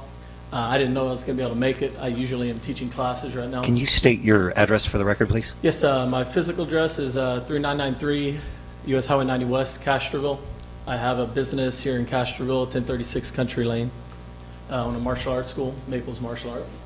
And so I have a business mind, as well as I grew up in this city. I've been here my whole life. I grew up just down 471, and my grandparents lived here in Castroville off of Lorenzo Street, just literally right down the road from where this hotel is. And so one thing that keeps going through my mind is this was, like Mr. Sitter said a little while ago, this was a hotel. History, it's got a lot of history in it, and just since my sister and brother-in-law purchased this place, I walked through it for the first time, and just going through that is like, oh my gosh, how come nobody knows about this? Unbelievable. This is our community we grew up. Half the people, more than half the people in this community probably have never heard anything about that hotel until somebody took interest in it and made it what it is. It's a hotel. People come. Usually in hotels, they're respectful, yes. They're not coming here to make other people get upset within the community. They're not coming to make a loud ruckus. And of course, like my mom had said earlier, Penny always puts others before herself. And she's driven through God, which most all of us are. But it's one of those things, this thing was a hotel. It, back in the 1800s or whatnot, something happened between then and now. It became non-commercial property. I think this whole thing should be on commercial property. I think we need to take it a step further, personally. But she's willing to settle for that, and that's because God is telling her to do that. Me, personally, I'd be going commercial all the way, because that is a hotel. Let's use it for what it is. She and her husband have made it. People need to come and see this. It's our history. We can learn about our community. We can learn what we, growing up here, didn't even know about. But it was right here. What has happened? Raise your hand. Oh, I'm not supposed to talk to them. I didn't know that until Mr. Sitter there was talking to us. So I started learning the rules. But anyways, I'd help y'all raise your hands. But I could talk to y'all. Raise your hands if y'all have ever been in that place before they bought it. One of you, okay? But I guarantee you, if y'all walk through there, that shouldn't decide your vote or not. But just knowing all these people that we can bring from outside, or they can bring, outside of this community, just for the historian part of this. Okay, historians are not loud, reckless people, but this is something that could be good for our community. Yes, you might have some people that are concerned about the noise, but that's what that permit's for. That permit is to prevent things like that from happening. So if you don't have trust in a permit, then why are we issuing permits? We need to have trust in our committees. The ones that issue that permit did their job, okay? They granted them a permit. It's coming to y'all to be passed. Is that what's happening right now? Right, we're going over this permit, yes or no? Okay, so we need to have trust in our people that have writ this permit to help those that had complaints. Yes, we had some that had complaints, and yes, they're legitimate complaints. They were worried about the noise. I would be too a little worried about the noise, but then when I see what's actually happening, and I know, and especially they know the people that are doing this, they know that they're not going to do something or allow somebody to ruin their homesteads. Okay? They're not putting themselves first in this. They came to you for this reason. They wanted to make sure they were following. I apologize. I need to interrupt. You are out of time. If you could just wrap it up, I'd appreciate it. I can bow out.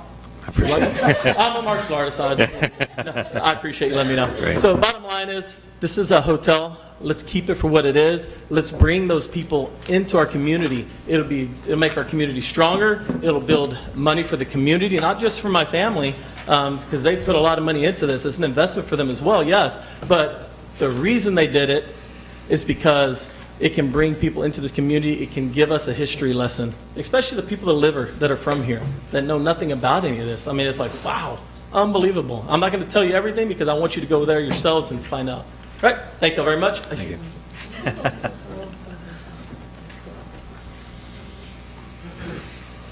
All right. We have anybody else? Just one. Okay, if we don't have anybody else out of the audience, we're going to go and, oh, you got one? Okay.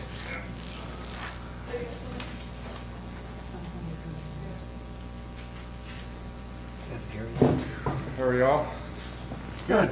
My name is Josh Robertson. I reside at 408 Madrid. I'm Penny's husband, and I don't enjoy public speaking very much, so I'm not on any boards, but I was a pastor for 7 years, so I know how people can agree and disagree on many topics, many subjects. Whether you strongly agree or oppose, there's always got to be, a median somewhere.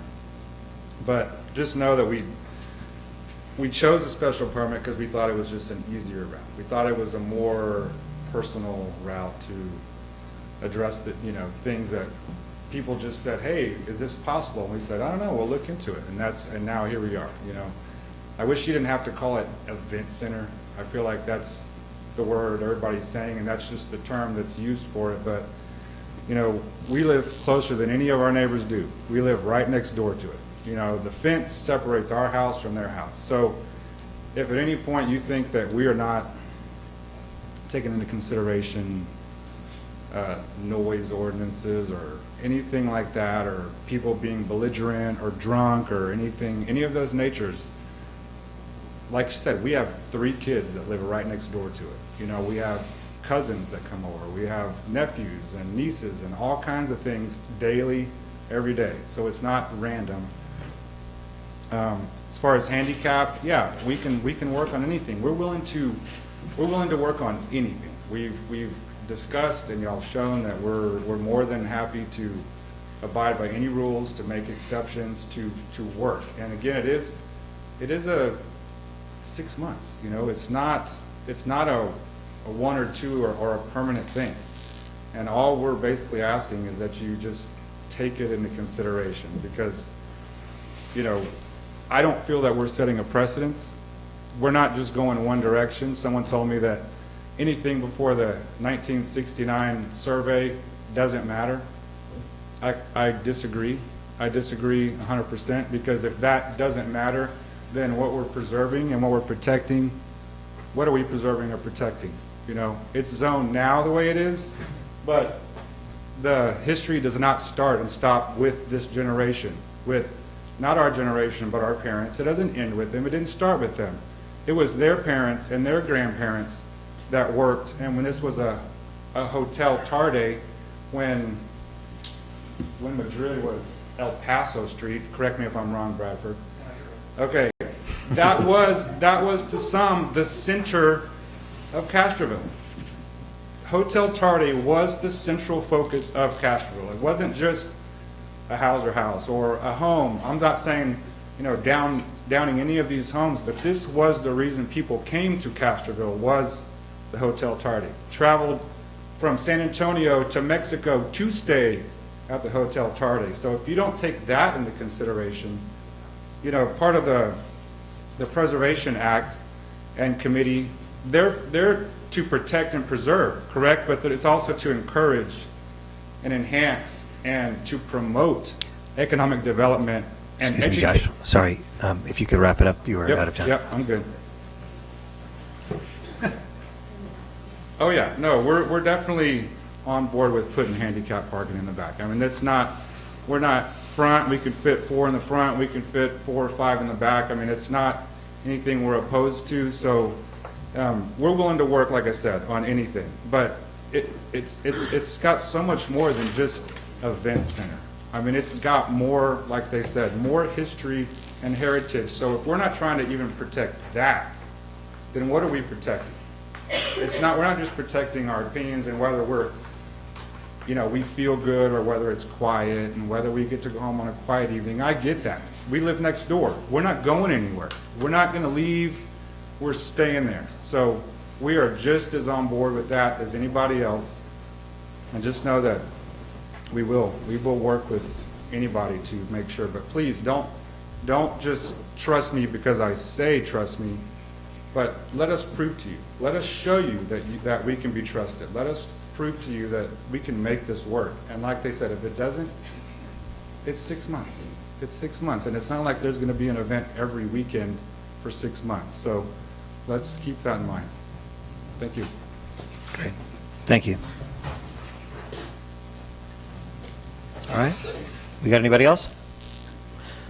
All right, we're going to move on. I know the council received some letters, so let's start over with District 1. Did you get any? Okay. District 2? Yes, this came from, So Paul, with your dulcet tones, yes, thank you.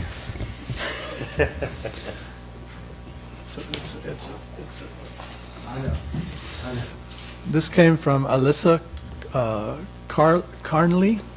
The address is 1409 Lorenzo Street. As a Castroville resident and nearby neighbor to the Hotel Tardy, I'm writing in support of the issuance of a special use permit to the owners of the hotel. I thought I was zoned in a different district. I live just 1 block away from the Tardy Hotel. One of the things I love the most about living downtown Castroville is the sense of city life. I love being close to all the small business here. If I was concerned about the hustle and bustle of what a small city might bring, I wouldn't choose to live in the heart of it. I think the Tarde Hotel being used as its original purpose, a hotel, as the big sign on the front states, is a wonderful idea. That said, I don't see why it shouldn't be able to operate for the purpose that hotels do: a place to rest, a place to meet, a place to stay, a place to host, a place to celebrate, etc. Having a hotel Tarde is a great opportunity for the city. It would help promote tourism and other small business around town. Isn't that what small towns are about? Supporting their small businesses, promoting tourism, and our small businesses would help generate revenue for our city. Isn't that what we want? For our city to thrive, for others to want to come to our city. This is a great incentive for that. Not only does the Hotel Tardy provide people a hotel, but it's also a place of such unique and important history. One I think we Castrovillians are proud of. Supportive neighbor, Alyssa Carnley. That's all. Right. I have an email that was just sent to me while I was about an hour or so ago. It's been and I responded asking for her address, but it's addressed to the Parking and Zone Committee. And I only have my email address, District 3, so I don't know if she's in my district, but she hasn't given me her address either, so you tell me what to do. Why don't you just state her name? It's an email, correct? Whether or not y'all want to read these is totally up to you. So Mayor, if you value the input from a random person who went to Phil, then have Phil read it. Is she in your district? I don't know. It's Kelly Haas, H-A-A-S-S. She is. She's a block and a half down. She's on Lorenzo Street, a block and a half down from the Target area. So toward Highway 90 or the other way? Towards the river. Like a block and a half, yes. So north, not south. Sorry, where am I pointing? Sorry. Yes. North. North. She's in your district. Oh, I saw that. We can hear you when you read it, Phil. I'll get really close to the microphone. I don't think it helps. Okay, Kelly Haas. I don't have the address. I was going to look it up, but I got interrupted. I write to you as a citizen of Castroville to support granting a special use permit by ordinance of the Tardy Hotel. I believe allowing this permit will only bring in good business and revenue for the community. The owners are upstanding citizens and sensible business owners, and I have the utmost faith in their ability to do good with this permit. Thank you, Kelly Haas. There's your phone back. All right. Councilman King, do you have any more? I have no others. The two that were sent to me have been read. Okay, great. Thank you. Councilman Sure. Do you have anybody that you want to read? No, I don't have nothing to read. Okay. I don't have any. Okay. I do want to read one. And this actually came from. Let me grab those.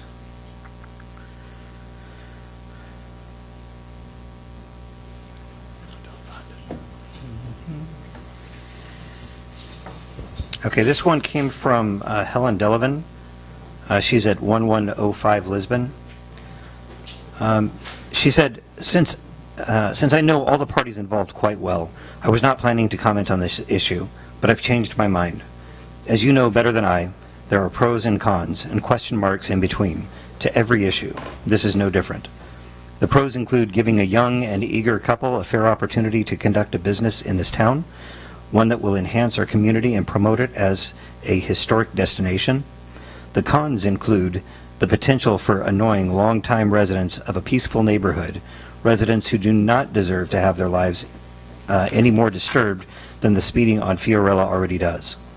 I want to applaud the members of the Planning and Zoning Commission for coming up with a solution that should work in everyone's best interest. If everyone will give it a chance, and therein lies the problem. A problem prompted and compounded by citizens' distrust of the city's ability to enforce anything. We do not have a good track record in that respect.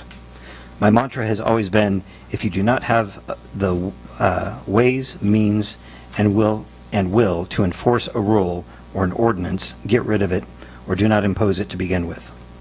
The bottom line on this issue, Josh and Penny deserve a chance to make this work for them and for the community.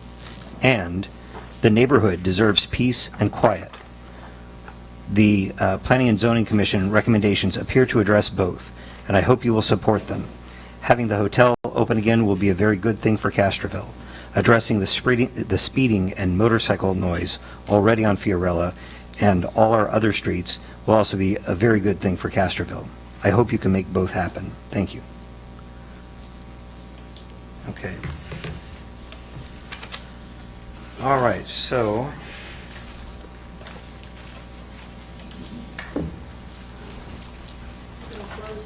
we're going to close the public hearing at, goodness, 8:08.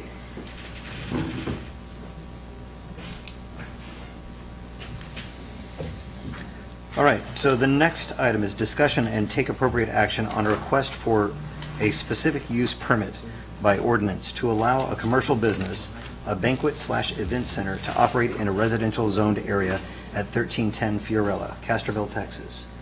We're going to go into this, and I want to begin it, if it's all right, I'd like to begin this with discussion, and I just want to make sure that everybody realizes we are in a really tough situation here. There is no right answer, there is no wrong answer, there's lots of pitfalls that we're going to hit, and it's a really tough thing. So no matter the result of it, whether they vote yes or they vote no or they vote for a combination in between, understand that they are trying to do the best for their community. As I said before, they are here to represent you. So please give them the respect after the decision has been made, okay? All right, so let's start with, I think that there were still some outstanding questions. Can we start with those, or did you want to? No, it's your choice. I believe, I'm just trying to recall. I know that we did have some discussion. Yeah. We stopped that down. I know Councilman Dyer had a specific question, and I believe Councilman King had a specific question, but there may be others. Okay. Can we start with Councilman Dyer? You had questions about the The parking? question I had at the early part of the briefing, the number, I think it was the sixth item of exceptions, they said if there was any complaints within the 6 months, the city council could revoke the permit. My question is, does the city council have to wait till the end of 6 months? Or if there's complaints and they're brought to the attention of the city council, could they act prior to 6 months? We can act at any time, can't we? So the answer is, because it is a specific use permit, the council can at any time, if it finds a violation of what was listed in the permit, invoke the process to revoke that permit. 1 month in, 6 months in. I had only one other question that didn't get answered. I sent a lot of questions to the mayor and the administrator on Sunday, and they worked very hard with P&Z and the legal staff to get answers, and I'm very grateful for all the answers. I have one concern. I wasn't at the P&Z meeting, but I had a communications from Mr. Lee, who is a member of the P&Z, that stated he didn't feel the P&Z was given all of the appropriate city ordinances that would apply to this problem. And I would, since the chairman's here tonight, I just kind of wonder, I'd like to get a response. Does Mr. Lee's opinion reflect the chairman's opinion? Or is that something that we can't ask? I'm just curious. No, I Does think the that that's- chairman feel like they had everything they needed when they had the hearing? Is that? Is that a legitimate question? The staff does its best to inform, whether it's the P&Z or in my case, the council. I'll gladly admit, I am not well versed, like the HE thing. I'm still, as this was going on, I was just sitting there studying our ordinance, because my job is, I'm not an expert in the zoning piece of it. And I know, Brianna, you've been here for how long? 2.5 years. So 2.5 years. I mean, she doesn't have the whole thing memorized either. And our own ordinance, as we heard from our attorney, or the responses we got from the attorney, has a lot of contradictory statements in it. So as I'm reading the HE, I in my prior experience would have thought that is an overlay district. But it is it's And I'm going to speak to that momentarily. Okay, because I'm reading it, I'm going, okay, what was the point of the HE? If it only applies to 96 properties, and why does the map show that there's a bunch of blue properties that are zoned HE, but when you read the ordinance, it those seems are different. The Historic Landmark Commission has purview over the 96 properties. Right. That's it. The HE is a zoning district. Right, It has but then nothing when to you do read with the HE, the zoning district, Yeah. anyway, it's just, there's a lot of, there's just a lot of contradictory stuff. There are There's some boards crossovers. and commissions that And are, the have fact been, that the CZO says that the Historic Landmark Commission has to review this before they can issue the permit, well, okay, so we would bring it in. I served on the Landmark Commission for several years. I think I chaired it for 5, and in deference to the current chairman, I'll just state that if that came to the HLC, it would be on the agenda, we'd open the issue, and have nothing to say about it, close the issue, and we'd go home. well, anyway, my point is, ultimately, we do our best to bring what we know to, and our experience and interpretation, everything else, to the council, or to the P&Z in this case, but it is incumbent on the P&Z and the council to inform itself as to the ordinances, the rules, et cetera, ask questions, follow up. And that did happen that night. There was discussion. Former Mayor Lee wasn't able to stay for the entire time, and that's one of the things I relayed back to him, is that some of these questions that he brought up about parking, I know we had some debate about ADA, and I don't know if those are completely settled. I mean, part of it also is staff recognizing that this is going to be a recommendation. It's not a decision in that respect. It'll go to council. There's an opportunity for us to try and clear up some of that, and we have the same opportunity tonight. So as we have questions, if we need to open up the ordinances and try and find where those apply, we can do that. Again, Phil brought up a question about parking. While they were speaking, I was reading our parking ordinance to better understand that 200-foot requirement, and who does it apply to and how does it apply. The fact is, they have an exemption for up to 10 spaces. How many spaces would they be required to have? Well, if they're only looking for 100, again, there is nothing is set in stone. That's kind of what I was trying to convey before. Yes, there are ordinances that are very specific, but as is the case, like for instance, the need to go to HLC, the staff's decision to have a conversation with the president of the HLC and to understand what their limits of authority was appropriate. And the recommendation to go to P&Z was appropriate. But by no means does that mean that you can't still go back to HLC. I think the bottom line is, and I was in for most of the P&Z meeting. I stepped out to speak with some folks toward the end of it, but I think that what I had seen from the decision from planning and zoning was based on the information that they were given. Then they went back, staff went back and worked, I would say, I would normally say that they worked an inappropriate amount on this. They spent dozens of hours since that last thing. I would say it would be, for the number of people that are affected by this, normally I would say that's too many hours. That's other things that we have to do to be able to accomplish something like this. But I respect so much the fact that they cared enough to make sure that we were doing the right thing, that we had all of the information that we needed, because it doesn't really matter if it's, at a certain point, it doesn't matter if it's 100 or if it's 50 or if it's 5. If we're impacting people, we need to be really, really careful about that. I live next door to the regional park, and that thing gets loud. But I moved in knowing that there was a regional park. I didn't know how loud it got. And I didn't know what 4th of July looked like there. So I had some surprises there, but this is something that, this was a personal decision, and it was already there, and they're talking about something new that's coming in. So I think that we spent a lot of time that could have been spent somewhere else, specifically to make sure that we were taking care of the people that we represent. So what they came back with the input from Bob, gave some great questions. He gave some great things that we need to make sure that we're looking out for. He's looking out for the city. He's looking out for us. He's looking out for the citizens, and I really appreciate that. Herb, you did the same thing. You dug in, you asked the questions, you tore this thing apart, and I think that you asked questions that helped staff really be able to consider this very deeply. So I think that at the end of it, what we've come out of this with Cindy's help, thank you. I know that you spent a lot of time on this as well. I think that we learned a lot through this. And what we learned was that I believe that all of the recommendations that were made by planning and zoning fit within what is legal and right inside of our ordinances. Am I missing any of that?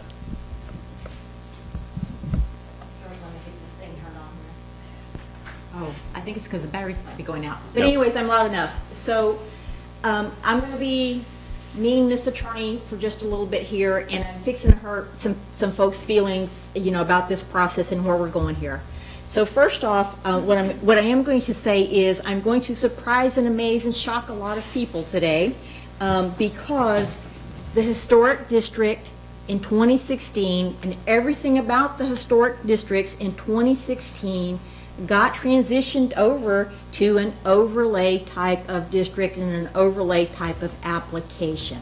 So that's the first thing. So that means it works a little bit different than what those folks that were originally on the HLC know it to work and how they remember it to work. Because in 2016, there was a comprehensive change made to these particular provisions, and as it relates by the city of Castroville. It's on the city of Castroville's website. That was in 2016. All right, so it is now designed to work more like an overlay district. And to the extent that it does that, the issue is that it doesn't tell us who prevails, which provisions are going to prevail. But in general, the way overlay districts work is that the base zoning is the base zoning. And if this property is residential, then that is where we start, and then we overlay whatever else has to apply to historic properties that are either designated as historic properties or have that overlay attached to them. All right, so that's the first issue. The second issue is that in 2017, City Council went through and made yet another amendment to the zoning ordinance, and it says, and it tells us what we're going to do with new and unlisted uses of property. Now, I know that we had some mention that there are event centers in Castroville, whatever, and I'm not sure how that came to be, but what I can tell you is that it was never addressed as a new or unlisted use, and to the extent that perhaps these folks got permitted for something or whatever that case may be, those properties, my understanding, are in commercial, which is a much different animal than a residential district. And so had that process been followed in, we might not be here today had anybody recognized we need to get that use provided for in our zoning. Can I pause you real quick? Because I think, just elaborate on that one thing real quick. So if they approved an event center, if that's really what was coming forward, or whatever they called it at the time, I think you're taking onus with the fact that it's calling it an event center, but if that's what they did at the time, but they failed to update the tables, which is what we see, that's what we have, as staff, it's not in the tables. There may be something that's operating in kind like an event center, but the ordinances were not updated. Had they updated the tables, we know that at the very least they would have updated them to adhere to belonging commercial, right? what would they have done for residential? Would they have put an SUP in residential, or would they have said, no, they're not allowed at all? We don't know. I seriously doubt they would have said, yeah, they can be in both residential and commercial, but I don't know. That's just me going off of the kind of comments I've heard tonight. But that said, we do not know what they would have done, and they didn't do it. There's no indication that they did that. And that's when the attorney says, this would be a different discussion. Yeah, it'd be a very different discussion, because had they done that, and had they said, you know what, it's only allowed in commercial, conversation's over. If they want to do an event center, they got to rezone to commercial. And then, guess what? It's an allowed use. There is no discussion, because commercial, it's already been identified. But that didn't happen. Had they done, so what we are left with is, it's an undefined use. I just wanted to elaborate on that. So it's new and unlisted, and the ordinance tells us what we have to do with new and unlisted. The designated person, which is Brianna, goes through and says, do I have an equivalent use, yay or nay? And if she doesn't find something that she, can analogize that use to, then she has to put it through the process, which is allow the property owners to apply to the city to go through this process, which is what they've done. That's completely consistent with the ordinance requirements. All right, so then still working with that new and unlisted use, those ordinance provisions that went into effect in 2017, we have to define what this event center is and whatever we want to call it and however we want to define that. The city has the latitude to do so because this is our own zoning ordinance, and we can say this is what we're going to say an event center is. And the city then has to make that next determination is it a use allowed by right, or is it a use allowed by special use permit? The initial administrative decision was to say, let's put this through, and we think it should be allowed via special use, so that it should not be a use allowed by right, as your city administrator first discussed. All right, so that's ordinance number 2017 that we have to apply. All right, then we've had a lot of discussion about parking, but guess what, folks? In 2018, the city council amended the zoning ordinance yet again.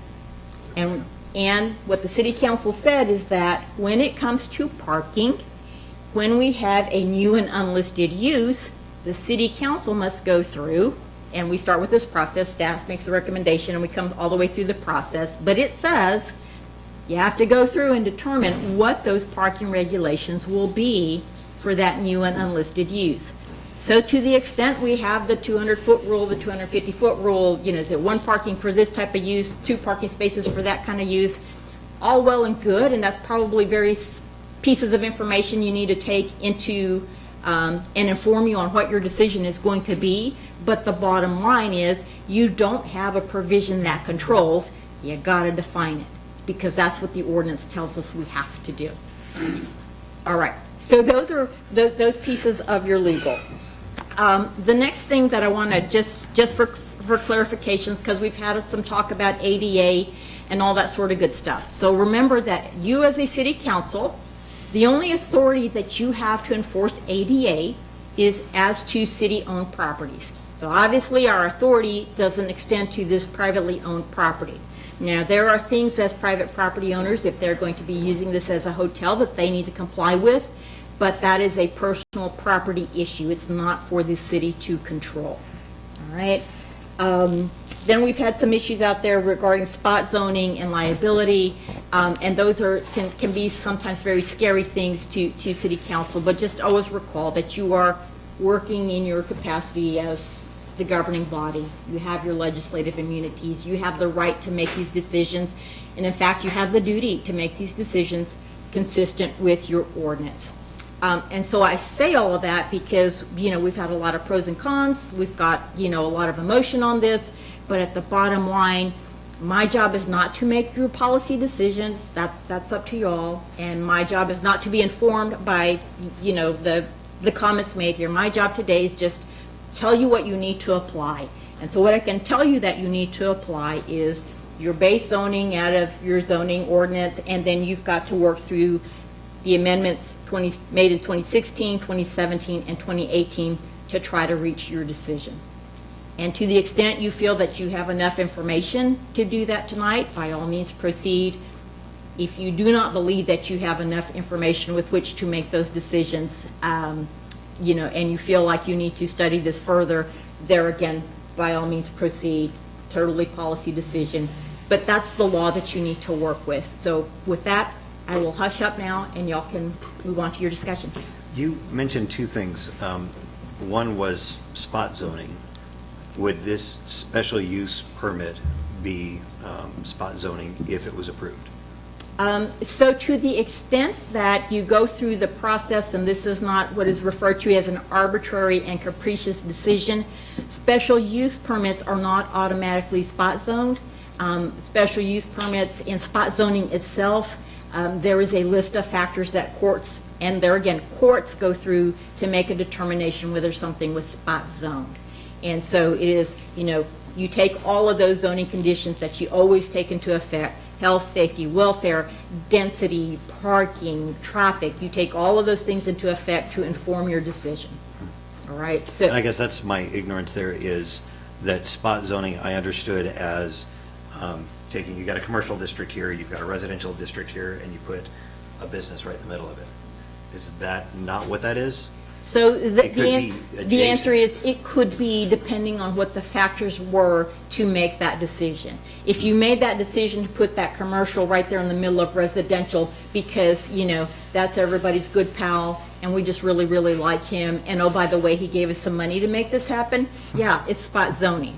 But let's say we took that same property or take that same scenario, and that property is a bordering property. It's residential on one side of the street. Across the street is the commercial district. They've asked for these 10 acres to be transformed to a commercial issue, and traffic is not going to be an issue for the rest of the property. Noise might not be an issue for the rest of the property. And you just take it down the line for traditional zoning, then a grant of that change isn't necessarily spot zoning.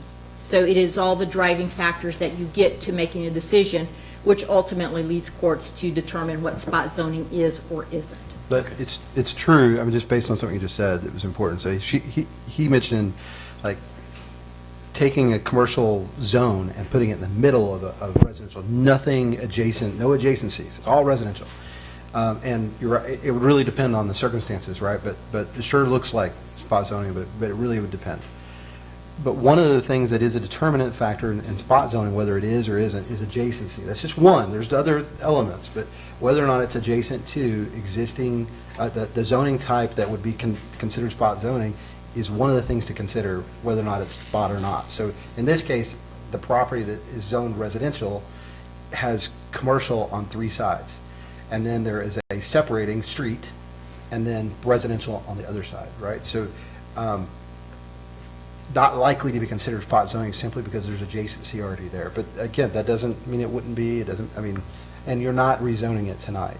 You're applying a specific use permit that does not affect zoning. Okay, and that was kind of what my question was. The specific use permit is Sure. not zoning, so that would not be spot zoning. If it were changed to commercial, then it could, or it may or may not be, depending on many factors. Depending Okay, on your analysis. gotcha. Okay. And then the one other thing that I had a question about was the liability. It sounds like you touched on the liability, but you didn't dig into that. So when he was talking about if somebody gets hurt, they develop something, they pick out their parking however it goes according to the law and according to regulations, and somebody gets hurt, is the city potentially liable for something that's happening because of the decisions that they're making on their parking? So what I will say is this, is that people will bring claims. I mean, if that scenario comes, because, anybody can sue for anything at any time. But to the extent that we cannot, you as a governmental body cannot foresee into the future every scenario that could result from your special use permit. So to the extent that the parking is established and, the parking, is established correctly, and, this is a person with, any person, whether disabled or not disabled, whatever the issues may be, and they cross the street and they get hit by a truck, this is not the city's liability. I mean, there are just so many things that we can't control. It'd be like somebody parking over next to Koenig Park and getting out and going in there. Exactly. Okay. Yeah. All right. Those are the two questions that I had specifically on that. I would suggest that to the extent that we already have those potential issues, they already exist. You're not increasing your liability. It already exists. We already have events. We already have, I mean, you have a citywide garage sale. You have other things that, you have all types of issues that would present similar circumstances. You're not increasing liability by establishing parking regulations. As long as they adhere to them, the city hasn't extended its liability. Is that fair? All right. You said that if we thought we needed to go back and review the 2016 to 2017 and 2018 changes, then we should ask to do that, but we don't even know if there's anything in those zoning changes that affects this topic at all, correct? Or do you know? I mean, you have, I take it you have not looked at them. I would suggest to you that those ordinances are directly informative on what your decision should be here tonight. And I was not asked to review the application as it came forward to P&Z, so I can't tell you what happened at P&Z. I can only tell you where we're at tonight. And so if y'all, if you ask staff, for that recommendation. But yes, those ordinances are specifically. Did you have a chance to look at what I sent the council? I did. But I I tried guess- to summarize, because some of what she just listed off is what I was summarizing. So it But was that. did she, everything in those ordinances, because it sounded like we didn't even, that you all were not even aware of these, at least. the I didn't know discussion. about those, well, yeah, I didn't know of the overlay change, and I don't know, I mean, again, I don't. But are you all extremely comfortable that that you reviewed everything in there and all the information you're giving to us covers everything? No. And we're not going to have Bob Lee send us an email tomorrow that says, I can guarantee you, I'm not comfortable with that. I know I'm gonna get an email regardless of the outcome tonight. No, and that's meant with all due respect to former Mayor Lee. I really do respect the man. I think he has a lot do of I. insight. Yeah, I just want to be clear. I'm not making fun of him. No, but I will say this. What I am confident in is you have heard enough tonight to establish whether you think an SUP is worthwhile to grant or not. In essence, you have a residentially zoned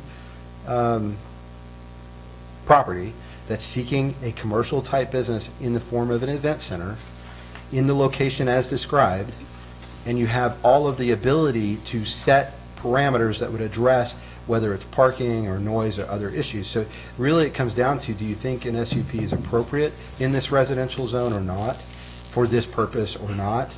And I think personally, I do think, if I was sitting up there, I think I have enough information to make a decision, but I can't tell you what decision I'd make. I don't envy your position right now. And I think there's been some accusations that these were foregone conclusions, that sort of thing. Not at all. I mean, really. And the staff, our job is to work with folks who come forward, to provide them a path forward. I think we did that. But it's up to you all to decide. Mr. Mayor, I'm ready to move on. I'm ready to. I'd like to finish more the. issues. Cool. I just want to finish the discussion. Thank you. I have no questions. I have comments, but no questions. Please. This is discussion. That's both. Okay. Did you want to give comments? If you're Well, go ahead. you want to do questions first and then comments? Do you have any questions? No questions, just comments. Comments. Let's start with Phil. Go, Phil. Councilman King.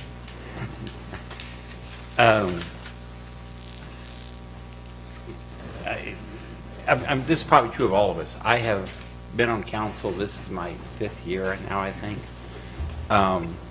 Nobody's ever called me before. I mean, nobody's called me on anything. And this time, all of a sudden, people started calling me left and right. And because I guess everybody became aware, because nobody's ever voted for me, but they all became aware that this was my district. And I live in an old house. Mary and I bought a house about 10 years ago, which we live in, and it was right across from the Super S. And I know what it's like to have noise all night long, because when back in the Super S, their refrigerated trucks, delivery trucks would come in the middle of the night, and they would back up, and they would keep their diesel engines running all night. It's commercial property. Across the street was residential. The Dolores and Russell Gwen, the funeral home, and the Wilsons, and the guests at the Landmark Inn. They all, because they're old houses, we had thin windows and the noise came right through. So I understand what the people's concern about noise. I've talked to Penny, and the one thing all you neighbors say about both of you is, oh, they're a delightful couple. You know, they're friendly. But I wish they weren't doing this. I wrote down everybody's comments. I think I counted 25 people got up and talked. That wasn't counting the emails that came in that we read. So 28 people we heard from. And most of it was not 50-50. There's a little bit more in favor than against. The one, Bob Lee, again, we were talking about, he really comes up with some good comments sometimes, and one of them is that this contract that homeowners have about zoning. You buy a house with a zoning because you don't want a store to be built next to you. So when Mickey was on the P&Z board, he said if one person would be opposed to it, then they realized that one person was against it. And in reality, this is a special permit, but in reality, it's a way to turn it into commercial. Now, there are these stipulations, and we can pull it back, but it is that. And I'd ask Penny if it's at all possible, because I know the P&Z's done this in the past. You guys have issues here. Go outside and talk about it and come back and tell us the deal you made. And I wish that could be done. Because I understand the concerns and everything else. By the way, Bradford mentioned that this was El Paso. David Grabinski, I don't know if you all know him. He runs the Landmark Inn.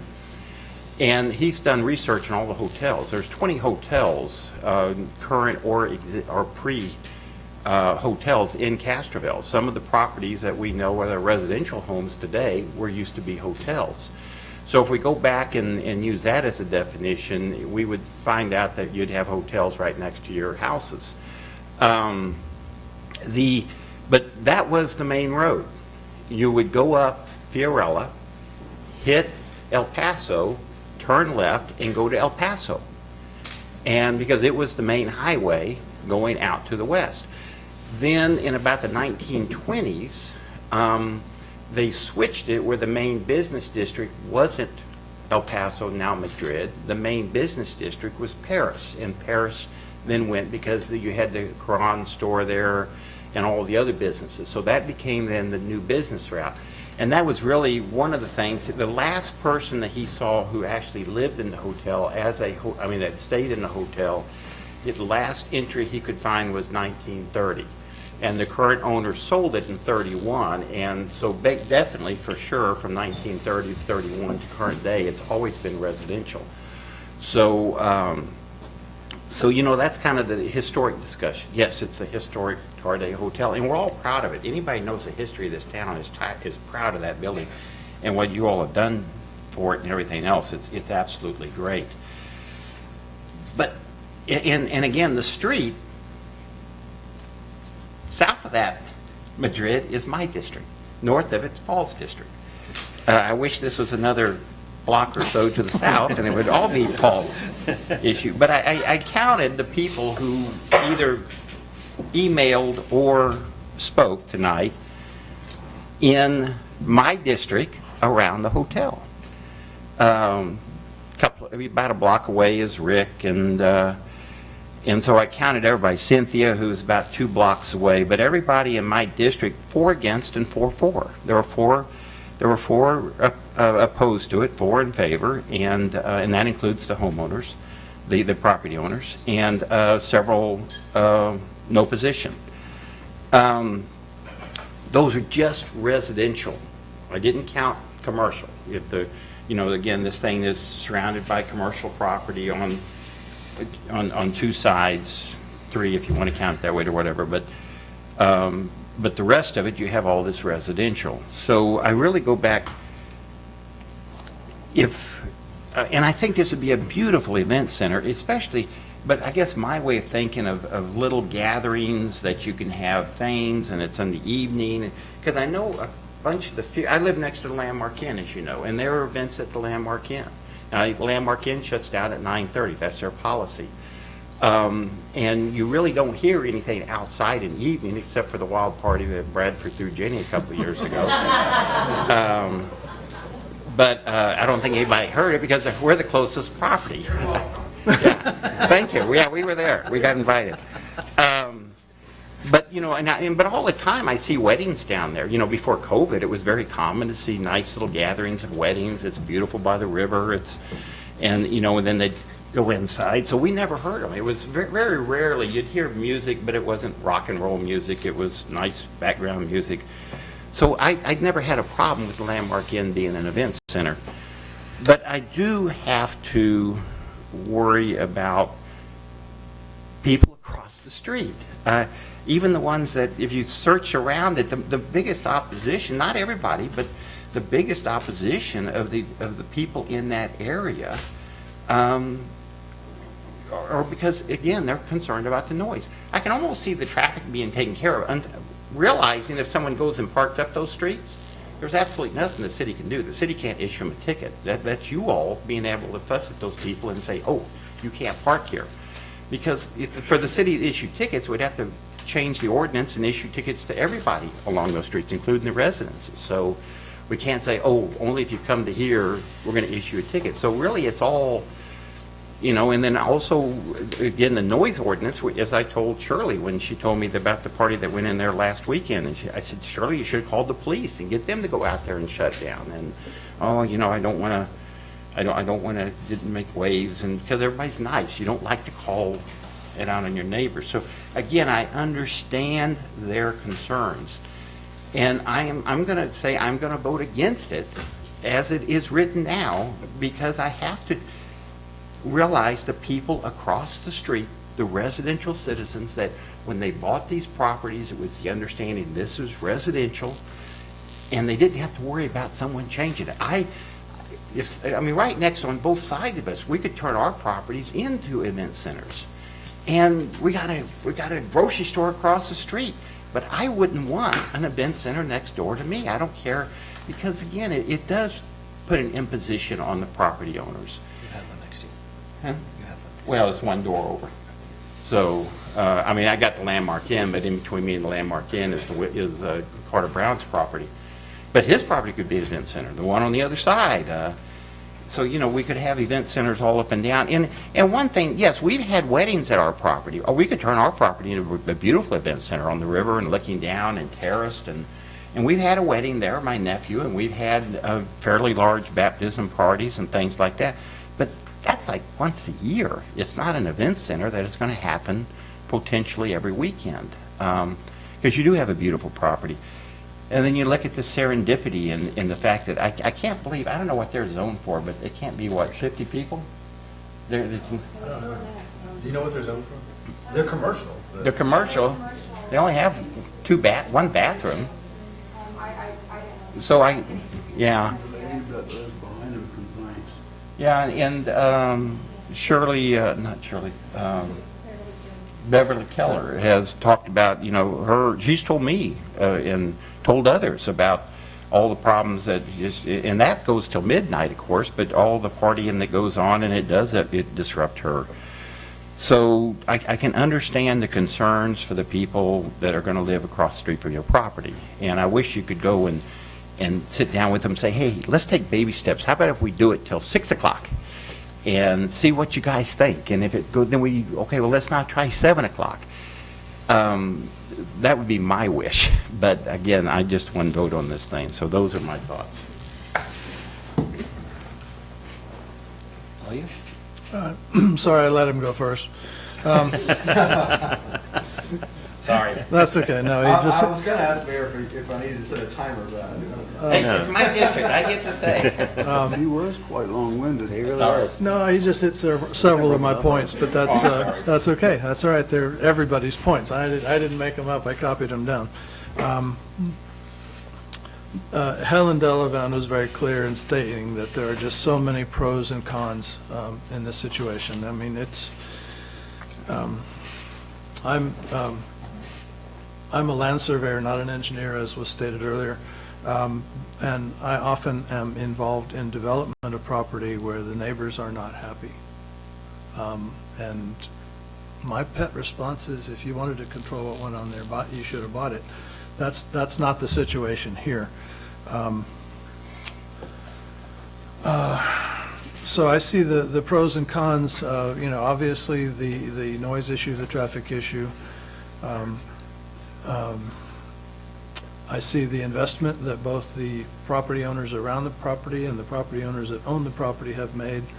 I have been watching this building go from a dilapidated or deteriorating condition where the roof was rusty, the shutters were falling off, and the paint was peeling, to the gem that it is today, and that word was used not only by me but by others. It was called a jewel and a gem, and it is. It is a unique, there's nothing else like it anywhere, not just in Castroville. The opportunity, if I conceived of what you were doing years ago, I thought only if I could. So I understand both your heart, your desire. I respect your investment and the work you have done on it. Somebody said earlier that this was just a step to rezoning, and I see that as it's not. It's the opposite. It will never be rezoned unless the next owner decides to rezone it, or you decide to rezone it. But that's beside the point. I do believe that having both the B&B, having a B&B there is a huge step. It's a great opportunity for the community, for the state, for the world to see what you guys are doing and what has happened here for the last 150 years, 175 years. And I appreciate your love for the history and sharing that and wanting to present that to anybody and everybody who walks through the door. I did get the opportunity to see the house right after Mr. Caceres bought it, and he bought it after the Shearharts had just moved out. So the house was in great shape, but it didn't stay that way, and I appreciate what you've done with it. And this is, as my fellow councilman said, a tough spot for us to be in, because I thoroughly respect the feelings of your neighbors. I'm a business owner, and I operate out of my residence. I was the first citizen to file my business in my residence after the ordinance was formed. Last Saturday, I had a wedding at my house. I had about 40 guests. We rented tables and chairs. They were delivered in a big truck. I had a florist, a chef, and a musician at the house. And nobody called the police. Nobody had to, because it was done respectfully and carefully. I also know how it feels to be denied a permit, because I wanted to do something on my property last month, and the P&Z, or the Zoning Board of Adjustments, voted against me. So I know how that feels as well. So, these are all the things we have to do. So that's all I can say. First off, I respect everybody's points of view. That's the one great thing about this country, is we have the freedom of speech. And we have to be, one thing nice, I'm a military transplant to this town, and one thing my husband and I love about this town is we take care of each other in this town.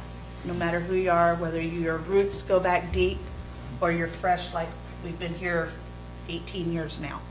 So it's a great town. That's why we stayed here. That's why our son grew up here. I can see both sides of it. I can see wanting the peace and quiet. When we found out we were getting stationed here, we knew we did not want to live in San Antonio. We wanted to live outside where we could have our peace and quiet. Close enough to go into town and do stuff, far enough away just to get away. But however, I could also see the preservation of history. I lived in the oldest city in North America, in St. Augustine, Florida, okay? So I understand about the preservation of history. Where my mom's from was the first founding place of North America for Lord Baltimore up in Fairyland, Newfoundland, Canada, okay? So I understand about preserving history and sharing history. My husband's cousin, Robert E. Lee, stayed at the Tardy. okay? So my family does have a reach into here, into this town historically. We never knew that he stayed there until the Robertsons bought it, and we were talking to them one day, and they were like, yeah, Robert E. Lee stayed here. That's my husband, Joe Martinez's cousin. You know, who knew? So it's a great thing that we want to do. Unfortunately, with change, we can't please everybody. But we got to find a medium to where we can work together for everybody to move forward successfully. I like that there's some recommendations that were given to where it's not a rubber stamp permanent. We issue it there, we're stuck with it. So there's suggestions that have been given and different ways to move ahead on both sides.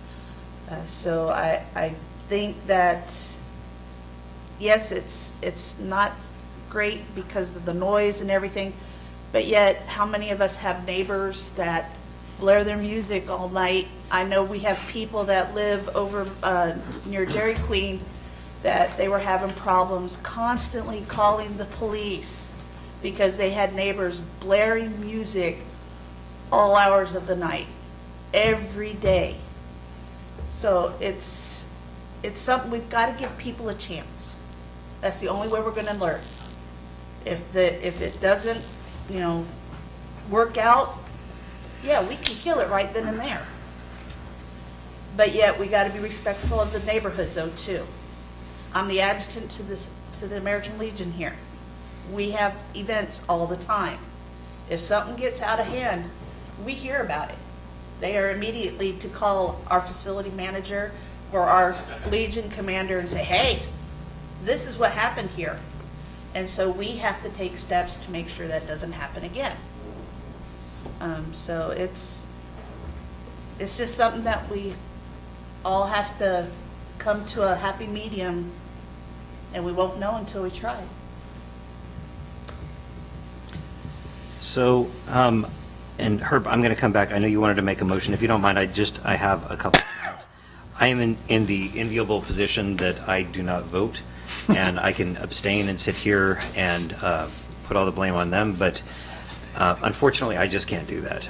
I feel that it is my job to set the example, and the thing is that I think that your friend, the judge, said it really well. What did he say?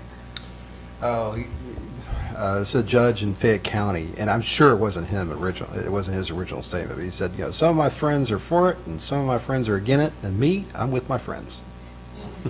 Which is a true politician. Yeah, it's a politician if you've ever heard one. And that honestly is my stance. I am for my friends. I am for my neighbors. I am for the people that live around me.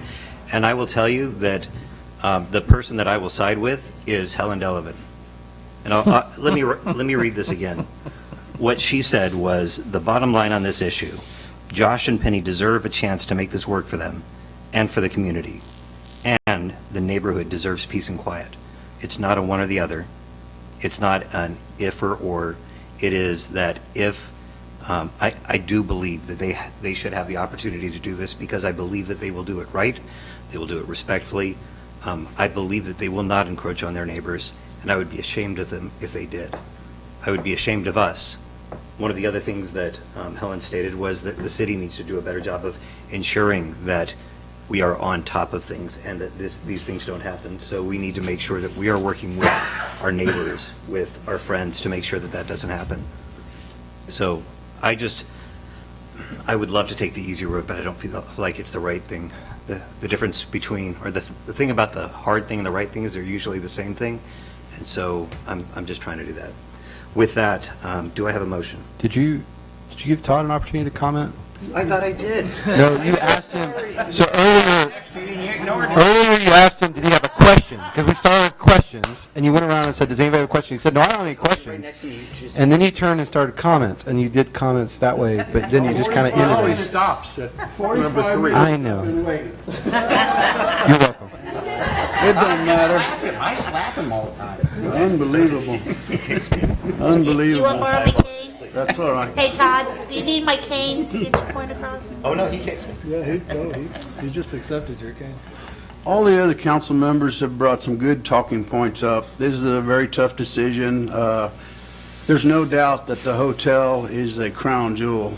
I almost feel like that the city of Castroville probably should be the owner of that facility, to be honest with you. But the neighbors in the direct area, just to me, they're speaking loud and clear. I can't support giving you the permit for that. So that's all I have to say. 45 minutes. Before we make a motion, I'd just like to say, I used to be, a long time ago, the chairman of the Planning and Zoning Board. I know how hard it was for them to adjudicate this request, and I respect their decision, and I respect the work the city did. I'm very pleased with all the help in getting answers to a lot of questions that I asked. And I'm ready to vote, but I can't support issuing the special use permit. Do you have a motion? I make a motion that we bring the issue of issuing the special use permit to a vote. That's the mayor's job. Your job is to make that. I don't want to make a motion. I'll make a motion that we deny the special use permit by ordinance to allow a commercial business, a banquet or event center to be run on a property that is residally zoned at 1310 Fiorella Street, Castroville, Texas. All right. I'll second that. You got a second? Discussion? Any discussion? Would it help you that made the motion if we reduce the total number of guests to 50? Because we have the ability to make adjustments to the P&Z's suggestions. If I may add to that, I think that what you're asking is there compromise that could be made that would decrease the risk for the neighbors? Is that? That's where I'm headed. Okay. To the one that made the motion. Not at this time. Okay. To the one that seconded, I couldn't support that at this time. Okay. Gotcha. Just a question. All right. More discussion? The other discussion is if we vote this down, I again encourage you to go talk to your neighbors, and I think there is some kind of compromise here. And I would love to see it as an event center, but as I mentioned to you some time ago, it's not some time ago, days ago, but it's really, I'm voting, I don't have a dog in the hunt. I'm on the other side of town. I won't hear it, but your neighbors do. And if you could resolve their fears on this, their concerns, then I would vote to support it. But it's your neighbors who I have to listen to.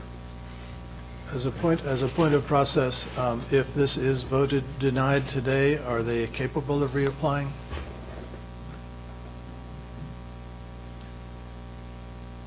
You're allowed. Okay, yeah. So the answer is yes, but off the top of my head, I don't know your moratorium period. Most ordinances have a provision in there that if relief is denied, there's a time period in there before the applicant can reapply. But off the top of my head, I don't know that time period. Because when I was denied, I had a 10-day period to take action. I have a practical question. I know I'm not the deliberating body. Thank you. My question is, I know Airbnbs, you can rent out you're renting out the property, right? My question is, and I know I haven't yet to do this, but I have friends who've gone to I think it's Georgia. There's a beach there. It's really, and they rent out a house, right? And that house it's got all these rooms, and they can do whatever they want while they're there. So they're there for a week, and some days there's 40 people there, and some days there's 16 people there. It depends on who's coming in and going, and it is a vacation rental, right? My question is, and this is an issue that we're facing with all the Airbnbs, so I'm not asking this particular to this property, but as a practical matter, what limitations exist on the property? This is something for food for thought. If it continues as an Airbnb, it's definitely not an event center if that's the choice you make, but then if I'm renting out the house, what can't I do in that property? Could I not rent it out and say, I'm gonna throw a birthday party anyway? Just can't be Because I in rented business. it out, because I rented the house and it's I my. don't know, lawyer. I have experience. I have 7 siblings, and they're all married. And some of them have kids, all of them have kids. Some of them have kids in the vicinity, and we get together every couple of years somewhere and rent a house. And there could be anywhere from 40 to 50 people there at a given point, because the kids come out and the spouses are all there, and so, I And that's mean, they the don't only point. And I'm all, not they don't saying- all sleep there, I'm but not they trying. may be there. I'm not trying to look for end rounds or anything like. No, I'm just I know. asking as a practical matter. What already exists? Where I was going was, Yeah. the property owners will tell us you have a maximum, Right. no more than 35 people. That's why I was looking at Cynthia. Cynthia, what? Because we have no What's next short-term law rental ordinance, right? Regarding Airbnbs. So right now, the current state of the law is that unless there is a deed restriction, and there again, the enforcement of that would be a private matter, cities can regulate it as a business, but it may not prohibit it, and you have, as far as we know right now, no authority to do anything other than allow it in certain zoning districts, and even that's a fee. But we don't have anything, right? Like on the books, as Castroville. The city of Castroville doesn't actually have any adopted regulations. And I say that because there is a case, in front of Texas Supreme Court right now that's going to be the deciding factor on how that works. So I think that just a point of I think it's a point of perception, or not, it's not a point I'm getting tired and my words aren't working correctly. I think that there's a difference between approving it as an event center where they're promoting it, they're advertising it as an event center, that as where we currently are paused right now is off the table, but as a, just as we've done before and, what falls inside of the law, I think it's a different thing. Well, germane to this, I'm just Yeah. telling you, listening to the public speak about this, the concerns were related to the event center, but they're also related to the uses. And I'm concerned as a staff member, and I really do not believe this couple would do this. I take them at their word in that they're going to treat the matter with respect, what have you. But bottom line, if someone comes and rents the house and they have a birthday party, whether that party, obviously, if it gets out of hand, they're going to handle it, even though it's just an Airbnb and it's not an event, whatever. But what is the perception of those residents, and what are we as a city doing to protect the residents from the types of concerns we listened to tonight? And what I would suggest as a staff member looking through this ordinance, through this process, this one process related to this one request, we are very deficient in our ordinance, and I think one of the outcomes of this needs to be a cleanup of the ordinances, a look at the short-term rental policies, and definitely a look at how we treat historic overlays versus the CZO versus these other requirements. We need to do that. And we probably should look at, we don't have to wait for someone to ask, we should look at where are event centers appropriate and establish that in the use. Because then what that would do is no one can come in and ask for an SUP in the future for an event center because it'll be on the table of uses and you will have already thought about where those go. So just food for thought. Yeah, I think that this is a good opportunity to, we know that our ordinances need a ton of work, so this just points out areas where. Todd, or I forget who, you made the motion, Todd? Yes, sir. Entertain a change to your motion that said that if the parties could agree within a certain time period, 6 months, 2 months, a month, whatever, and that they could then come back to city council without having to go through the whole process. Is that possible? Yes, sir. Because it'd be for certain bit in the ordinance? Yes, sir. So we just have to read what the ordinance says. Correct. Okay. I'm sorry, I missed the. She fussed at me for even suggesting it. And you would I say- wanted to say if we could leave it open, that we could give them a period of time. You gotta make a decision. No, we need to make a decision tonight. Well, no, we'd Yeah. make a decision tonight. For them to come back and resubmit. We'd make a decision tonight, but if we voted it down, that we would give them a grace period to come back and resubmit, but our attorney has told us we can't do that. Okay. There's Well, probably, let me one in ask a law. question right. Motion in a second. I know we're still under discussion, I promise I'm not trying to hold this up. And I just want to make sure that we're absolutely clear on this, and I think that the people that are here that have spoken against it, Ms. McVeigh and the Holtz houses, are you amenable to looking at any kind of compromise to this? I mean, if they wanted to have a discussion about it, would you be open to that, or are you saying no, you would not? As far as the event center, no. I mean, that's fine. If you could put limitations on what they could do so that they, again, it's going back to trying to figure out how to live in harmony. But my point is that if you're not willing to look at any kind of compromise, I don't think that we should even suggest it. I think that it's the right thing to do, but I don't want to push it. I don't think that's right. So I would say if you all say right now we're not open to looking at any kind of negotiations or any kind of limitations or having that discussion with them right now, You then have to take the age factor. Mr. McBroom here is 95 years old. He takes care of his wife. totally respect Who that. has health issues. Yes. His bedroom window is 40 feet from this venue. Mhm. Shirley, my sister-in-law, her bedroom window is 40 feet from this venue. We're not spring chickens, Right. you know? And we need to get to bed at 10:30, 11 o'clock. Sure. I go to bed earlier than that. I was going to say, so. As far as the event So- center, we can't It's past my compromise. bedtime. Well, and I please don't think that I'm trying to force you anything. I just want to make sure that we're clear on this. If they said that they would close it down at 6 o'clock and they wouldn't have over 50 people there and they wouldn't allow any kind of outside music or microphones or anything like that after 6 o'clock, gives you plenty of time, and they would ensure that people, I'm just kind of throwing out stuff. Like, are there limitations that you would put on them to say that this might be acceptable? I see Shirley shaking her head no. Okay, I think that we should not, Mickey, shake it yes? We have no comment. okay.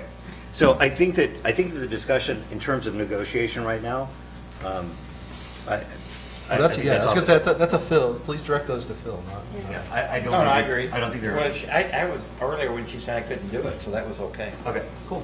All right, so we have a motion and a second. Any other discussion? All right, all in favor? To deny? Of your motion, yes, to not. Okay. Sorry. Aye. Aye. Okay, all opposed? Nay. Nay. All right, ayes have it. Ayes have it. Thank you. In order to,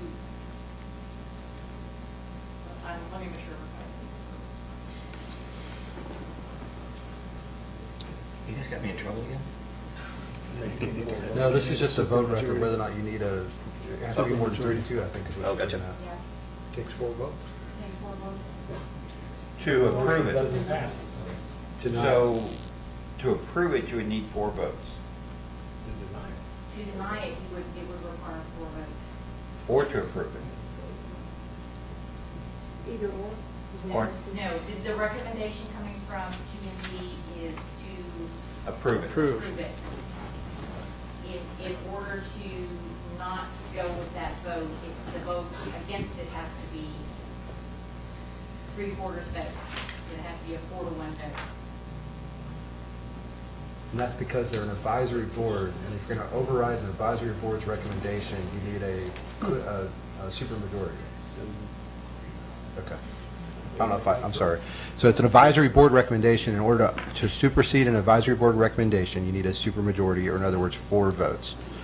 I So that means their recommendation vaguely stands. recall that. No, you guys are going to have to keep holding votes until you get 4 votes to deny it, That's why we don't know. right? Correct. I don't think that's correct, but I do need What is to, it? I do need to verify that piece, so it's simply call for a brief recess so I can. Research that? Okay. We're going to call for a recess at 9:10. Wow. And the recess is 5 minutes? It's until Cindy can find out. But you know, I lost $5, and I'm getting You lost $5 on what? I'm trying. Still got another 10 items to go. See, I had faith tonight. I gave her till 9 o'clock. I said, I honestly thought y'all would be done by 8. I knew this one was going to be. I did too, but the rest of the agenda is so short. I thought, okay, you give this 2 hours. We should have been informed, or we needed 4 votes probably. I didn't know. either. I vaguely recall that that's the case, but I honestly, until she mentioned it, it didn't even occur to me that it would be a split vote. We've never had that issue.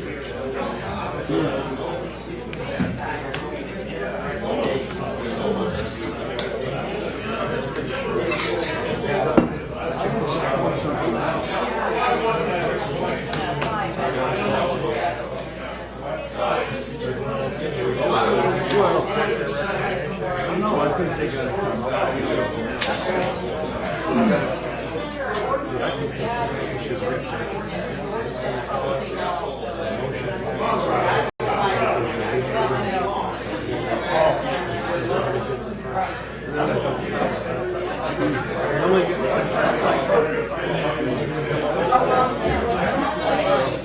I keep trying to put myself in Shirley's house. If I was there, I'd be fired hot too. Well, I did too.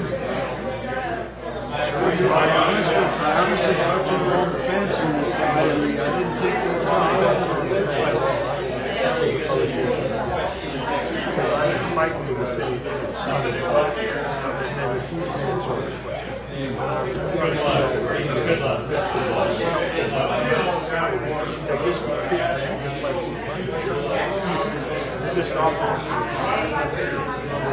You know how I feel.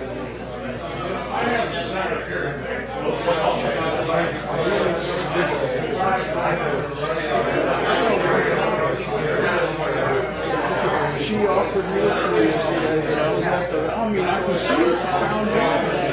Why don't the city buy it? Why shouldn't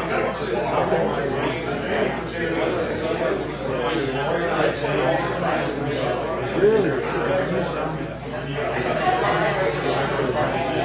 Why wouldn't you go through all them steps before you spent money on how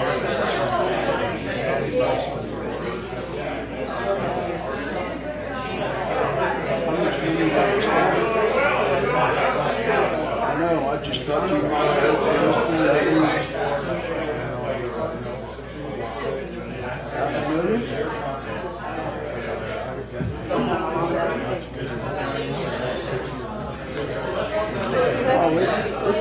well, that's the part of me that goes.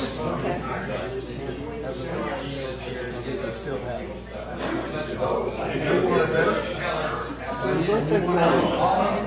Well, that's what I'm thinking. It's still good. It's still good. Yeah. It's still good. Yeah. They just can't have that. Yeah. That require nothing stops them from running out. And the people are going around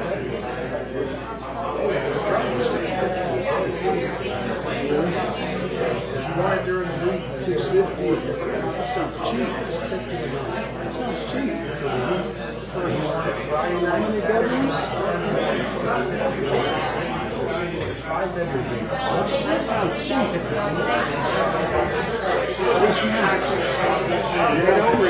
Yeah, it ain't over yet. I think when she finishes, we need to have her.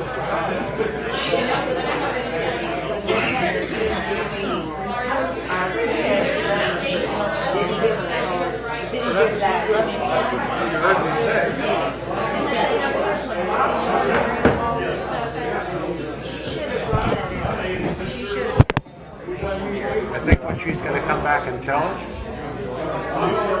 P&Z made a recommendation, and you voted against it, but you didn't have sufficient votes to overcome it, so the P&Z recommendation is automatically approved. That's what she's going to do. Then what happens is It means they get their permit.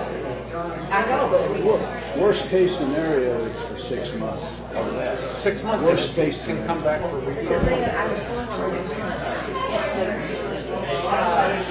If it's, if you have a lot of events between now, April, May, June, that's after 6 months. So you're saying it would automatically renew anyway, probably?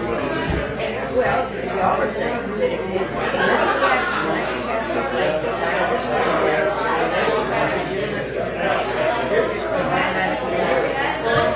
But would that be for another 6 months? question, if they get a complaint, we can call a meeting right away. We don't have to wait. Yeah. If somebody complains.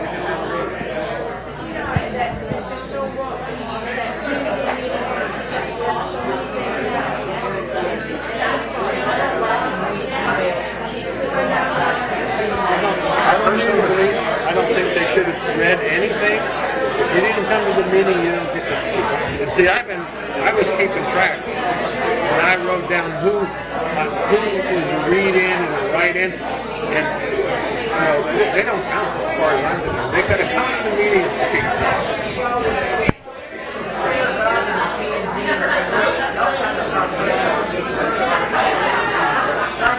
I think this is what it's going to lead to. I think we're going to actually We're going to have to change the order. We're going to have to put something in there about event center. Make it clear.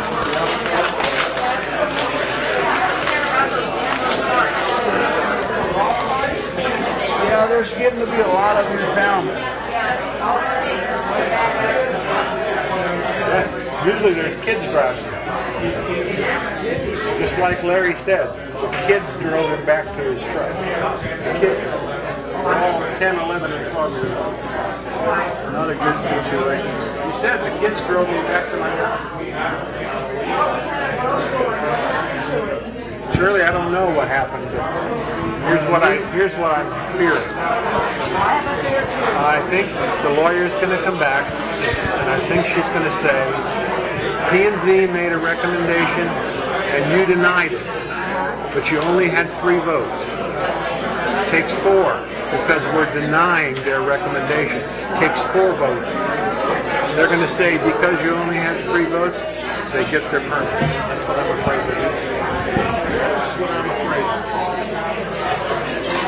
I think the lawyer went into with her boss.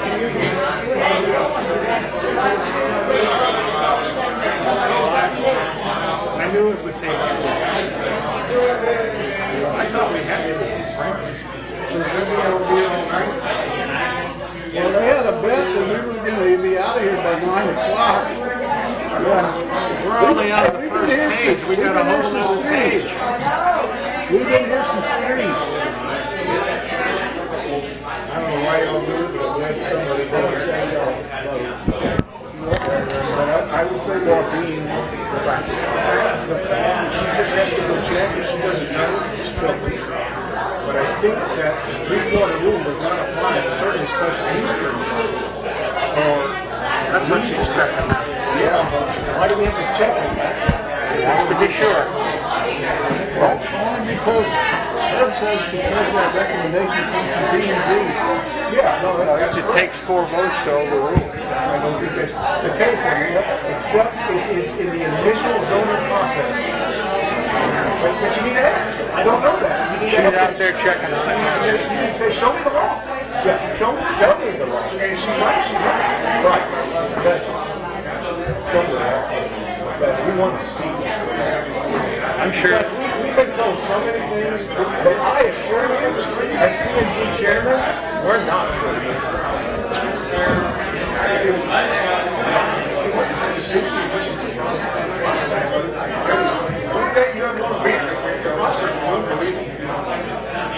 It's actually sad. I hope none of y'all ever have to go through that.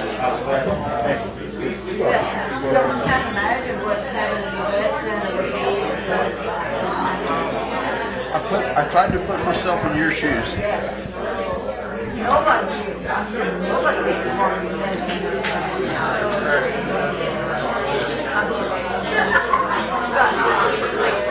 But it's been working as an Airbnb and it hasn't been no issues, right? Surely what I'm worried about is, even if the ruling stands and we say no, nothing's going to change. They're still going to do what they want to do. They're going to rent the building out to somebody, and whoever rents the building is going to do whatever they want to do. They're paying $650 a day, and if they want to have a drunken party on the back porch, they're going to do it. Now, if that happens, you call the police. That's all you can do. How? Because you have to document it. Remember, you have to complain in order to to establish a complaint, then we can rule. We can reassess. Only if there's a complaint. All righty, keep your fingers crossed. It's dinner time tonight. I said, we're keeping you up tonight. I didn't realize it was so obviously. You're welcome to when you don't have to. No, no.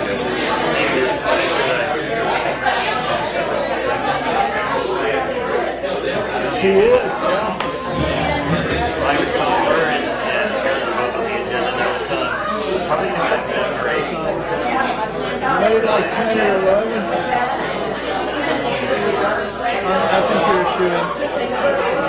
Thank you.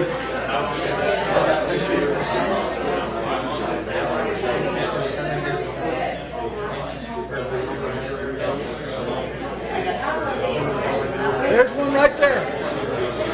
Yes, ma'am. If there's nobody in it, there you go.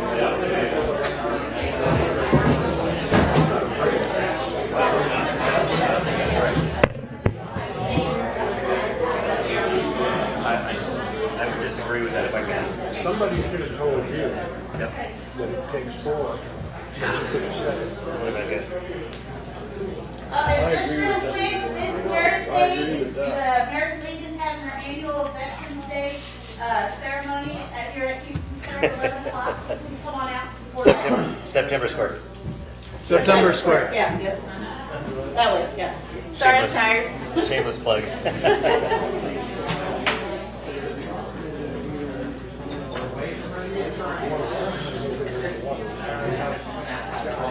Hey, we got another page to go. Are we gonna do another page? Yeah. We are? Yeah, bring me Let me one, see. please. But I thought you told Shannon to go. We don't need her here? No, we don't need her here. 211 is the I state mean, law we that can- authorizes zoning. I don't think there's anything, we can dump that one. You should read We this to can, the we can can't move dump that fast. one. Yeah. boards that I serve. We don't move fast, Mayor. Let's dump those. Let's get rid We've been of, on this topic since I know. 6 o'clock. The purpose of this power is to grant under this subsection law for the purpose of promoting the public health, safety, morals, general welfare, and protecting and preserving places let's and drop buildings the of historical, cultural, architectural board importance and appointments. significance. We'll That's the bring those up authority. next time. That's it. The only I thing think we're meeting up again in These 4 weeks. Yeah, second Tuesday in December. Yeah. No, I don't think we're dying to get those. Peace and quiet. I think we Goes still under need to do the bulk water system. This will be quick, that'll be I quick. honestly believe that even if this is denied tonight, they can move that. No, I think we can move through the rest of it, and I'm guessing Somebody who can invite 25 people. 20 minutes, 50 people, or 50 people. 15 minutes. And unless he has. What's 15 minutes when they've been here since 3? Well, so come home. That's if we ever get reconvened. No. I didn't want to say that. But it kind of got out. I knew it would be a hot topic. People love to gather. You know, I appreciate the fact that people are getting this head on. Well, I think it's I think the hotel. Let's not really we've talked about that, right? You know, I think things. So impressed with this. South by Southwest. They have a South by It's okay. I used to say that all the time when I had my staff at school. It's okay to disagree, but at some point somebody's got to make the decision, and that's got to be me. So you throw it at me, but if I don't use your suggestion, you can't get offended. My niece's boss.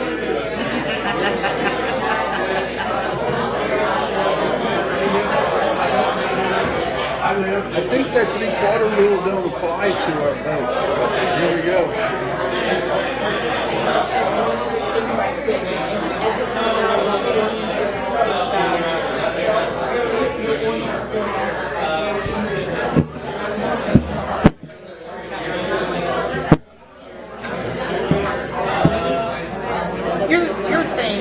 going to zoning board of ordinance?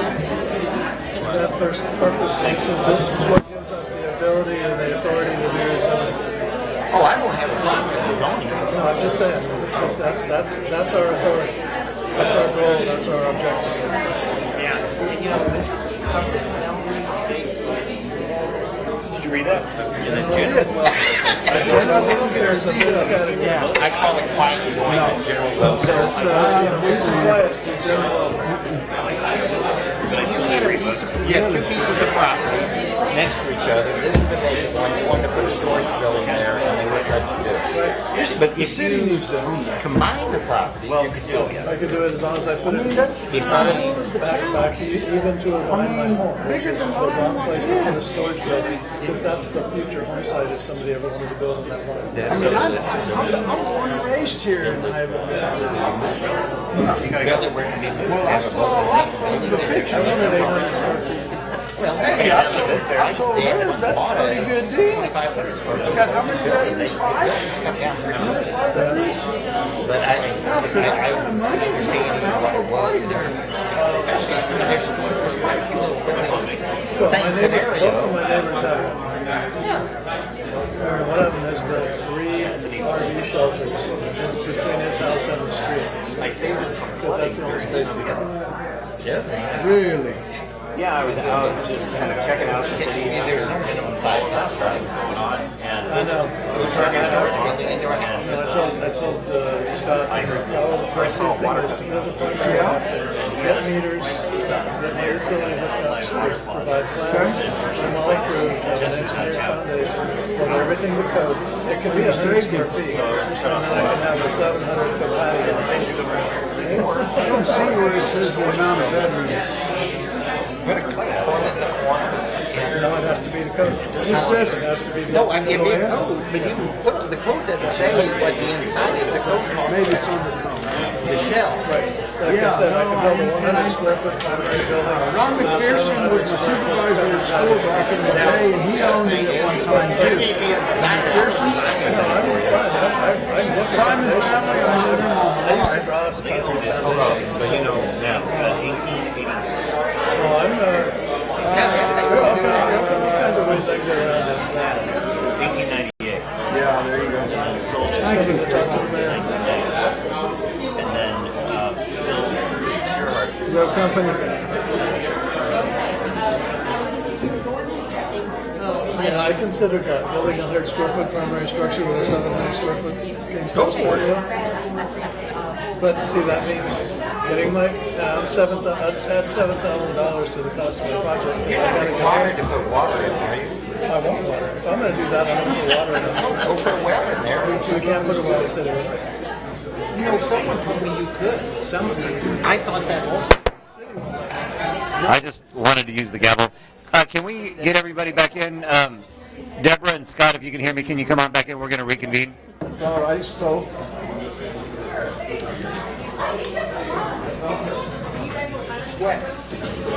Read like a spear. We're ready. Yeah, See that look? I didn't know it after the green. Okay. We're going to skip a couple items, if that's all right. I'll talk to you about them. Yeah, let's stay till 11:30. Why not? My wife, I looked at my phone and my wife texted me too. All right, we're going to reconvene at 9:30. It just pains me to say that. Okay, so the decision came back from the attorney that the 3-2 vote does stand. It does stand, I'm sorry. It does stand, yep. So, Okay. thank you for coming in. Thank you for all of the support. Yes, the permit is denied. The 3-2 vote does stand. Our ordinances, there are ordinances that that require that, but we don't have those in place here. So the permit is denied. I thank everybody for coming down here, and I know that this has been a really tough time, and I know that we have people on both sides of it. Thank you for your respect for each other. I would encourage you to keep on working together and living in harmony, and I'm sorry for you guys, but this is the decision of the council, and I stand behind that. Cool. All right. Thank you. Thank you. And good work. Keep the B&B up. Okay. Look forward to renting it.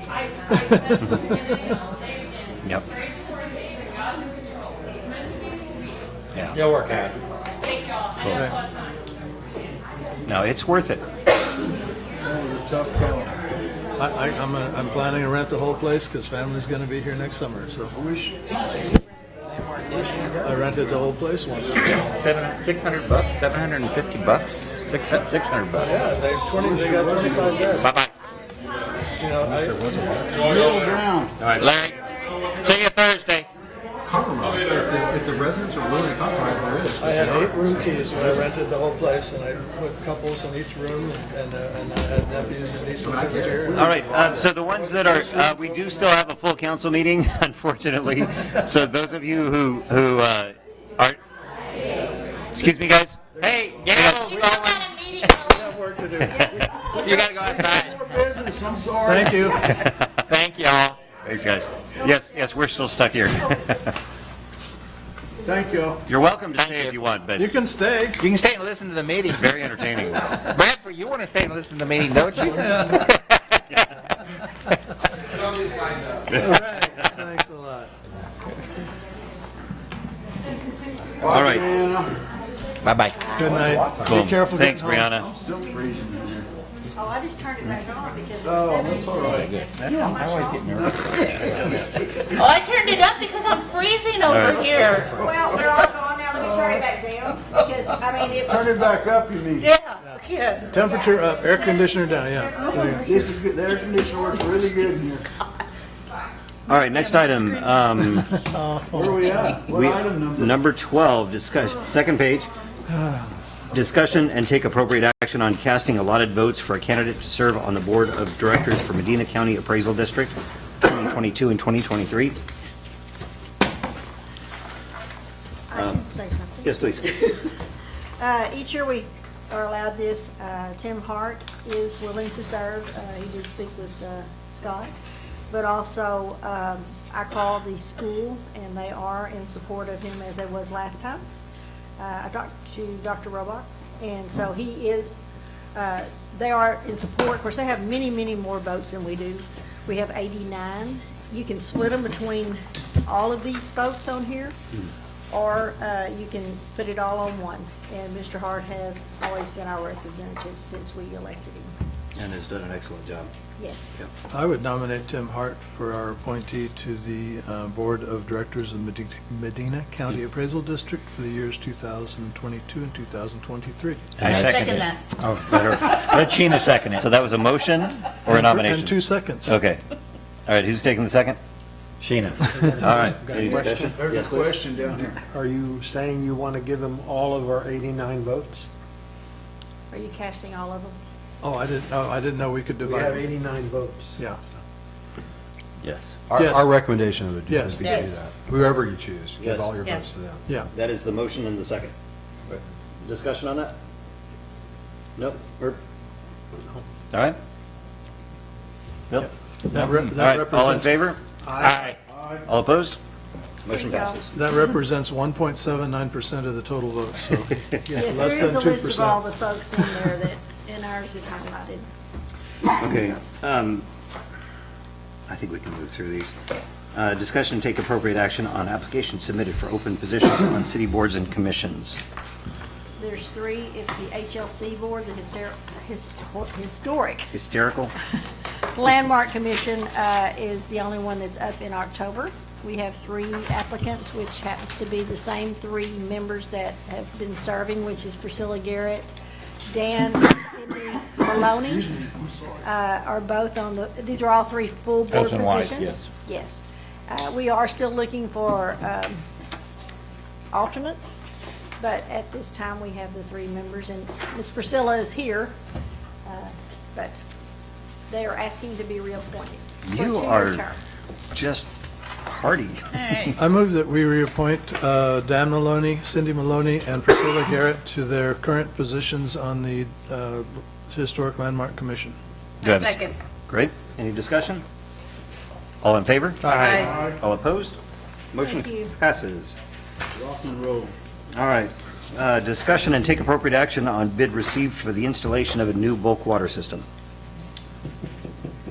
This is the coin Yeah, I know. operated deal. Yes. Yes, it's coin-operated. So I did provide a little bit of background, just a reminder where we were at. Yeah. We thought that we could repair it.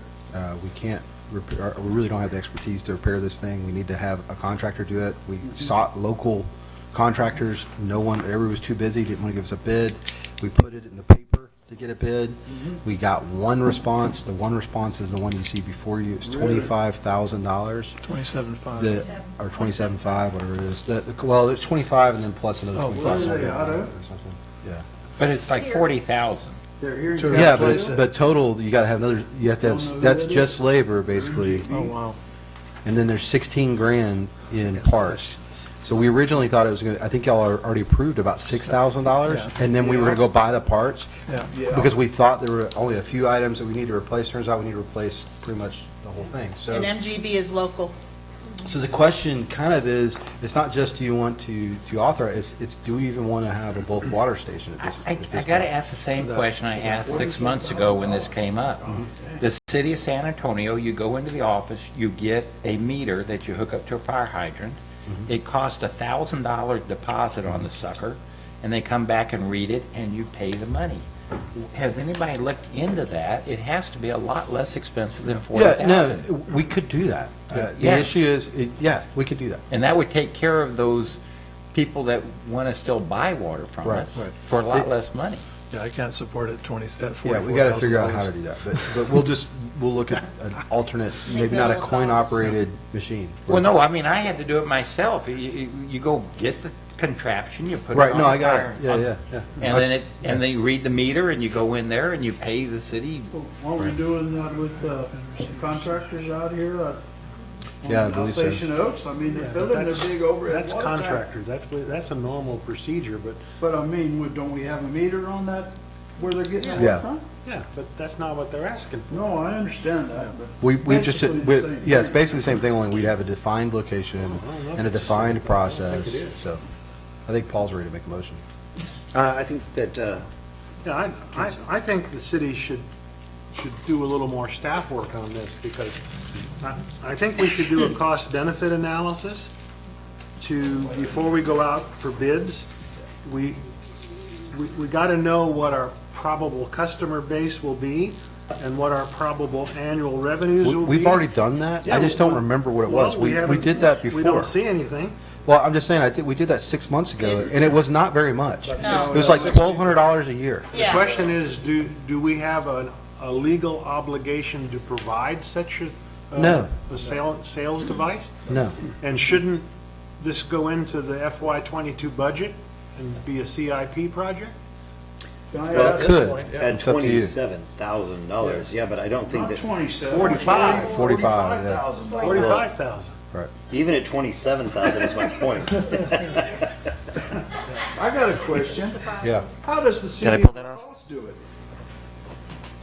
I don't know. I think that, yeah, I don't think they have a coin operator. I think they have something more like what Like Mr. Phil's King's talking talking about, about? yeah. Just to And that's give what, I mean, issue that, a meter? in my experience, that's what I've dealt with in the past. I've never had a coin operated machine. Really? It's always been a fire hydrant, you go get the deal.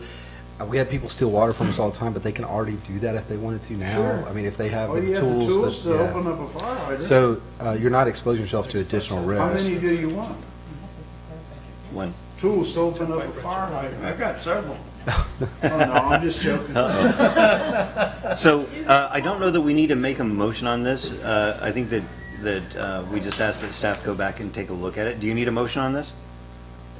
Or do you need direction from? Well, I would, I think the motion, there needs to be a motion to deny, and then probably in that motion, a recommendation to the staff, we abandon a coin-operated machine, because this is the cost of the coin-operated, if you want to go away from that.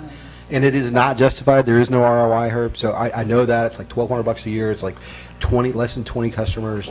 It's not worthwhile, but we could establish something, and I know we did, we talked about it before, but at the time we thought, well, we can fix it ourselves, about $6,000, no. Yeah, $6,000, we kind of, now. It's on the bubble. You want to go home, you want to make a motion? I'll move that we deny the bid to repair the coin-operated system and cease any efforts to put in a coin-operated system of any sort, And ask staff to find another alternative? and have staff seek some alternative. Okay, you're rejecting the bid. Yep. Okay, and I'm sorry, what else? To find To alternate- cease any efforts to pursue a coin-operated system or automated system, and have staff pursue alternatives. Other alternatives. Yeah. For bulk water sales. Yes. Okay, I got a motion and a second. Any discussion? All in favor? Aye. All opposed? Motion passes. All right. Next items. So discussion and take appropriate action on appointing members and adopting a resolution approving initial membership of a board of directors and bylaws for an economic development corporation in the city of Castroville. Now, we have in here, Aaron let's Padilla and see. Shannon's business. We got Ernie, we got Oh, and then we got more. Scott Sherhart. Well, you also have two others. Yep, That your Shannon. guys that came in. we have- Shannon Beasley. So, yeah, Shannon Beasley, she was here until just now. Aaron's back there Aaron Padilla. patiently waiting and not asleep yet, thank you. You just snuck in, didn't you, Aaron? No, he's been out there the whole time. Really? You were working, you There were was so here by many, I 6. didn't see you. He was here at 6 o'clock. Oh, my. Wow. You're a trooper. No, you were here at 6. I am right. I was off an hour. You are Yeah. We understand. He hadn't fixed his watch yet. And you're our banker? No,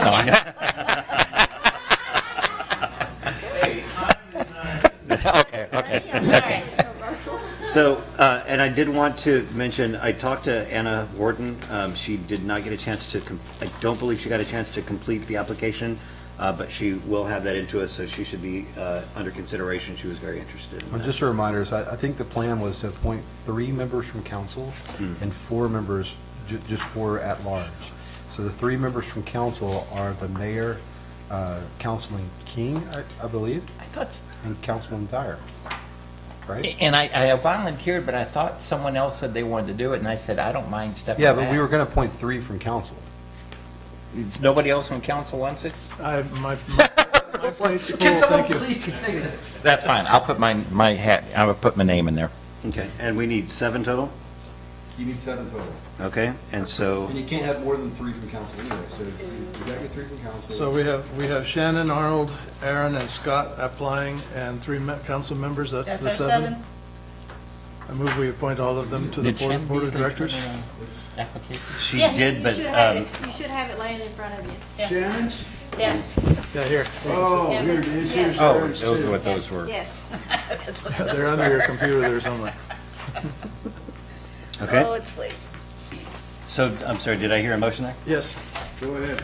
I made the motion that we appoint Shannon, Arnold, Arnie, Aaron, and Scott, along with the 3 volunteer council members, to the board of directors of the Economic Development Corporation.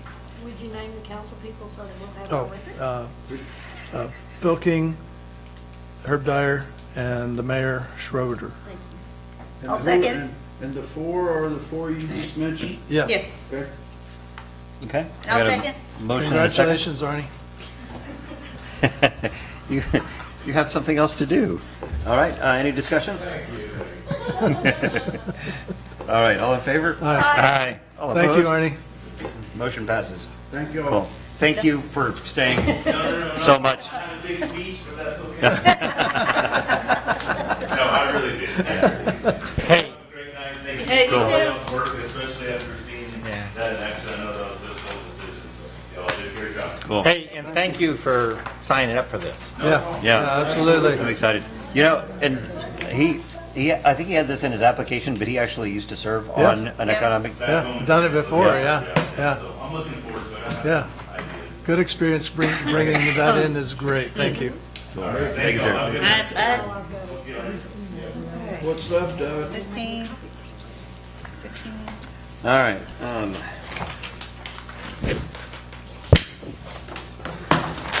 Let's see, what's the next one?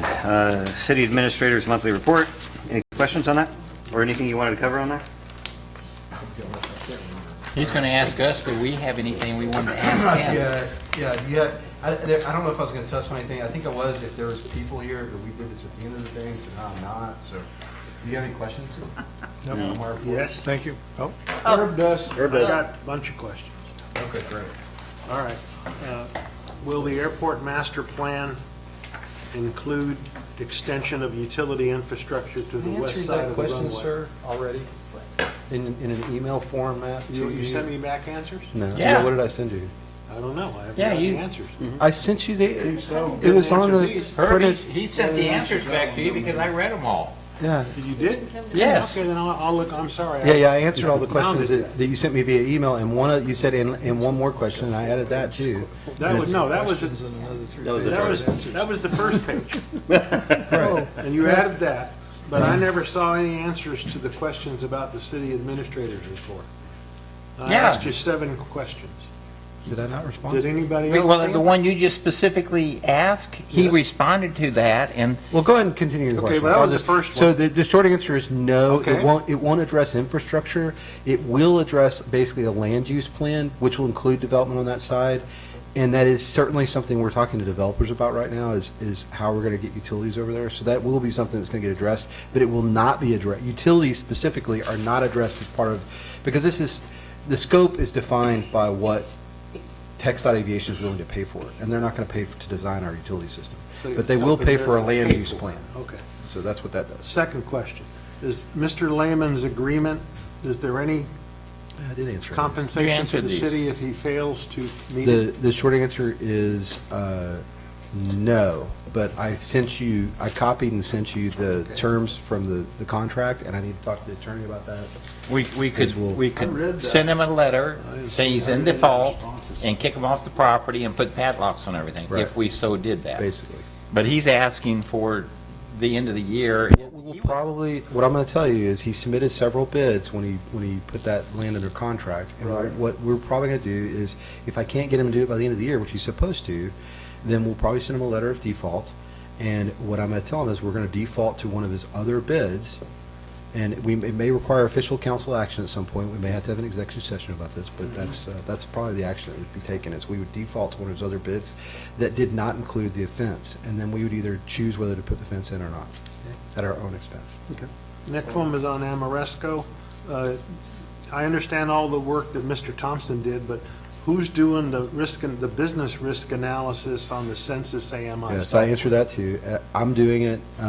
Essentially, what all that amounts to is what is our sunk cost in this investment? And so what I've asked for from Amoresco is, what is it? What are we spending? What is specifically AMI related that if the AMI stopped working would be sunk costs? Because there's a significant cost that will be labor and et cetera to improve and replace the meters.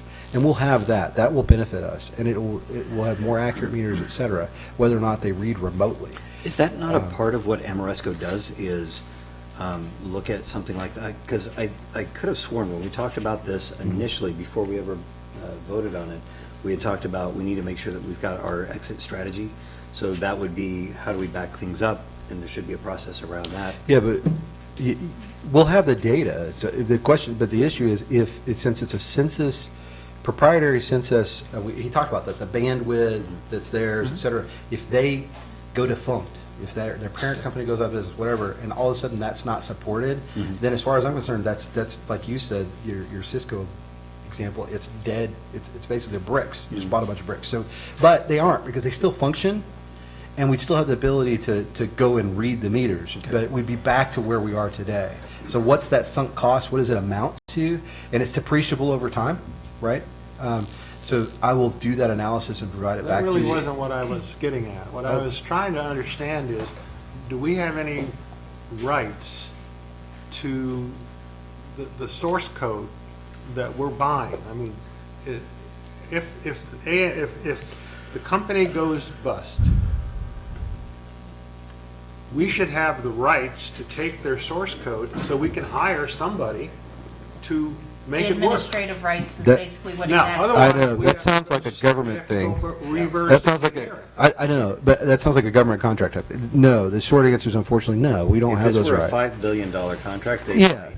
But Yeah. being that we are a city, like just understanding the software business, If it's a small company, then they might do that, but this is a much larger company. And they've got all those other customers, and everything. So no, Well, we'd be it's kind of like stuck. saying, you put all your. But I will tell you, I mean, we have done our due diligence, and I think that the chances of that happening are very slim. They're not zero, but they're very, very slim. You answered the other ones, I guess, I don't know. But the last one, I didn't hear, maybe I didn't read it. On the generators, are you using manual cutovers, or are you? Can I answer this? automatic? Yeah, please do. He said that on the water wells, they have automatic switchovers, switch offs, so they automatically turn off. Do they switch over to the generator automatically? Yeah. Okay, so you're saying. If they don't already, they will. That's the type that'll be installed.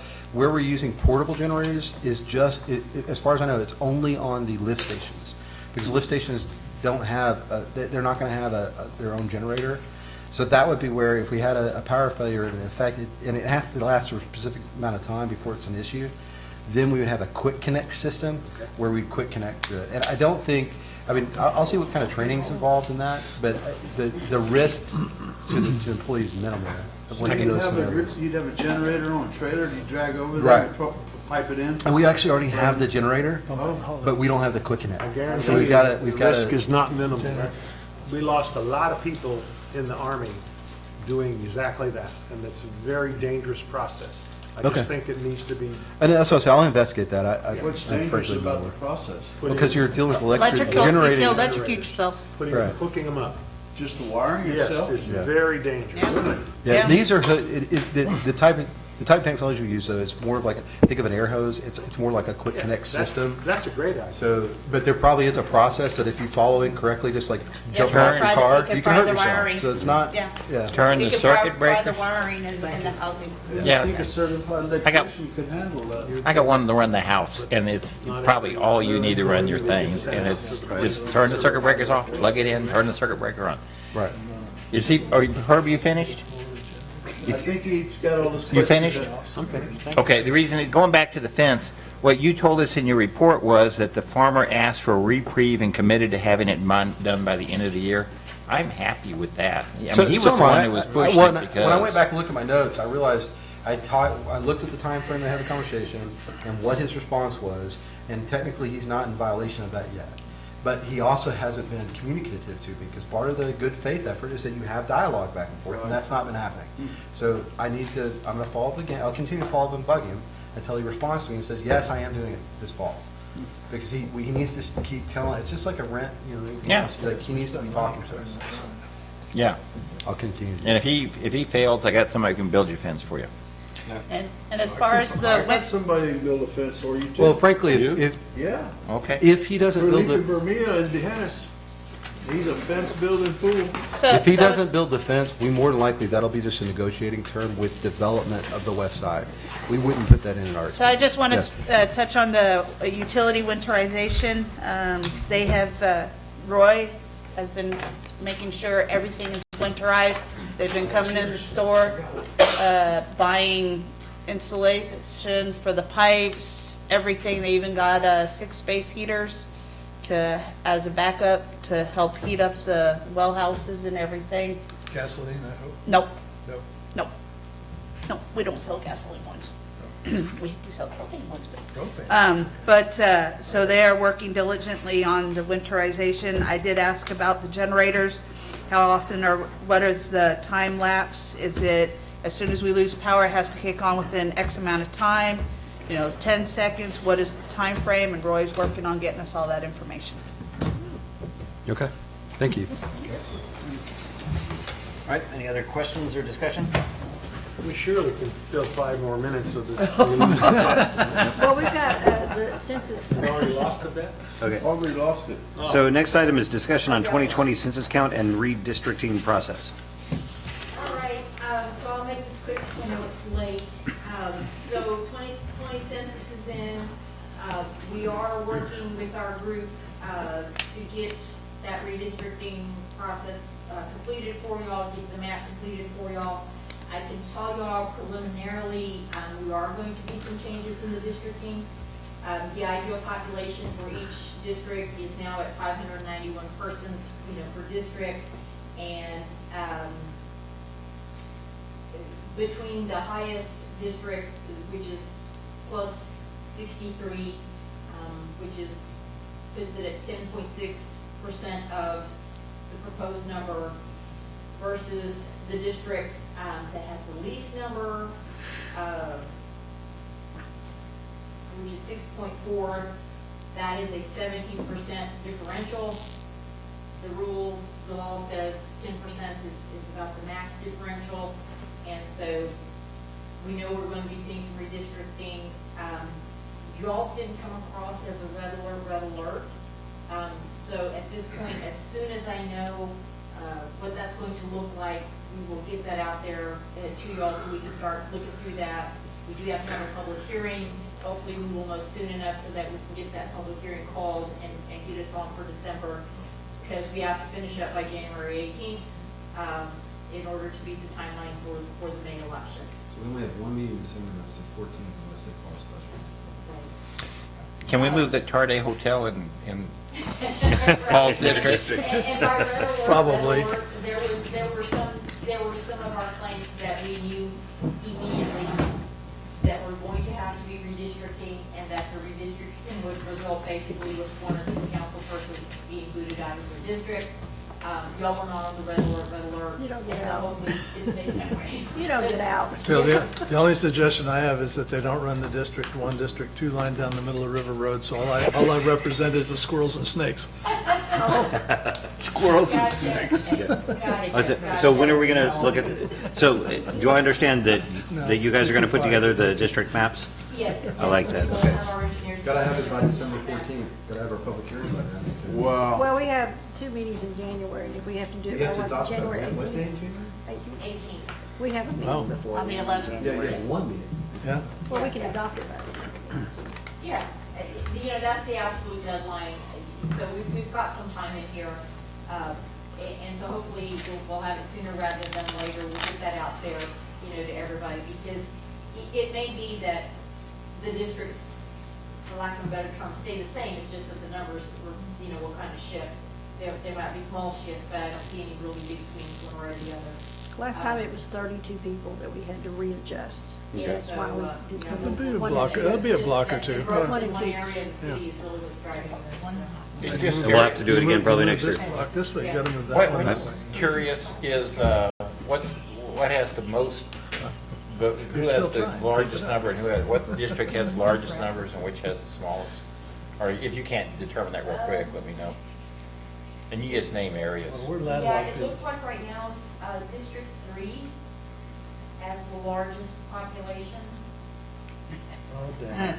District- He's giving up the hotel, I can tell. Giving it to hotel. Giving it to Paul. So Paul has the lowest? And, looking through here, and like I said, this is all super preliminary, so, District 5 has the lowest rate. Oh. Has the lowest? Well, that would be for Lowest? long. Really? That would be long. Well, that doesn't. Yeah, I think we've got the least growth. Guys Okay. gotta give me some of your people. Hand them over. Okay. Anything else on that? He's landlocked. No, other than we'll get it finished up and we'll get it, the news to y'all and all that as soon as we can. Okay. Sounds great. Any discussion on future agenda items? Because, There you go. what? You got one right here. Yes. Oh, thank you. So if we can, having survived this evening, I am going to strongly recommend that we get an agenda item on, so we can discuss some things that we need. I would recommend that we see some changes in the zoning ordinance. We have got to get control of having to look so many places to get an answer. And maybe spending some planning money there instead of. We've in talked other about areas. this before. Right, That's a good and idea. so to that end, just to bring it back, because Well, they the support firm, that. we've hired a certified planner. He's part and parcel of our services now, and so I'd like to introduce y'all to that and get y'all percolating. So as we rewrite the CZO, I reapply for my barn. Yeah. Okay, so That's that just is, a discussion item. Give everybody time to get Other, it. other future items? you caught that, Deborah? Look at CZO. I mean, but we'll have to just discuss, I guess. Right, we'll figure out what that gonna look like. Yeah. Okay. To- to- It'll be some money. Can we get educated on speed bumps? I understood this. Is it state law on speed bumps? If you put speed bumps down, you have to put signage out and stuff like that, or not? I bet so. I bet you do. I seem to recall that it's all regulated by Well, the state. first off, you're asking a question that's not on the agenda, so yes, we can talk about speed bumps either in my report or in the future meeting. If you will, because we've had several people asking, for instance, Donna Janik asked if we could put speed bumps on Fiorella Street. I think we have at least a half a dozen places where people are having, Washington Street's a racetrack. Yeah. Don't you dare put them in Village Drive. Yeah, I don't want them, I don't want If them you on could, Washington Street. if you could I yell at them so they stop. bring us back and educate us on speed bumps. Motion or spike activated strips or baseball. whatever. Spike strips. Yeah, there you go. I can, as long as I got the remote. All right. Fully automatic. Anything else? What's this? Any other items? Not at this time. We are done. We are adjourning at 10:01. Thank you, guys. Have a good night's sleep. I'm gonna still My have battery didn't go down. Thank y'all. Go home and have 6